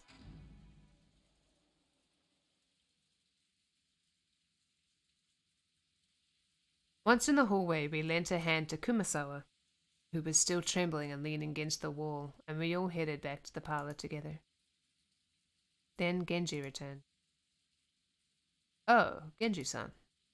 Were you able to contact the police? As to that, I'm afraid I must apologize. Oh, creepy. Okay. I don't know if it was a failure of the radio or something else that caused it, but... What the? So you couldn't contact the police? Both the phone and the radio failed? My apologies. A boat will be arriving on Monday morning, and I believe we will be able to borrow their communications equipment. Isn't there a boat on this island? Can't we just take a little trip out to the Nijima Police Department? Hideyoshi-san, that would be impossible with this weather. At the very least, we can't do anything until the typhoon passes us by. Kraus-sama's boat is being repaired. I don't know who's talking. Kraus-sama's boat is being repaired and is not on the island. Therefore, we must wait for the boat coming on Monday. How could this happen? 6 people are dead. The phones and radio aren't working and there's no boat. So until the typhoon passes and the boat comes, in other words, until tomorrow morning, we're going to be stuck here on this island unable to contact the police, aren't we? Which means that, not just us, but the criminal who killed everyone is also confined to this island. It certainly follows. The culprit who killed everyone is still here on the island. So the bastard who killed Dad and the others must still be hiding somewhere, unable to escape. Damn it! Damn it, damn it, damn it! I'll catch that bastard. No way I'll hand him over to the police. I'll slice him to bits myself. Ah! Rip? Mari had finally realized that something odd was happening in the parlor. Rather than noticing something odd, it was probably better to say she felt unhappy and neglected, since everyone was getting so excited about something only she didn't know about. Oh god, her face scared the fuck out of me just now. Okay. Jessica and Air-chan, did someone die? The way she spoke was completely calm. Just as though she was talking about someone who had appeared on a television drama, as though it was someone else's problem. Jessica probably didn't like that. As though trying to say, can't you tell just by looking at me overwhelmed with grief, she flared up at Maria. Oh no. They all died. Everyone, everyone. My dad and Battler's parents, Gordo-san and Shannon, and even your mother too. Stop it, Jessica. Jessica-chan. You aren't the only one who's sad. Maria-san, I know this will come as a shock, but please listen. Your mother has died. Mama died? Who? Yeah, someone killed her. I know it's sad, but stay strong. How many people died? 6 people! 6 people! Damn it, damn it, damn it! How could anyone do something that cruel? There's a limit to how cruel you can be if you're human. I don't know who it is, but the culprit isn't human. There's no way their blood is red. I like how Mari's just like, ooh? Ooh, the culprit isn't human. It's just the chosen by the... Maria, you swearing? Huh? Hey, Maria, you said something just now? Maria had just said something, but since the words were so remotely separated from the flow and context of the conversation, I couldn't understand them for a second. That's fucking scary. When I tried to ask her to repeat it again, I was shocked by the sudden sound of Aunt Natsuhi's loud voice coming from the entrance of the parlour. It looked like Aunt Natsuhi and Aunt Eva had returned from their trip to see grandfather. I don't remember being so scared while watching the anime, but this is like really creeping me out. Can't contact them even with the radio? We can't use it at a time like this. Why do we even have an emergency radio? My apologies. It was supposed to have a maintenance inspection every year.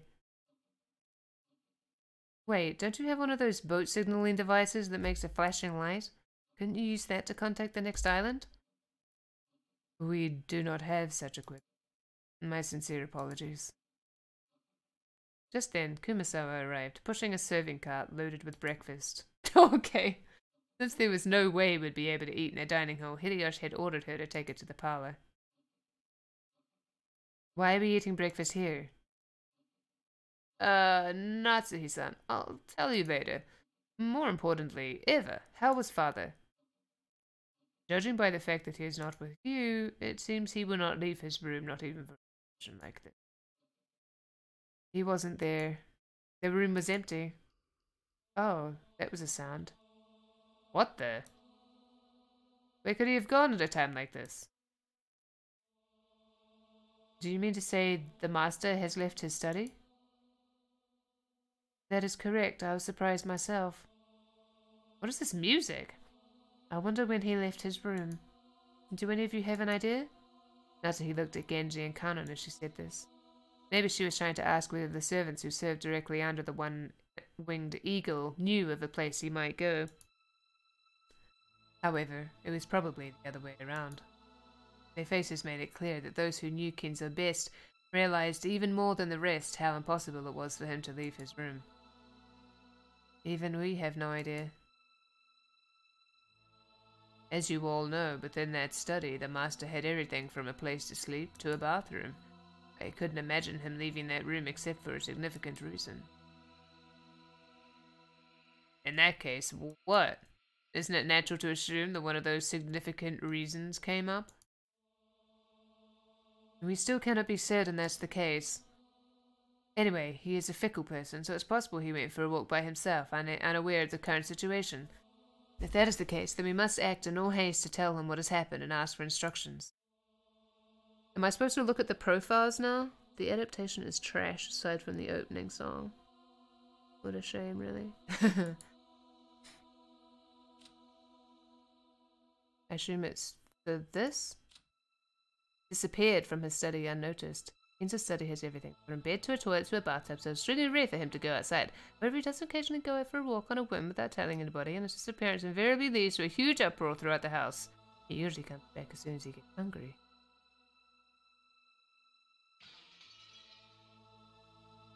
That's right. Although I don't want to think about it, it's possible something has happened to him, isn't it?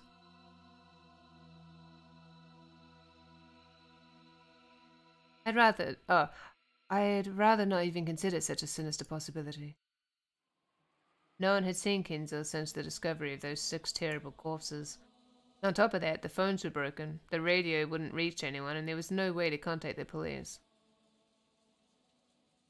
Although, I don't know why I'm so surprised that it's so gory, because, Higurashi was extremely gory, that anime, so... Yeah, pretty sure that had people without faces and stuff in it. Apparently the typhoon would leave tomorrow and a boat would come. But until then, no one could rely on anyone outside the island, nor could they escape the island. The tragedy had hit everyone so abruptly that they lost all their composure. Everyone felt a heavy silence. Everyone was impatient. Even though they needed to do something, they couldn't think of anything. But some of them held their heads in their arms, while others got irritated. I would feel like so claustrophobic. Right now, no one could explain what was occurring on this island, Rokkenjima.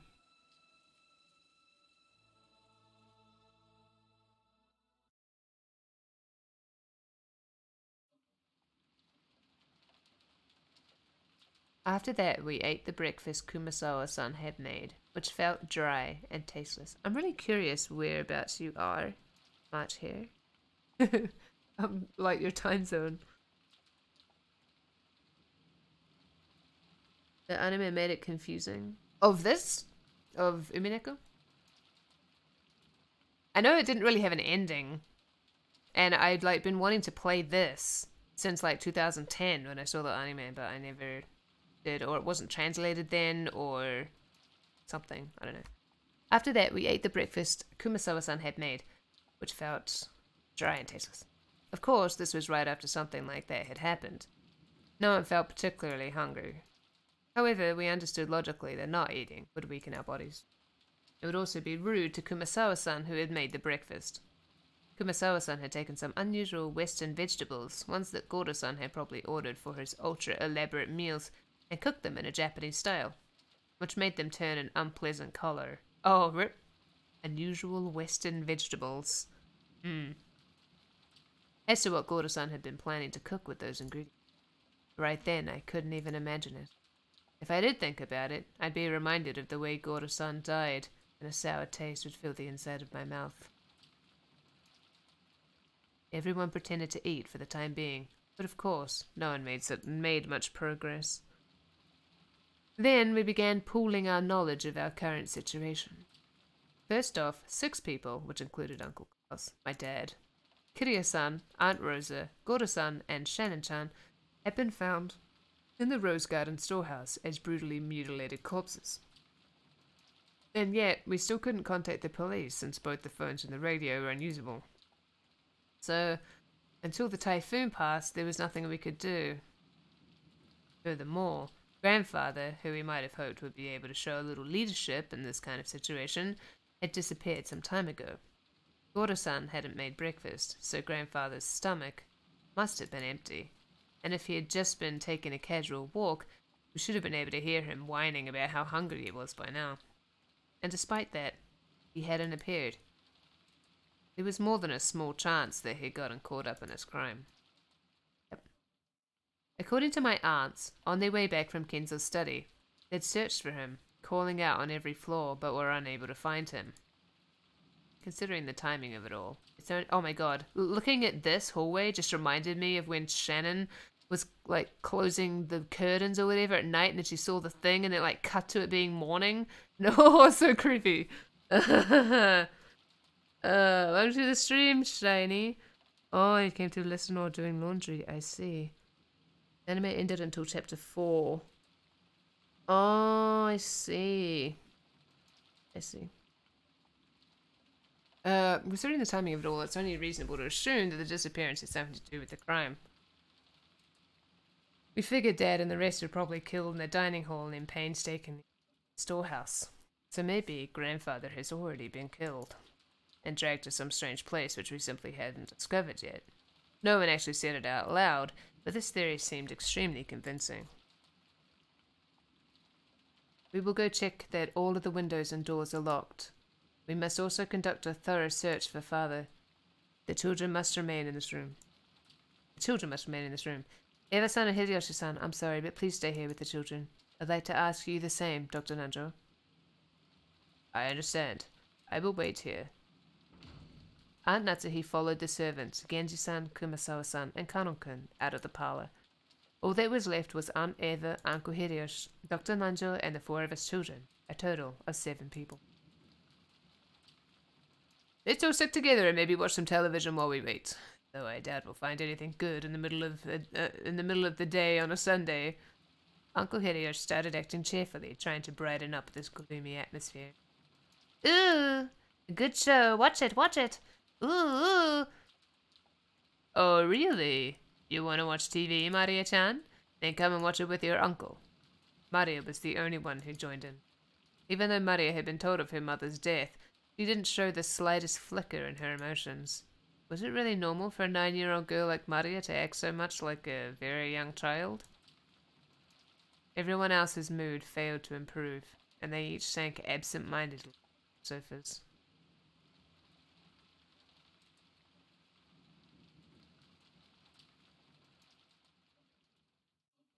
Just thinking about her reaction.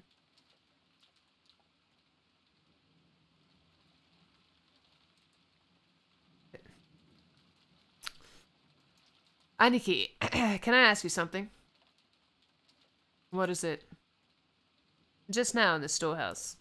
You said something about Shannon-chan and a ring. Did you give that to her? George Aniki didn't answer, but he hung his head and closed both of his eyes. Why would you bring this up? Battler! Why do you do this? There could be no clear response. Could it, Battler? Figure it out yourself. Yeah, seriously. You're right. Yeah, she is right. I shouldn't have asked. That's right. It was me. Last night, I proposed to her. That was when I gave her the ring. I told her that tomorrow she should put it on whatever finger she wanted as her answer. Guess it was a pretty pretentious thing to say. And that ring had been on the ring finger of Shannon-chan's left hand. Well, several years ago, Shannon came to me asking for advice about you, George Nissan. I wonder what she could have said. Shannon was always really bad at lying. It was obvious pretty quickly that you were the one she was talking about. She asked whether it would be okay for her to get close to someone, even though she was only a servant. She asked about what kind of things boys like, what kind of clothes she should wear to make them happy. Lots of stuff like that. Clothes she should wear to make them happy? Oh, okay. Well, I guess you could say I felt envious hearing her say that. Yes, you should only wear clothes to make men happy. So then she was given an engagement ring and it all ended right there? Different people valued things differently. But being proposed to by a man, well, it can be the high point in your life. So I'm sure... what is this? So I'm sure... Last night, I'm sure Shannon was happy. From the bottom of her heart. Happier than she's ever been since the day of her birth. George Aniki sighed deeply without raising his head. Or maybe tears had risen to his eyes. Aww, George. It seemed Shannon was on duty in the guest house last night. But because she was too embarrassed to go back to the guest house with me, went over to the mansion. Think about how Shannon must have felt. When you receive an engagement ring, then no matter how much warning you've been given beforehand, it's perfectly normal to get so excited that your mind goes blank. She must have been incredibly embarrassed. And then Shannon went to the mansion, even though she hadn't been assigned there. Helped Gordo-san with his work, and got caught up in this crime. Only I'd given her that ring. No! You stop that! You stop that. on that day, in that place, Shannon wouldn't have, Saya wouldn't have been caught up in that crime. Yeah. Aniki, that's the one place where you're wrong. It's definitely wrong. So don't cry anymore. Who, what? No? I don't know who's saying ah. Ah. Bethlehem, let's leave him be. After Aunt Eva said that, I stopped talking to him. Misplaced words of comfort might actually do more harm than good. Jessica sat down next to Aniki and put an arm around him. Maybe only Jessica, who had known about Aniki and Shannon's love from the beginning, since the beginning, and who had even discussed their relationship with Shannon, could comfort Aniki now. I went over to Aunt Eva and sat down on the opposite sofa. In the opposite sofa? Okay, I guess in is okay. Bethlehem, you really are strong. Looks like you've kept a good hold on yourself. Well, look, the depth of the love becomes the depth of the wound, right? After all, so, like, how that... Oh, that's interesting. After all, it's not like how that old bastard died had anything to do with me. I feel bad about Korea-san, but, well, she wasn't actually my parent. My. If that's so, you certainly were crying a lot back then. Well, I did think at least that much crying was due as gratitude to the parent who raised me. The speed of that changeover and that dry tone must have come from Rudolph. That kid would always get violently happy, sad and angry, but he'd always regain his cool immediately afterwards. It's nothing like that. I haven't really been able to get over the shock yet. I think the only difference between me and everyone else is the kinds of emotions it stirred in me. What do you mean? Oh, okay. Serious music time. I've been acting much calmer than George, Aniki, and Jessica. That wasn't because my sadness was any less intense or because I had already recovered. My sadness was simply getting replaced gradually with a different... Rather than sad, I'd say I'm more pissed off. No bastard did this and where? He's going through the stages of grief a lot faster than the others, I guess. It's kind of been eating at me that I didn't get a chance to smack him upside the face. That was what I really wanted to do. I couldn't forgive myself if I just sat there, overwhelmed with sadness and hugging my knees. Since the time Dad and the others were killed, this island has been covered by the typhoon, which means the bastard responsible for all this is still somewhere on this island. Yes, that would seem to be the case. I wonder if they're hiding somewhere in that dark forest even now. I felt like I'd had a very similar conversation with Korea-san the night before. That's right. After the letter from the person claiming to be Beatrice appeared at the dinner table last night, we talked about whether or not a 19th person actually exists. Aunt Eva, do you think this murder has anything to do with the letter from Beatrice last night? Ah, that one? Well, I wonder. All of the siblings agreed that the mysterious letter was sent to further complicate the problem of father's inheritance. It's a very intense ticking sound. Or something. And the music, I think. As to whether that and the case this morning are related, it's impossible to tell at this stage. I mean, blah blah blah blah blah blah blah. Was that letter really given to Maria by some witch called Beatrice? How could it be? All of it was a farce devised by father, wasn't it? He made Shannon-chan or someone wear the dress from the portrait and trick Maria-chan, right? Isn't that just the kind of overly intricate prank father would pull? Oh, okay, can we not look outside at the creepy, please? Last night I talked with Korea-san about whether Beatrice actually exists. And Korea-san also said that Beatrice is probably one of the 18 of us. Isn't that obvious? Oh, isn't that obvious? There's no one else on this island besides us, right? Then there must be someone amongst us who's pretending to be Beatrice. There's no one else but us on this island, you think? Oh, obviously, right? Are you saying there could be someone else here other than us? Why does this remind me of Final Fantasy VIII all of a sudden? No one is on this island except us. There are only 18 people. So the one pretending to be Beatrice has to be one of those 18. Korea-san denied the existence of a 19th person by spinning the chessboard around. Even though Aunt Eva hadn't constructed an argument that complicated, her opinion at least was the same. Except, if that's the case, our situation starts to look very ugly. At the time of Beatrice's letter, the whole thing could be passed off as a prank set up by someone or another. However, if we're assuming there's no 19th person, we can't ignore this anymore. In other words,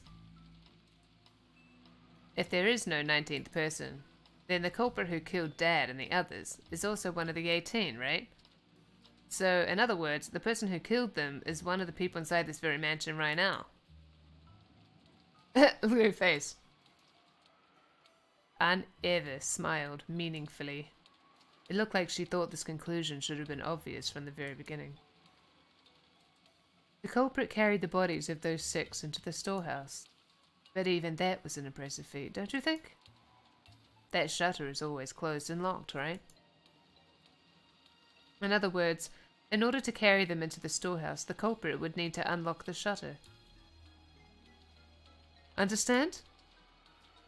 Is it possible the shutter was left open by mistake that day? The servant said it's always kept locked. In other words, stop saying in other words. In other words, unless the culprit took the keys from the servant room, there's no way they could have opened the storehouse. I wonder if the key in the servant room was the only one. Genji-san said that was the case, which means the culprit knew where that single key was kept. Just now, I watched where Kanokun return the key to the servant room. The wall was packed with keys, and I don't think a novice would know where or what those keys went to. The culprit was miraculously able to find the storehouse key among all of them. Furthermore, even though the key didn't have a tag or anything sticking to it, they knew it was the key to the storehouse behind the rose garden. And that means they also knew where the storehouse was. I'll say it even clearer. The culprit knew the inside of the servant room well. Her argument was extremely plain and clear. If the bodies had been found thrown somewhere in the bushes of the rose garden, there wouldn't have been much to go on. However, if there was only one key to the storehouse in the servant room, and it was stored with such a large group of keys, a novice would not be able to tell them apart. This meant the culprit was someone who went into the servant room a lot and was familiar with the locations of the keys. The family members didn't normally go into the servant room, which means that one of the servants is the culprit. I'm sorry, but even I can't tell you any more than that. However, I'll tell you one thing. What's that? Oh God! It's reasonable to think that the culprits are multiple in number and fairly well armed. They'd have to be, wouldn't they? Oh. They had to assault the 4 in the dining hall and kill them, drag a total of 6 bodies all the way to the storehouse beyond the rose garden, and arrange for that disgusting makeup and the graffiti on the shutter. There's no way that a single culprit could carry out all of that on their own, right? Made sense. It probably would have been impossible. I mean, would have been possible for a single person with enough time, but it would take so incredibly long. It's probably safe to assume that a significant number of people were involved. How did no one hear them get killed? They weren't the only ones still in the mansion. Okay, is this thunder necessary? Phew! So what you're saying is that maybe all of the servants are in cahoots. Please keep it quiet, okay? It wouldn't be right to voice mere speculation like this. And if it really is true, what would you do next? They might not let us leave here alive. This is an opponent who had no trouble killing Nissan and the 3 others. Right now, the only ones I can count on to fight with me are the 3 in my family, and maybe you, which comes to a total of 4 people, right? We're no better off than they were last night. She says, right, like all the time! It sounds okay in Japanese, but in English... In short, it'd be easy for... Actually, it could be annoying in Japanese as well, depending on the tone. Desho? Ugh. In short, it'd be easy for the culprits to massacre the rest of us. I'd been playing detective with Aunt Eva, trying to expose the person who killed Dad and the rest before the police did. If only I could cleverly penetrate the culprit's identity, stick the proof in their face. I've been so sure that, just like in one of those detectives, the culprit would then give up and surrender. However, the culprit would only surrender if there was no way for them to fight back. Oh, by the way, there's only parts of the anime I actually remember. I don't really remember the plot that well. The culprits behind, as you can probably tell, the culprits behind the crime on this island were far from helpless. It might even, and I don't even remember how it ended, I just remember that it didn't. It might even be able to massacre all of the remaining people here. And on top of that, this island was like a giant closed room cut off from the outside world by the typhoon. So they had a full day until tomorrow to kill, scheme, and camouflage themselves. In short, it wasn't a safe atmosphere where we could get very far by playing detective. To the contrary, we were at a stage where we had to be scared stiff since playing detective might displease the culprits and cause them to commit another mass murder. Well, it is just a possibility, right? But I can't bring myself to trust the servants yet. And that doesn't mean I only suspect them. Don't you think there might be some mastermind behind all this? A mastermind? Why do you say that? It's just a feeling. Think about what the word servant literally means. It means someone who serves as someone else's arms and legs, right? There was a bunch of Ushiromiya family members who got killed, so naturally there must be someone involved who stands to gain from that result. This was also plain and clear. The Ushiromiya family had been right in the middle of discussions about how to distribute the inheritance when grandfather died. If this case followed the standard form of any classic mystery novel, the crime was definitely caused by someone with ties to the Ushiromiya family and who was involved in the inheritance problem. Aunt Eva had probably read a few books in that genre herself. Her argument may have had a few blind assumptions in it, but it was a standard conclusion that anyone might have reached. I think most people would end up suspecting the servants, even if they used different reasoning to get there. Especially the story about the key to the shutter, that made it very easy to suspect that one of the servants was involved. And that's why I don't like it. What do you mean you don't like it? Nah, just talking to myself. Hehehehe. I tried to dodge your question by joking, but I couldn't erase the sense of unease welling up inside me. After all, her conclusion was such an easy one to reach. A conclusion that anyone could reach. And I just couldn't be satisfied with that. I tried spinning the chessboard around like I'd learned from Kiryu-san. Exactly why a servant couldn't possibly be the culprit.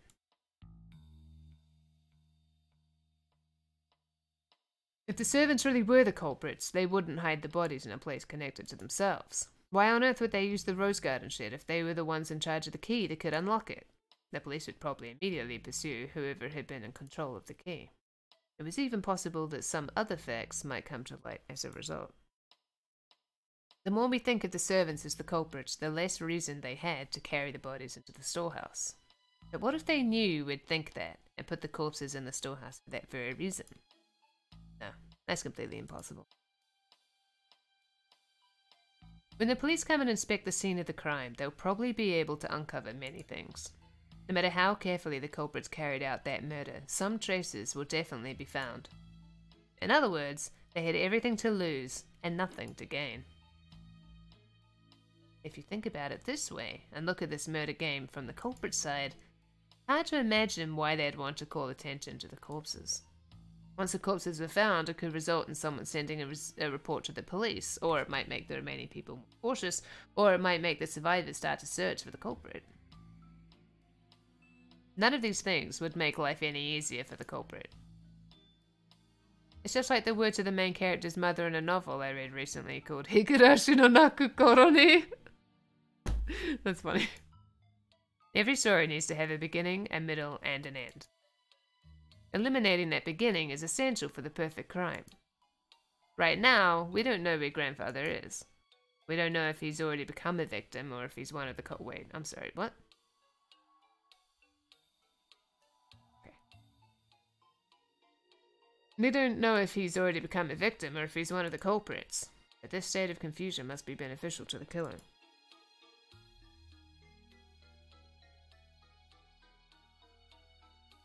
You just kind of creep me out. The culprit has absolutely nothing to gain by showing us the bodies in such an obvious way and making us all realize it's been a murder. In fact, this is the perfect place to spin the chessboard around.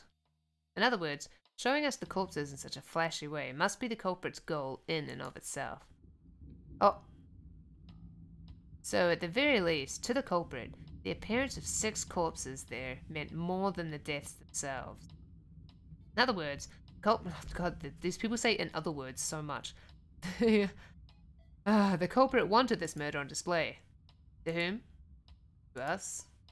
This is a message. To us. This is a message. Yes, obviously it's a message. The culprit's trying to shove something in our faces. Yes, they are. I don't know what it is. At this point in time, this vulgar mass murder isn't making me feel anything except a malice directed towards all of us. Malice towards all of us. Is it? When the text just appears like that, it's so scary. Like, it's that you don't expect it to, and it's like, all in your face.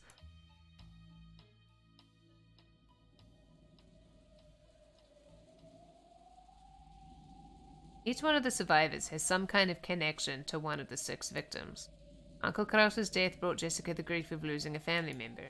The deaths of Dad and Kiria-san brought me sorrow, while Aunt Rose's death brought Maria's sorrow. Goro-san's death probably shocked his fellow servants.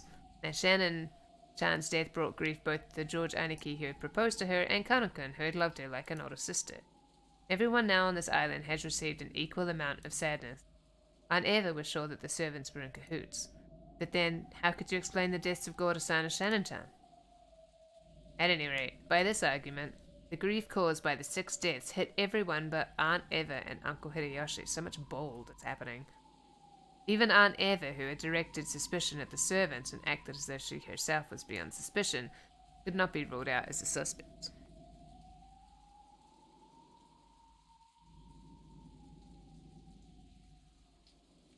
Just slip it right in there. What is that? What are you talking about? Even Aunt Eva, who had directed suspicion, said, yeah, true.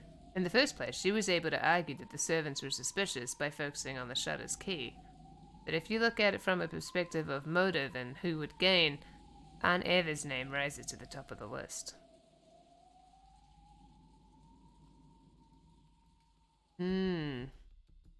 Interesting. I know what you're thinking, badly. Huh? Oh no. Please don't tell anybody about how my head's so full of obscene stuff. I'm the one who's going to gain the most from these murders. Since I'm going to be suspected anyway, I might as well get it out in the open. I tried to dodge the issue by joking around, but apparently it didn't work. Oh, the reference, yes.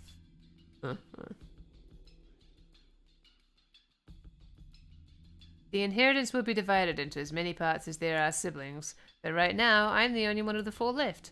All the assets of the Usunomiya family will become mine. If Uncle Hideyoshi heard you, he'd say, "Could you give it a rest? It's not funny." I'm sorry. I was just fooling around, since I'm going to be suspected anyway, no matter how much I try to smooth it over. That's why, from my point of view, this murder might have been designed to cast suspicion on me. Unfortunately, my alibi for last night is weak. Could you tell me a bit more about last night? Why not? As you know, the discussion between the siblings of how to slice up and eat the inheritance continued until late in the night. Slice up and eat. Okay. But I don't know how late it lasted. My husband and I had woken up early that morning. We were so sleepy, and a little past midnight they let us go. We then returned to the guest house and rested there.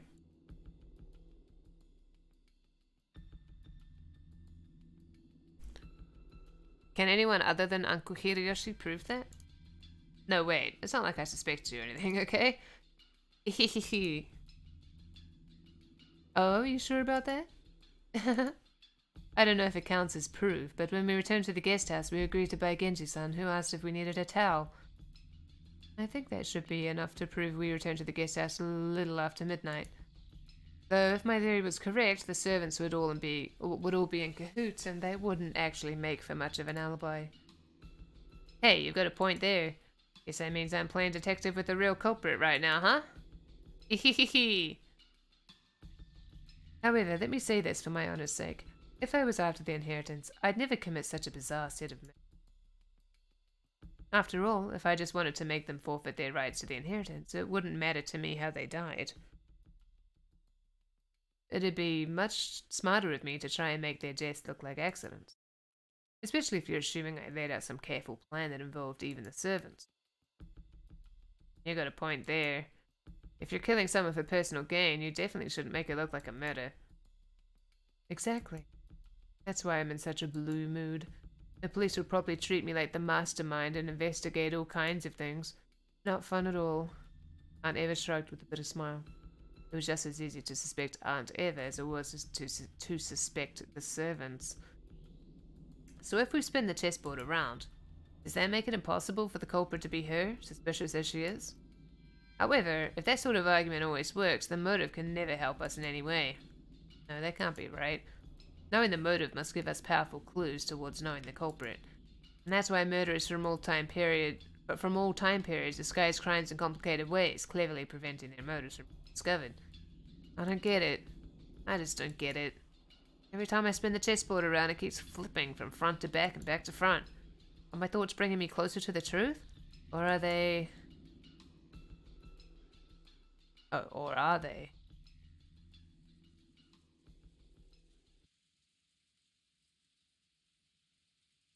Whew, okay. Oh my goodness. I think I might stop the stream here for today.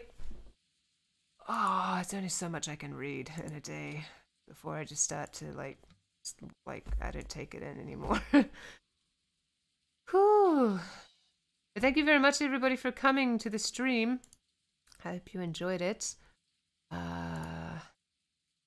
Commenting and stuff. I'd also like to say thank you to my patrons. Adam, Sivak, Tu, El Nina, Evie, Inkrelink, Jack, Liu, whose name I did not say is Jank this time, James, John, Your Marvelous Wisdom, Octotake, Ordinary Magician, Rick, and Van Empel, and Tim. Thank you so much for your support. I really appreciate it. More than you know.